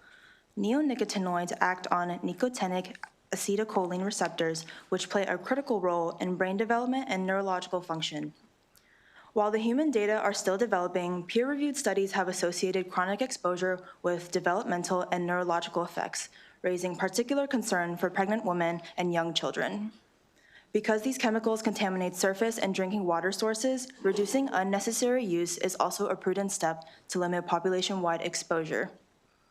House Bill 91 reflects Maryland's longstanding commitment to evidence-based policymaking. It protects pollinators, safeguards the Bay, respects farmers, and responds responsibly to evolving science. This bill honors the intent of the 2016 law and updates it based on what we now know. I respectfully ask for a favorable report on House Bill 91. Thank you. And thank you, Mr. Chair. And I just wanted to add a couple small things. This legislation is based on legislation passed by the New York State Legislature a couple years ago. And it is a very unusual thing because this is based on the law that was passed by the legislature. The law that was enacted by the governor and signed into law in New York is much more aggressive than this bill. This bill has off-ramps on it for legitimate reasons for farmers if they can't, if there's the uncoated seeds are not available, if there are hardships, economic hardships, there are ways to get around this temporarily, but still keep the goal in mind to protect all of us from neonics. And I do have a panel, and I'd be happy to answer questions now or at the end of the panel. Good afternoon, Mr. Chairman, members of the committee. I'm again Drew Schmidt-Perkins, this time representing Maryland Pesticide Education Network and the Smart on Pesticide Coalition, which is a coalition of over 100 organizations, farmers, businesses, and the full list of these august groups can be found in my testimony. I do want to thank this committee and Delegate Healy for taking up this issue several years ago and moving forward to reduce neonics use in our residential areas, and now taking this next really important step. On the panel that's going to follow, you're going to hear really great details about why this bill is so critical, including the impact on people, especially on babies, the devastating impact neonics have on our pollinators, bees, butterflies, other insects, impacts on our bay and all its critters, and our poor bird population. You'll also hear how this time, rather than leading, we're following New York, Vermont, and also Canada. So we're learning from them and bringing the best bill forward. In conclusion, removing neonic seeds and its use on ornamental plants is an urgent matter. Other states are already taking this step. We simply no longer can use a product that causes such harm. Please move forward on HB 91 and protect our babies, our bees, our birds, and our bay. Thank you. Good evening, everyone. It's a privilege to speak to you again after talking on PFAS this morning. Now you get neonics in the evening from me. I promise that'll be the last thing for today. I'm Dr. Michael Lichniowski, representing the Maryland chapter of the American Academy of Pediatrics and the children for whom our members provide care. Children are not small adults and have unique vulnerabilities to toxic substances. Anything that interferes with their growth and development can have lasting effects, removing certain tools from their developmental toolboxes, so to speak. Neonics and their metabolites have been shown to cross the placenta and enter the fetal circulation and have been widely detected in pregnant women from across the country in steadily increasing amounts. Prenatal neonic exposure has been associated with malformations of the brain and heart and an increased risk of autism spectrum disorders. Children's exposures continue after they are born. Neonics are present in breast milk and have been found in many fruits and vegetables. Because neonics are systemic insecticides, they are incorporated into the entire plant, including the edible fruit and leaves, where they cannot be washed or peeled off. A study of baby food found at least one neonic present in 25% of pears, over 35% of peaches, and over 50% of applesauce sold as food for infants and toddlers. You remember a few years ago, we passed a bill on heavy metals in these foods, so this is another place where toxins can show up. A modest but significant decrease in IQ was found in 7-year-olds and associated with neonic exposures. Neonics target receptors on nerve cells, and reports of acute neonic poisoning in adults have included symptoms of neurotoxicity. Adult exposures have also been associated with memory loss, tremors, male and female reproductive toxicity, and altered insulin and glucose metabolism. Of additional concern is the failure of the EPA to apply the 10-fold child safety factor as required by the Food Quality Protection Act to neonics. The EPA has also failed to account for harm from cumulative exposure to multiple neonics and their metabolites. Because House Bill 91 would reduce exposures to neonics, children in our state would benefit from protection from the harmful effects of these chemicals, and Maryland AAP requests a favorable report. Thank you for your time. Thank you. My name is Maya Korb, and I'm a member of the Pollinators and Pesticides team at the Natural Resources Defense Council. For the last 50 years, NRDC has fought for our environment, which is now being hollowed out by toxic neonicotinoid pesticides, or neonics. Neonics are among the most potent insecticides ever created. They have a massive footprint on Maryland's landscape, and their pollution is as unnecessary as it is destructive. Research from across the country now shows that neonic coatings on field crop seeds almost never provide economic benefit to farmers. In fact, University of Maryland extension research from Dr. Kelly Hamby's lab finds that neonic seed treatments on corn, soybean, and wheat provided no yield improvement on farms across Maryland. Their findings conclude that they, quote, did not observe any benefits that could justify the risks associated with neonic seed treatment use, unquote. Lawn and garden uses are similarly unnecessary or otherwise replaced with safer alternatives. HB 91 wisely targets only these unnecessary uses, and it won't be alone in taking this step. In 2024, New York and Vermont passed similar laws restricting these unnecessary uses with the support of a broad coalition of farmers, beekeepers, health professionals, and environmental groups. Both states are well on their way to implementation, with extensive research coming out of statewide studies from Cornell finding same outcomes as Maryland on the lack of efficacy. The Canadian province of Quebec has also eliminated unnecessary use on seed coatings since 2019. Their neonic pollution has plummeted, and there has been no associated crop losses or shifts to more harmful alternatives. More states are moving to act too. Colorado, Minnesota, New Hampshire, Massachusetts, and Pennsylvania are all considering similar bills this year. Maryland was the first state in the country to enact neonic restrictions, and it has long led on common sense protections from neonics. We urge the committee to continue that legacy and vote in favor of the bill. Thank you. Delegate, is that it for your panel? Yes. Terrific. Questions for the sponsor, Delegate Foley? Thank you. Thank you, Mr. Chair. My question is, in looking at the fiscal note on this bill, I have two questions. One, Delegate Healy, have you contacted the Appropriations Committee, or do you have any idea whether this fiscally, I mean, this is a fairly sizable fiscal note. It's 300,000 plus. I have not yet, because we just got the fiscal note this morning. Okay. However, I also read it, and I actually think that if you look at what it's saying is they're going to get less revenue because they're doing less services. So they're eliminating the services and the revenue. The cost and the revenue are both being eliminated. So I'm not sure that it's a net, and I will have to discuss that with the fiscal note writer, because usually the fees are really set to cover the cost. If you take the costs away, you take the fees away, but that's not a net loss of money because you're also not providing the service. Right, but as I read the fiscal note, it clearly says that this is for 4 positions to implement this program in this way. So I'm not sure if that's included in that 300,000 number. Yeah, I'm going to have to question it more. It would be helpful, I think, if.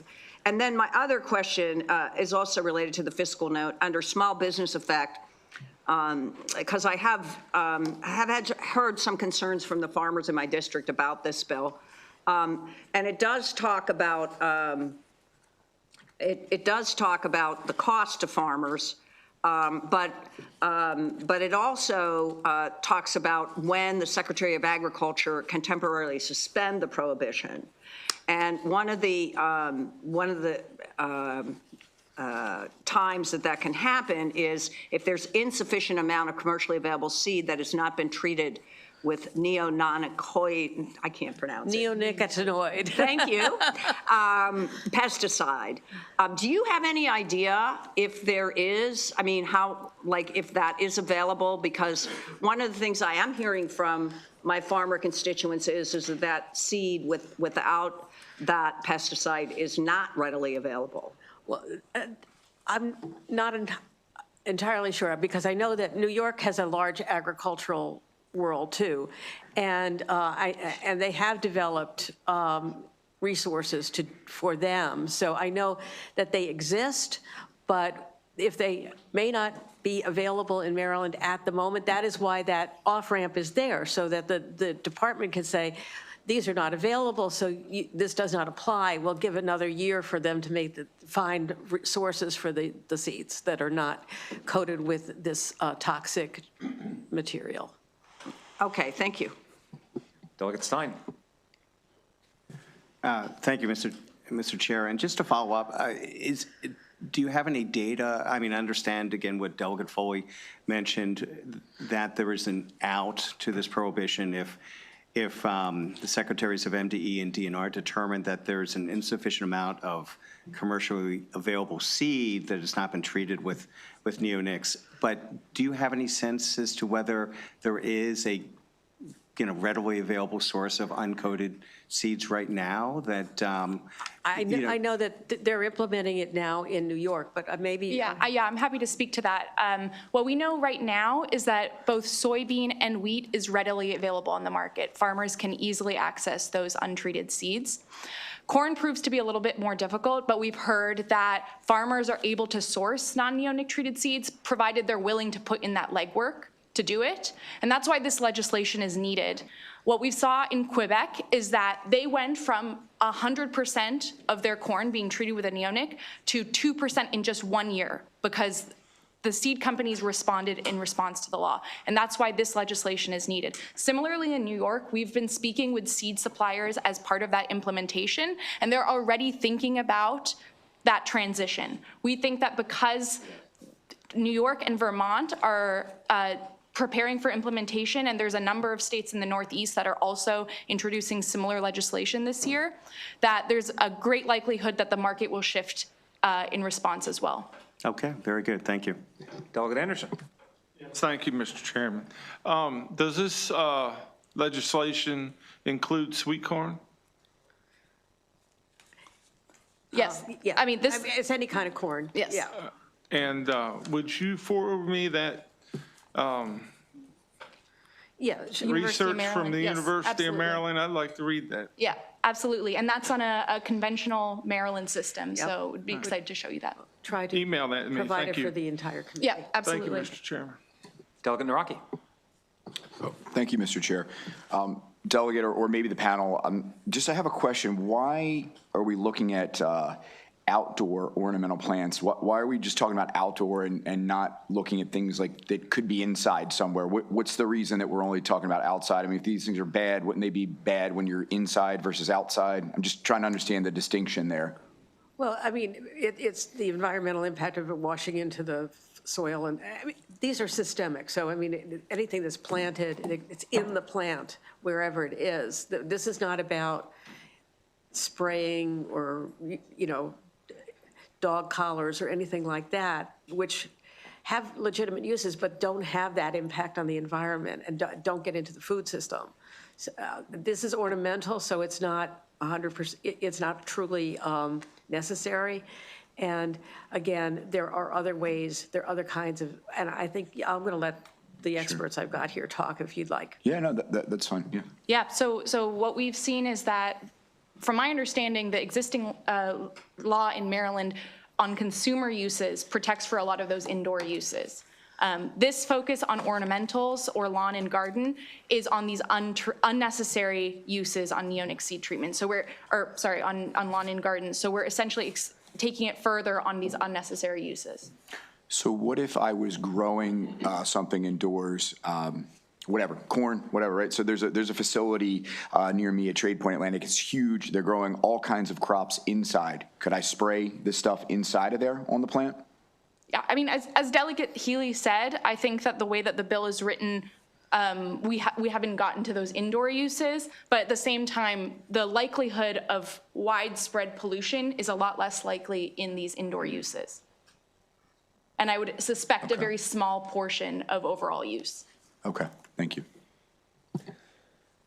Okay, thank you, Delegate. Thank you to your panel. We do have one more in-person favorable testimony, Serena Chenery from the American Bird Conservancy.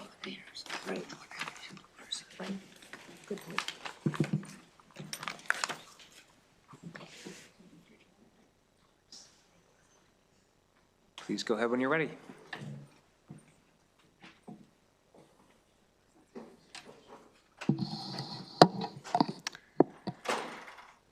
Good afternoon, Serena Chenery on behalf of American Bird Conservancy in favor of House Bill 91. I'll start by saying since the 1970s in North America alone, we have lost 3 billion birds. And that's not life cycle shifts, that's entire population decline. And all it takes is one single seed treated with a neonicotinoid to kill an entire songbird outright. And aside from these obvious lethal effects, there's countless sublethal effects from impaired migration, reduced ability to reproduce, but the largest issue we have with these systemic insecticides is food loss. In one vast swoop, we are decimating beneficial insects along with these occasional pests that our soil biome and our birds need to survive. But aside from advocating for birds, I really believe I'm also here advocating for the freedom of choice for these farmers because, as echoed from the previous panel, regulations such as this are very likely to positively influence these large-scale chemical seed distributors to offer more cost-effective untreated seeds because as it stands, farmers are paying more for negligible benefits. From the Journal of Applied Ecology, we documented no benefit of the insecticidal seed treatments for crop yield during the study. From Purdue and the University of Wisconsin, economic analysis further showed inconsistent evidence of a break-even cost. So there's really minimal to no benefit of these systemic insecticides for crop yield, and it's costing farmers more. So in summation, these chemicals should be used more as precision tools rather than indiscriminate insurances. Thank you. Thank you. I do not see any questions. Appreciate your patience with us today. We're going to bring up some virtual favorable witnesses. Bonnie Raindrop from the Maryland Pesticide Education Network. Please go ahead. Good afternoon. I'm representing the legislative chair for Central Maryland Beekeepers Association, which supports HB 91. Pollinators are crucial to Maryland's fruit and vegetable industry, which generated $106 million in sales in 2022. One study estimates that since neonics were first introduced, U.S. agriculture has become 48 times more harmful to insect life. 98% of this increase was attributable to neonics, and the #1 use of neonics is on treated seeds. Consequently, Maryland beekeepers struggle to keep hives alive with over a decade of annual losses of 40 to 60%. Each lost hive costs the beekeeper roughly $2,100 in replacement cost and lost revenue, and that doesn't include their labor. Please see McDaniel Honey Farm's testimony for more details on this. Using Maryland Department of Agriculture numbers, Maryland's current 43% loss in 2024-25 means our beekeepers collectively lost over 8,000 colonies, worth almost $17.5 million in 1 year. Bee clubs see many beekeepers quitting from year after year losses. One provider of pollination services to farms that I know said they don't have enough bees to fulfill their pollination contracts this year. In 2016, Delegate Healy and this committee wisely led Maryland's neonic ban on consumer home garden products. However, lawn care companies continue to widely apply neonics. At EPA-approved rates, a single square foot of lawn treated with a neonic product can contain enough neonic to kill over 1 million bees. Neonic-coated corn seeds have been identified as a direct cause of honeybee mortality. Maryland's 400 species of wild pollinators are similarly affected. We need HB 91 to help change this unsustainable trend and urge a favorable report on HB 91. Thank you. Thank you very much. Let's bring up Michael Wilpers from the Sierra Club.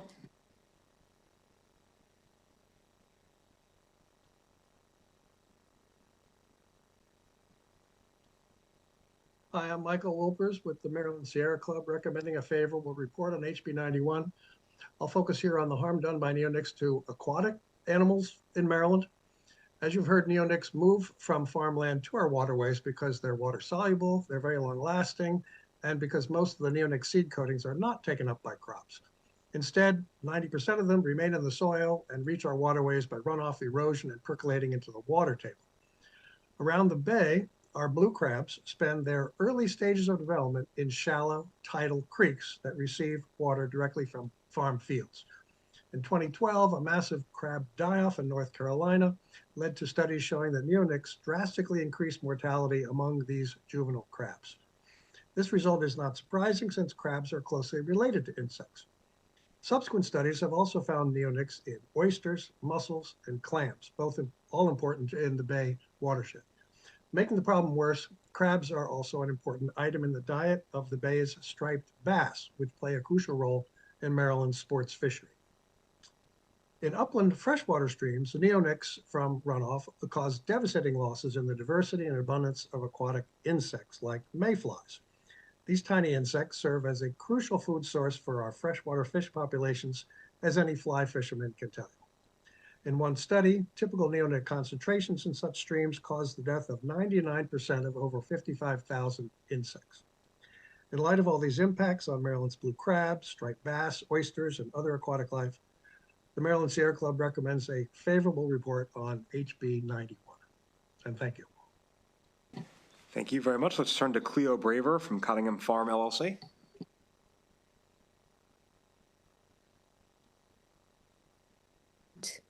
Okay. Good afternoon, Chair and committee members. Cleo Braver, Cottingham Farm, Talbot County, in favor of House Bill 91.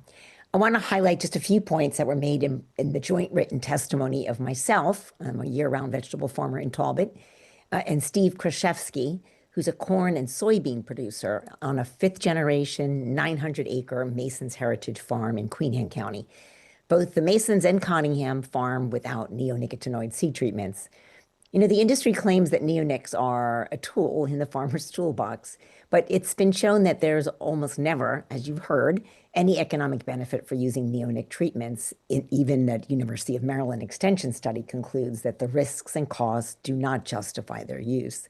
There are alternatives to using neonics for all of Maryland's crops and pests, and corn, soy, and wheat seeds, untreated or organic as well as untreated conventional, can be sourced and at lower cost to the farmer. We've provided a seed source list and can share additional conventional resources should you need that. We believe the farmer's knowledge of his own fields should not be outsourced to a chemical industry that thinks it knows more than farmers. Neonics also impact pollinators, as you're going to hear from me. Our farm is experiencing the economic impact of a reduced and imperfect pollination of one of our biggest crops, the tomatoes. It can take 7 to 8 pollinator events, that's visits by a pollinator to a flower, to produce a single tomato. And there are scores of flowers requiring pollination on each of the 1,000 to 4,000 tomato plants that are flowering every week over a 6-month season. Even a modest reduction in pollinators would reduce our marketable yield due to poor fruit set, smaller fruit, less fruit, more irregular fruit, unmarketable culls. But the pollinator loss is not modest. One single neonic-coated seed of a corn kernel can kill 250,000 bees. That's a lot of pollination. While we don't use neonic-treated seeds, we're surrounded by significant nearby use. And my personal experience mirrors that, shown that nationwide, many food crops are becoming pollinator limited. Nearby crops that are grown. Thank you so much for your neonic- testimony. I apologize, your time has expired, but thank you for joining us. We are going to move on to our unfavorable testimony. Jeannie Hadaway-Riccio from the Maryland Farm Bureau and the House of Delegates. Tyler Huff, Maryland Farm Bureau. Turf Grass Producers of Maryland. Doug Lechleiter, Lindsey Thompson, Delaware Maryland Agribusiness Association. And that's probably all there's room for at the table.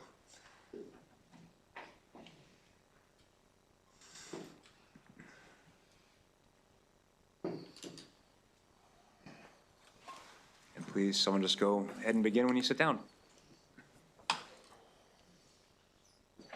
Also take Grayson Middleton, Delmarva Chicken Association, and Mark Schlossberg, Maryland Association of Green Industry, since there seems to be some room.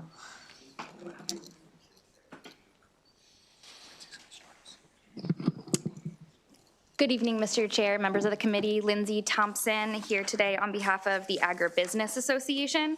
You're going to hear from a lot of farmers about the impacts of this bill on their specific farms. So I want to talk about one thing, and that is the inconsistency with the federal science-based regulatory system in place.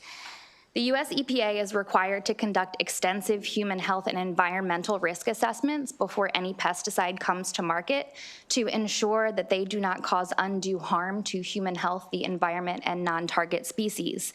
This does not occur once. This occurs many times. And interestingly, for neonicotinoids, EPA recently conducted a pollinator-focused special review of neonics and released their updated risk assessments, including a proposed interim decision under the Biden administration that specifically looked at neonic seed treatments, including their potential exposure pathways such as pollen, nectar, dust, and even consumption by other species. After reviewing hundreds and hundreds of studies with real-world exposure data, the current use patterns, EPA determined in 2020 that seed treatments could continue to be used safely when applied according to the labeled directions and proposed no new prohibitions on their limitations of use. They are accepting comments on that docket, and it should be finalized later this year. This bill ignores that conclusion and replaces it with a blanket ban, creating regulatory conflict, uncertainty for our farmers, and undermining that existing science-based regulatory process. These are targeted preventative tools used at planting rather than requiring blanket applications. Taking away this option does not eliminate the pest pressure, nor does it eliminate the application of pesticides. It takes away this very targeted use that farmers are often forced to use less precise alternatives, and I would urge your unfavorable report. Mr. Chair, members of the ENT Committee, for the record, Tyler Huff, Maryland Farm Bureau. I will be covering both mine and Jeannie's testimony here today. Yes, as we've been discussed, that many of the seeds that are used in Maryland are treated with a neonic pesticide. And while it might be said that there is the alternative for a non-treated seed, there is not an alternative for another version of a treated seed. If we're going to look into the scope of Maryland in the bucket of the overall grain industry throughout the United States, we are a very small drop in that bucket. The seed producers, the seed manufacturers are not going to make a new treatment specifically for Maryland. We would be forced to go to an untreated seed. The treatment in the seed allows that seed to have a better start. It's essential for those first 2 to 4 weeks that that seed is in the ground and it gets up through the ground there in that initial grow. Yes, there may not be some, or there might be research that says that it is not a yield influence, but if that seed does not get through the ground, we are replanting, and there is a major crop loss, having to go back, having to replant, having to put double the seed down, double the time on the equipment, and put that extra work in. The neonic, as Lindsay said, is extensively reviewed by FIFRA, and because of also the seed treatment, it allows us to use bay-friendly practices. It allows for no-till to continue. It allows for some other bay-friendly agriculture best management practices that shows the part that the farmers are doing what they can to be a part of fixing the bay and having that solution. So on behalf of the members of the Maryland Farm Bureau, I respectfully ask for an unfavorable report. Thank you. Good evening. My name is Doug Lecklider. I am current president of Montgomery County Farm Bureau, but I am here today to speak for the turfgrass producers of Maryland. We do not use neonics in a seed treatment, but it is an important part of our business. Turfgrass in Maryland represents about 20,000 acres, and Maryland has some of the most innovative farmers you'll ever find in the country. We use this product to spray our Maryland certified turfgrass, which is the envy of the nation. We spray this product on, but it has to be immediately washed in because it would degrade with any sunshine within a 6-hour period. So we wash it in. We either do it with a shower of rain on dry crops or we irrigate it in. It goes into the root system, the root takes it up, and the pest that we are most concerned with is the white grub. And when they eat the root, they die. This is a target of that pest. The product is season-long. If we lose this product, we would have to use something that is a lot more invasive to the environment. And turf grass is very important to this area. We talked about the Bay watershed. When you install turf grass sod in an area, and it's used a lot for sediment control, you have eliminated a sediment problem, so the dirt is not moving into the bay. So we would like an unfavorable vote on this bill. Thank you very much. Good evening, Mr. Chair, members of the committee. Grayson Middleton with Delmarva Chicken Association. I guess aside from me too, I'd just like to offer more of a 20,000-foot perspective on how this affects the broader agricultural economy in Maryland, or would rather. We often talk about the three-legged stool on Delmarva agriculture, so the grain producers, the chicken growers, and then the allied businesses. Some of you may know, because I've said it many times, I think around 90% or more of the corn and soybeans grown on the Eastern Shore are converted to chicken feed. We are already in a grain deficit, meaning we already have to import grain to feed our chickens, despite that very large percentage of grain that is converted.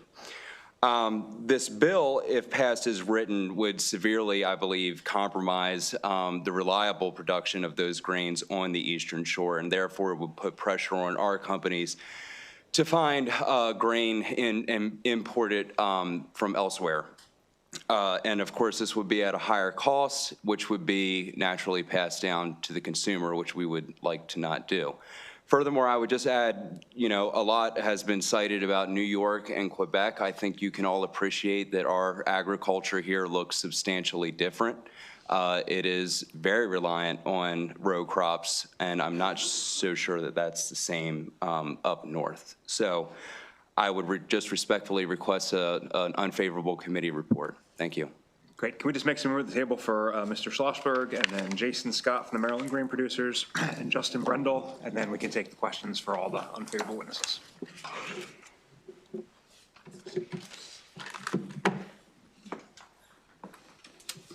Good afternoon, Mr. Chairman and members of the committee. My name is Mark Schlossberg, and I am president of the Maryland Association of Grain Industries. We represent lawn care companies, golf course superintendents, and the pest control industry. And we are opposed to House Bill 91. The main thing I just want to add is there is economic impact. It is substantial to homeowner landscapes, commercial landscapes. It is, as others have said, a great tool in the tool shed. It's very cost effective. It reduces the amount of actual over-the-top spraying we have to do. So it really, one thing nobody mentioned also is any of the replacement products can be 5 to 6 times more expensive. So there's a lot of economic impact. So we feel that having certified applicators that know how to apply these products according to label instructions, that it is still okay to use, and we're very careful with it. So we're requesting an unfavorable report on House Bill 91. Thank you. Good afternoon, Chairman Corman and members of the committee. My name is Jason Scott, and I farm about 1,800 acres in Dorchester County. I also sell seed to about 60 customers there. I'm asking your unfavorable report on House Bill 91 because it threatens all aspects of my family business. This bill bans the use, sale, and distribution of neonicotinoid-treated corn, wheat, and soybean seed, meaning that I can no longer use or sell these products, which are federally approved tools. Since my great-grandfather bought one of the first no-till planters in our area in the early 1970s, our farm has been a leader in conservation farming. Since taking over the operation, I have been able to convert to almost 100% no-till, incorporating cover crops on almost every acre, depending on the weather. These practices are undoubtedly the most environmentally friendly practices that we can incorporate today, and it's only because of neonicotinoid seed treatments that we can do that. In 2025, I used neonics on approximately 100% of my corn and wheat, and about 70% of my soybeans. Without them, I would have to replant roughly 10 to 20% of my acres, costing me somewhere around $80 an acre on the low end and $150 an acre on the high end. My experience as a farmer and a seed salesman is that untreated seed is much more likely to require replant than treated seed. While this may not be the case every year, treatments are the most precise integrated pest management tool we have to protect our crops. These seeds also go directly into the planter box, sealed, and then directly into the soil, minimizing any exposure to the environment. There's no way that we will have enough untreated seed for this fall's planting, and it's very unlikely that the seed companies will specially treat any seed from Maryland because we represent less than 1% of the nationwide corn crop. I respectfully request an unfavorable report on House Bill 91 because it would disadvantage Maryland farmers and cause a significant financial hardship while taking away a tool that allows us to reduce overall pesticide application and minimize the effects on non-target species. Thank you for your time. Good evening, Chair, Vice Chair, members of the committee. My name is Justin Brendel. I'm a farmer in Howard County. I'm going to start my testimony with some audience and committee participation real quick. Can I get a show of hands of people in the room here that want to protect the environment? I think they all came up. Okay. Who here had something to eat today? Pretty much everybody, almost. Who here had a hand in actually producing food today?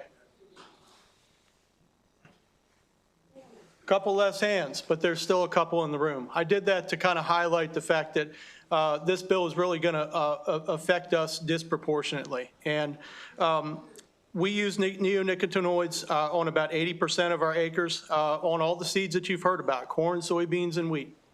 The reason that we use them is not to increase yield. It is to protect our yield, is to protect emergence. Our job as farmers is to protect our crop. I started my day today with finding a dead calf in the field as the result of a coyote attack. And if I had my choice, I would have taken that coyote out. That would have been a targeted way of preventing that attack and preserving that animal. These neonics are a way that we can preserve our yield in our crops. It's not an increase in yield, it's a preservation. We need to get our crops out of the ground. So it's kind of the same thing. This is a very targeted, it's one of the most efficient applications that we use as farmers to protect our crop. It doesn't spread, it doesn't go anywhere, and it's actually helpful because on our farm, we've eliminated other insecticide treatments by just having and relying on these neonics that are applied directly to the seed. You really can't get a more accurate and a more efficient way to protect our crop than what these offer. As farmers in the state and on my farm, we're proud conservation leaders. We lead the nation in, anyway, ask for unfavorable report on this. I appreciate it. Thank you. As we turn to questions, colleagues, please try to target your question towards someone specific. Delegate Ziegler. Thank you, Mr. Chair. I guess Mr. Schlossberg, is that correct? Am I saying that right? Could you please explain what no-till farming is and what its relationship is to seed treatments? It's probably, I am an agronomist, but Okay. I'm not the practicing farmer. We have several others here. that Okay, can yes, answer all that. right, all right. Or anyone who is willing to take that. Sure, I'll take it. So no-till is we're not going out there with a plow like you would have seen 75 years ago. We just take a planter out there, we cut a small slit into the soil, typically in this state, thanks to the cover crop program, through a cover crop, and then place the seed directly, close that slit up, and that's it. There's no other disturbance of the soil, so less likely to have any erosion, which is extremely bay-friendly. And I forgot the second part of your question. Oh, I was just wondering what the relationship of that method of farming is to using treated seed. Okay, so typically the insect pests that we're going after with the neonics, that's a much better environment for them to live. If you have a bare dirt, there's not hardly any insect pests there. When you have all that cover, you have last year's corn fodder, cover crop residue there, that's a much better environment for the insects that we're targeting here. Thank you very much. And can I ask one more question? So my understanding about New York and Vermont is that they're primarily dairy states. I could be wrong about that, but Canada is certainly a big wheat producer. So for Ms. Thompson, do you know what they're doing in lieu of using neonicotinoids?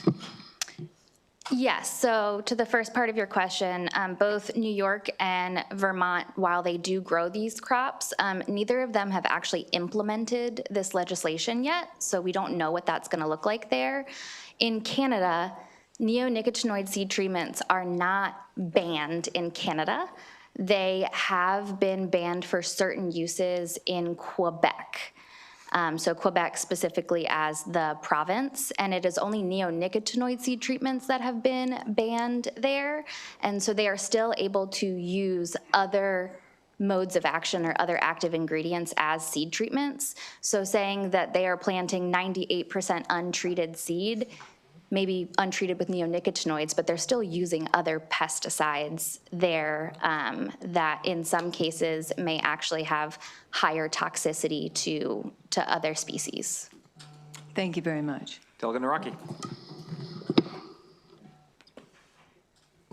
Thank you, Mr. Chair.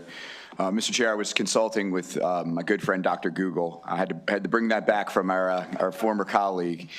And when I was looking, just kind of going down a pathway here, I see that these are used in a lot of different applications as well. So this is from Ms. Thompson, sorry. So it seems like exterminators also use these kinds of products for ants and for termites and all different kinds of things. And kind of looking at that, I've seen that places have tried to implement other methods, but it seems like all the other alternatives have lots of other bad outcomes as well. Like some of the other the pesticides, are bad for fish. Some you have to spray like a whole heck of a lot more, and so then you're using maybe twice as much chemical. So I guess my question is, if we were to get rid of this, like, are there other good alternatives? And if so, like, are there side effects to those? Because it seems like there are with respect to, with exterminators. Is that the case here with agriculture as well? So for seed treatments specifically, while there are alternatives for corn seed specifically, almost 100% of the corn seed sold in the US is treated, and it is treated in combination. And so without including that neonicotinoid in combination with the other active ingredients that are on that seed, none of the seed companies are gonna special treat corn seed for less than 0.5% of the total US corn crop here in Maryland, right? So that becomes a supply problem.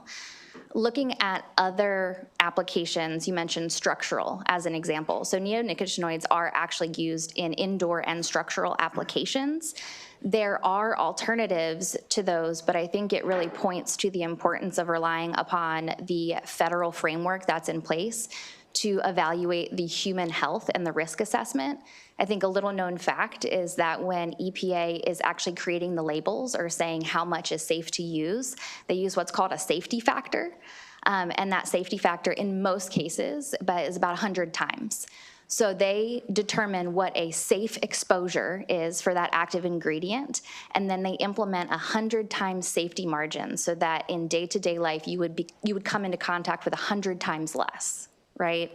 So yes, there are alternatives. Those alternatives have also been evaluated by EPA and have been determined safe for use according to the labeled directions, but so have neonics. Okay. Thank you. Delegate Jacobs. Chair, I guess Mr. Scott would probably be the best one to answer this. You talked earlier about that containment when you put the seed in the planter box. Can you kind of give a quick orientation to the committee about that process and how it's contained?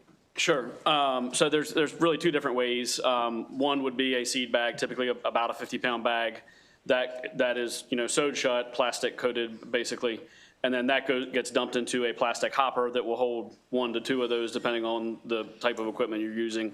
Plastic lid on top. No way a bird can get in there and grab a couple seeds to eat.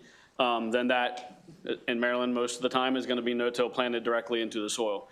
There is also a larger system that holds, like 50 of those bags. That's also a large plastic box with 4 cable ties essentially on the lid. That will go directly into a seed tender, then directly into a larger bin on a planter, essentially no-till planted the same way. So very little chance that any of that is spilled, very little chance that any of that is getting into the environment without being covered up by a couple inches of soil. So it's no dust getting into the air because it's in a plastic contained system. It's contained, yeah, and you know, if you looked at seed treatment 50 years ago, it may be a little bit dusty, but the polymers that the companies are using today, I mean, you can take some seed in your hand and rub it together, even though it's water soluble, and you're not going to get any. They all have a dye. You're not going to get that dye on your hand. Thank you.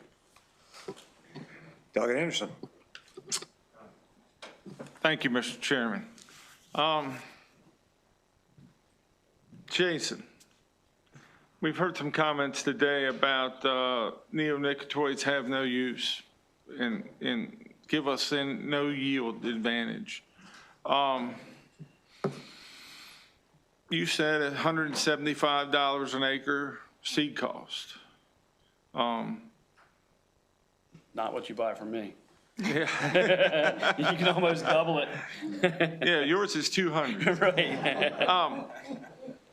If these seeds don't come up in 72 hours from the first one to the last one in a field, planting 30,000 an acre, if all of them were not up in 72 hours, what are they called? They're Do you know that? They're a weed. They're a weed. Yeah. So if an insect nibbles on the root of a corn seed and delays his germination by 2 days, he's a weed. He's a weed. He has no value to us. Yes. That is the crop protection is what I'm hearing from you all that we're using this for. It's not necessarily economical gain, but talk about the economical gain if you have to replant and the yield loss and all that. Talk about that. Sure. So, you know, typically in corn, you want that, Delegate Anderson mentioned the 72 hours. If you get much past 72 hours for some of those plants coming up, you're better off to just replant that field because corn needs to pollinate all at the same time. Replanting that field, you're probably looking at $100 an acre on the low end. Some of the companies will give you some seed for free or, you know, your seed half off, but you have to kill whatever plants do come up because those are weeds also. You have to go back out there and potentially till the ground depending on what else is going on and then plant it again. And that takes time, that takes people, that takes the weather working with you. So that's a major economic hardship for any time you have to replant. I spend a ridiculous amount of time helping customers decide, is it worth coming back to replant this crop? Because no one wants to run back over some seed you've already got planted, even if you do have not a very good stand. You said you apply these chemicals to seed. Can you give us some reference of how many ounces per 100 pound of seed you use? Not per, well, yeah, I guess we can break that down. On soybeans, it would be 0.4 of an ounce on 100, I'm sorry, 1.6 ounces per 100 pounds. I went the wrong direction. Yeah. So 1.6 fluid ounces of this insecticide on 100 pounds of soybeans. You're looking at about 280,000 seeds, roughly, in that 100 pounds. The system I use is a completely closed loop system. I get a plastic drum that holds 18 gallons of this insecticide. Of course, we use gloves and we wear masks and everything. We place it's called a micromatic fitting on there. Never have to touch the chemicals and it goes right onto the seed. There's no chance of that getting into the environment in that system. Have you done any test plots that showed yield advantage from using seed insecticide? I have been a part of them on soybeans 5, 6, 7 years ago. I don't remember exactly what my data was, but I do know that our company's data shows about a 1.2 bushel increase on soybeans across hundreds of trials. Just for reference, that's $12, $13 per acre increase in income for a chemical that costs 80 cents per acre. The last thing, Mr. Chairman, please bear with me. Here on the Sierra Club, they're talking about the neonicotinoid that you apply to the seed shows up in the pollen of the corn plant. Have you ever promised any of your customers that 1 point some ounces per 100 pound of seed would be in that plant at 3 months later? No, 30 days. 30 days, 21 to 30 days is all the protection it gets. And that's what we're looking for. I mean, that plant's most vulnerable right after it's first planted. The smaller the plant is, the more vulnerable it is to those insect pests that we're targeting. Thank you for bearing with me, Mr. Chairman. Delegate Grammer, you still have a question? Good farmer beat me to my question. Delegate Foley? Thank you, Mr. Chair. This is for Lindsay. When typically do you purchase seeds for planting in the next season? Sure. So a farmer would typically order their seeds when they are harvesting the preceding crop, right? So from an inventory and a supply logistics perspective, the seed companies need that amount of time to determine how many of each variety of seed that they need. So my husband in the combine this fall going across saying, okay, this variety did well, that variety did well. He ordered his corn and soybean seed in November that he will plant in April. I see. Okay, thank you. Okay, thank you all. We do have an in-person informational witness, Logan Freeman, Maryland Turfgrass Council, our last very patient witness of the day.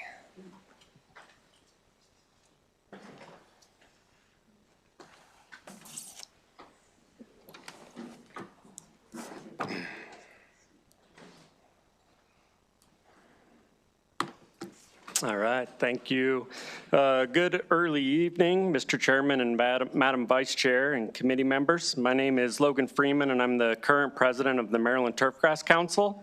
A written letter of information has been submitted in collaboration with the Mid-Atlantic Sports Fields Managers Association. Today, I'm here to represent the Maryland Turfgrass Council, an organization comprised of turfgrass professionals. And in my short time this evening, I'd like to provide some information and an example of a relationship between turfgrass managers and pollinators. In 2017, the Mid-Atlantic Association of Golf Course Superintendents published a comprehensive 110-page Best Management Practices Manual, one of the first in the nation to do so. The creation of this manual was driven not by legislative mandate, but by industry initiative. The manual addresses a range of topics relevant to turfgrass management, including pollinator considerations. In 2021, the Mid-Atlantic Sports Fields Managers Association also released a BMP manual of their own, continuing Maryland's standard of regional and national leadership in turfgrass management. Through BMPs and the use of integrated pest management, defined simply in this manual out of the whole paragraph, as a balanced and tactical approach to pest control. Pollinators are actually coexisting alongside managed turfgrass. An example of this on golf courses is the creation of pollinator-friendly spaces and out-of-play areas. Here, pollinators not only survive, but often thrive. These areas have resulted in a notable trend, an increased presence of beekeeper-managed bee colonies on golf courses. If the use of insecticides such as neonicotinoids in the turfgrass industry presents significant risk to pollinators and prompts consideration of regulatory measures, I think it's pertinent to ask the question of why beekeepers would opt to bring their colonies to areas where intensively managed turfgrass is also present. Thank you. Thank you again for hanging with us so long. I do not see any questions. That concludes the bill hearing on HB 91 and all the bill hearings for today. Guys, thank you. And ladies, thank you so much for all the hard work today. I know it was a full one, and we get to do it again tomorrow.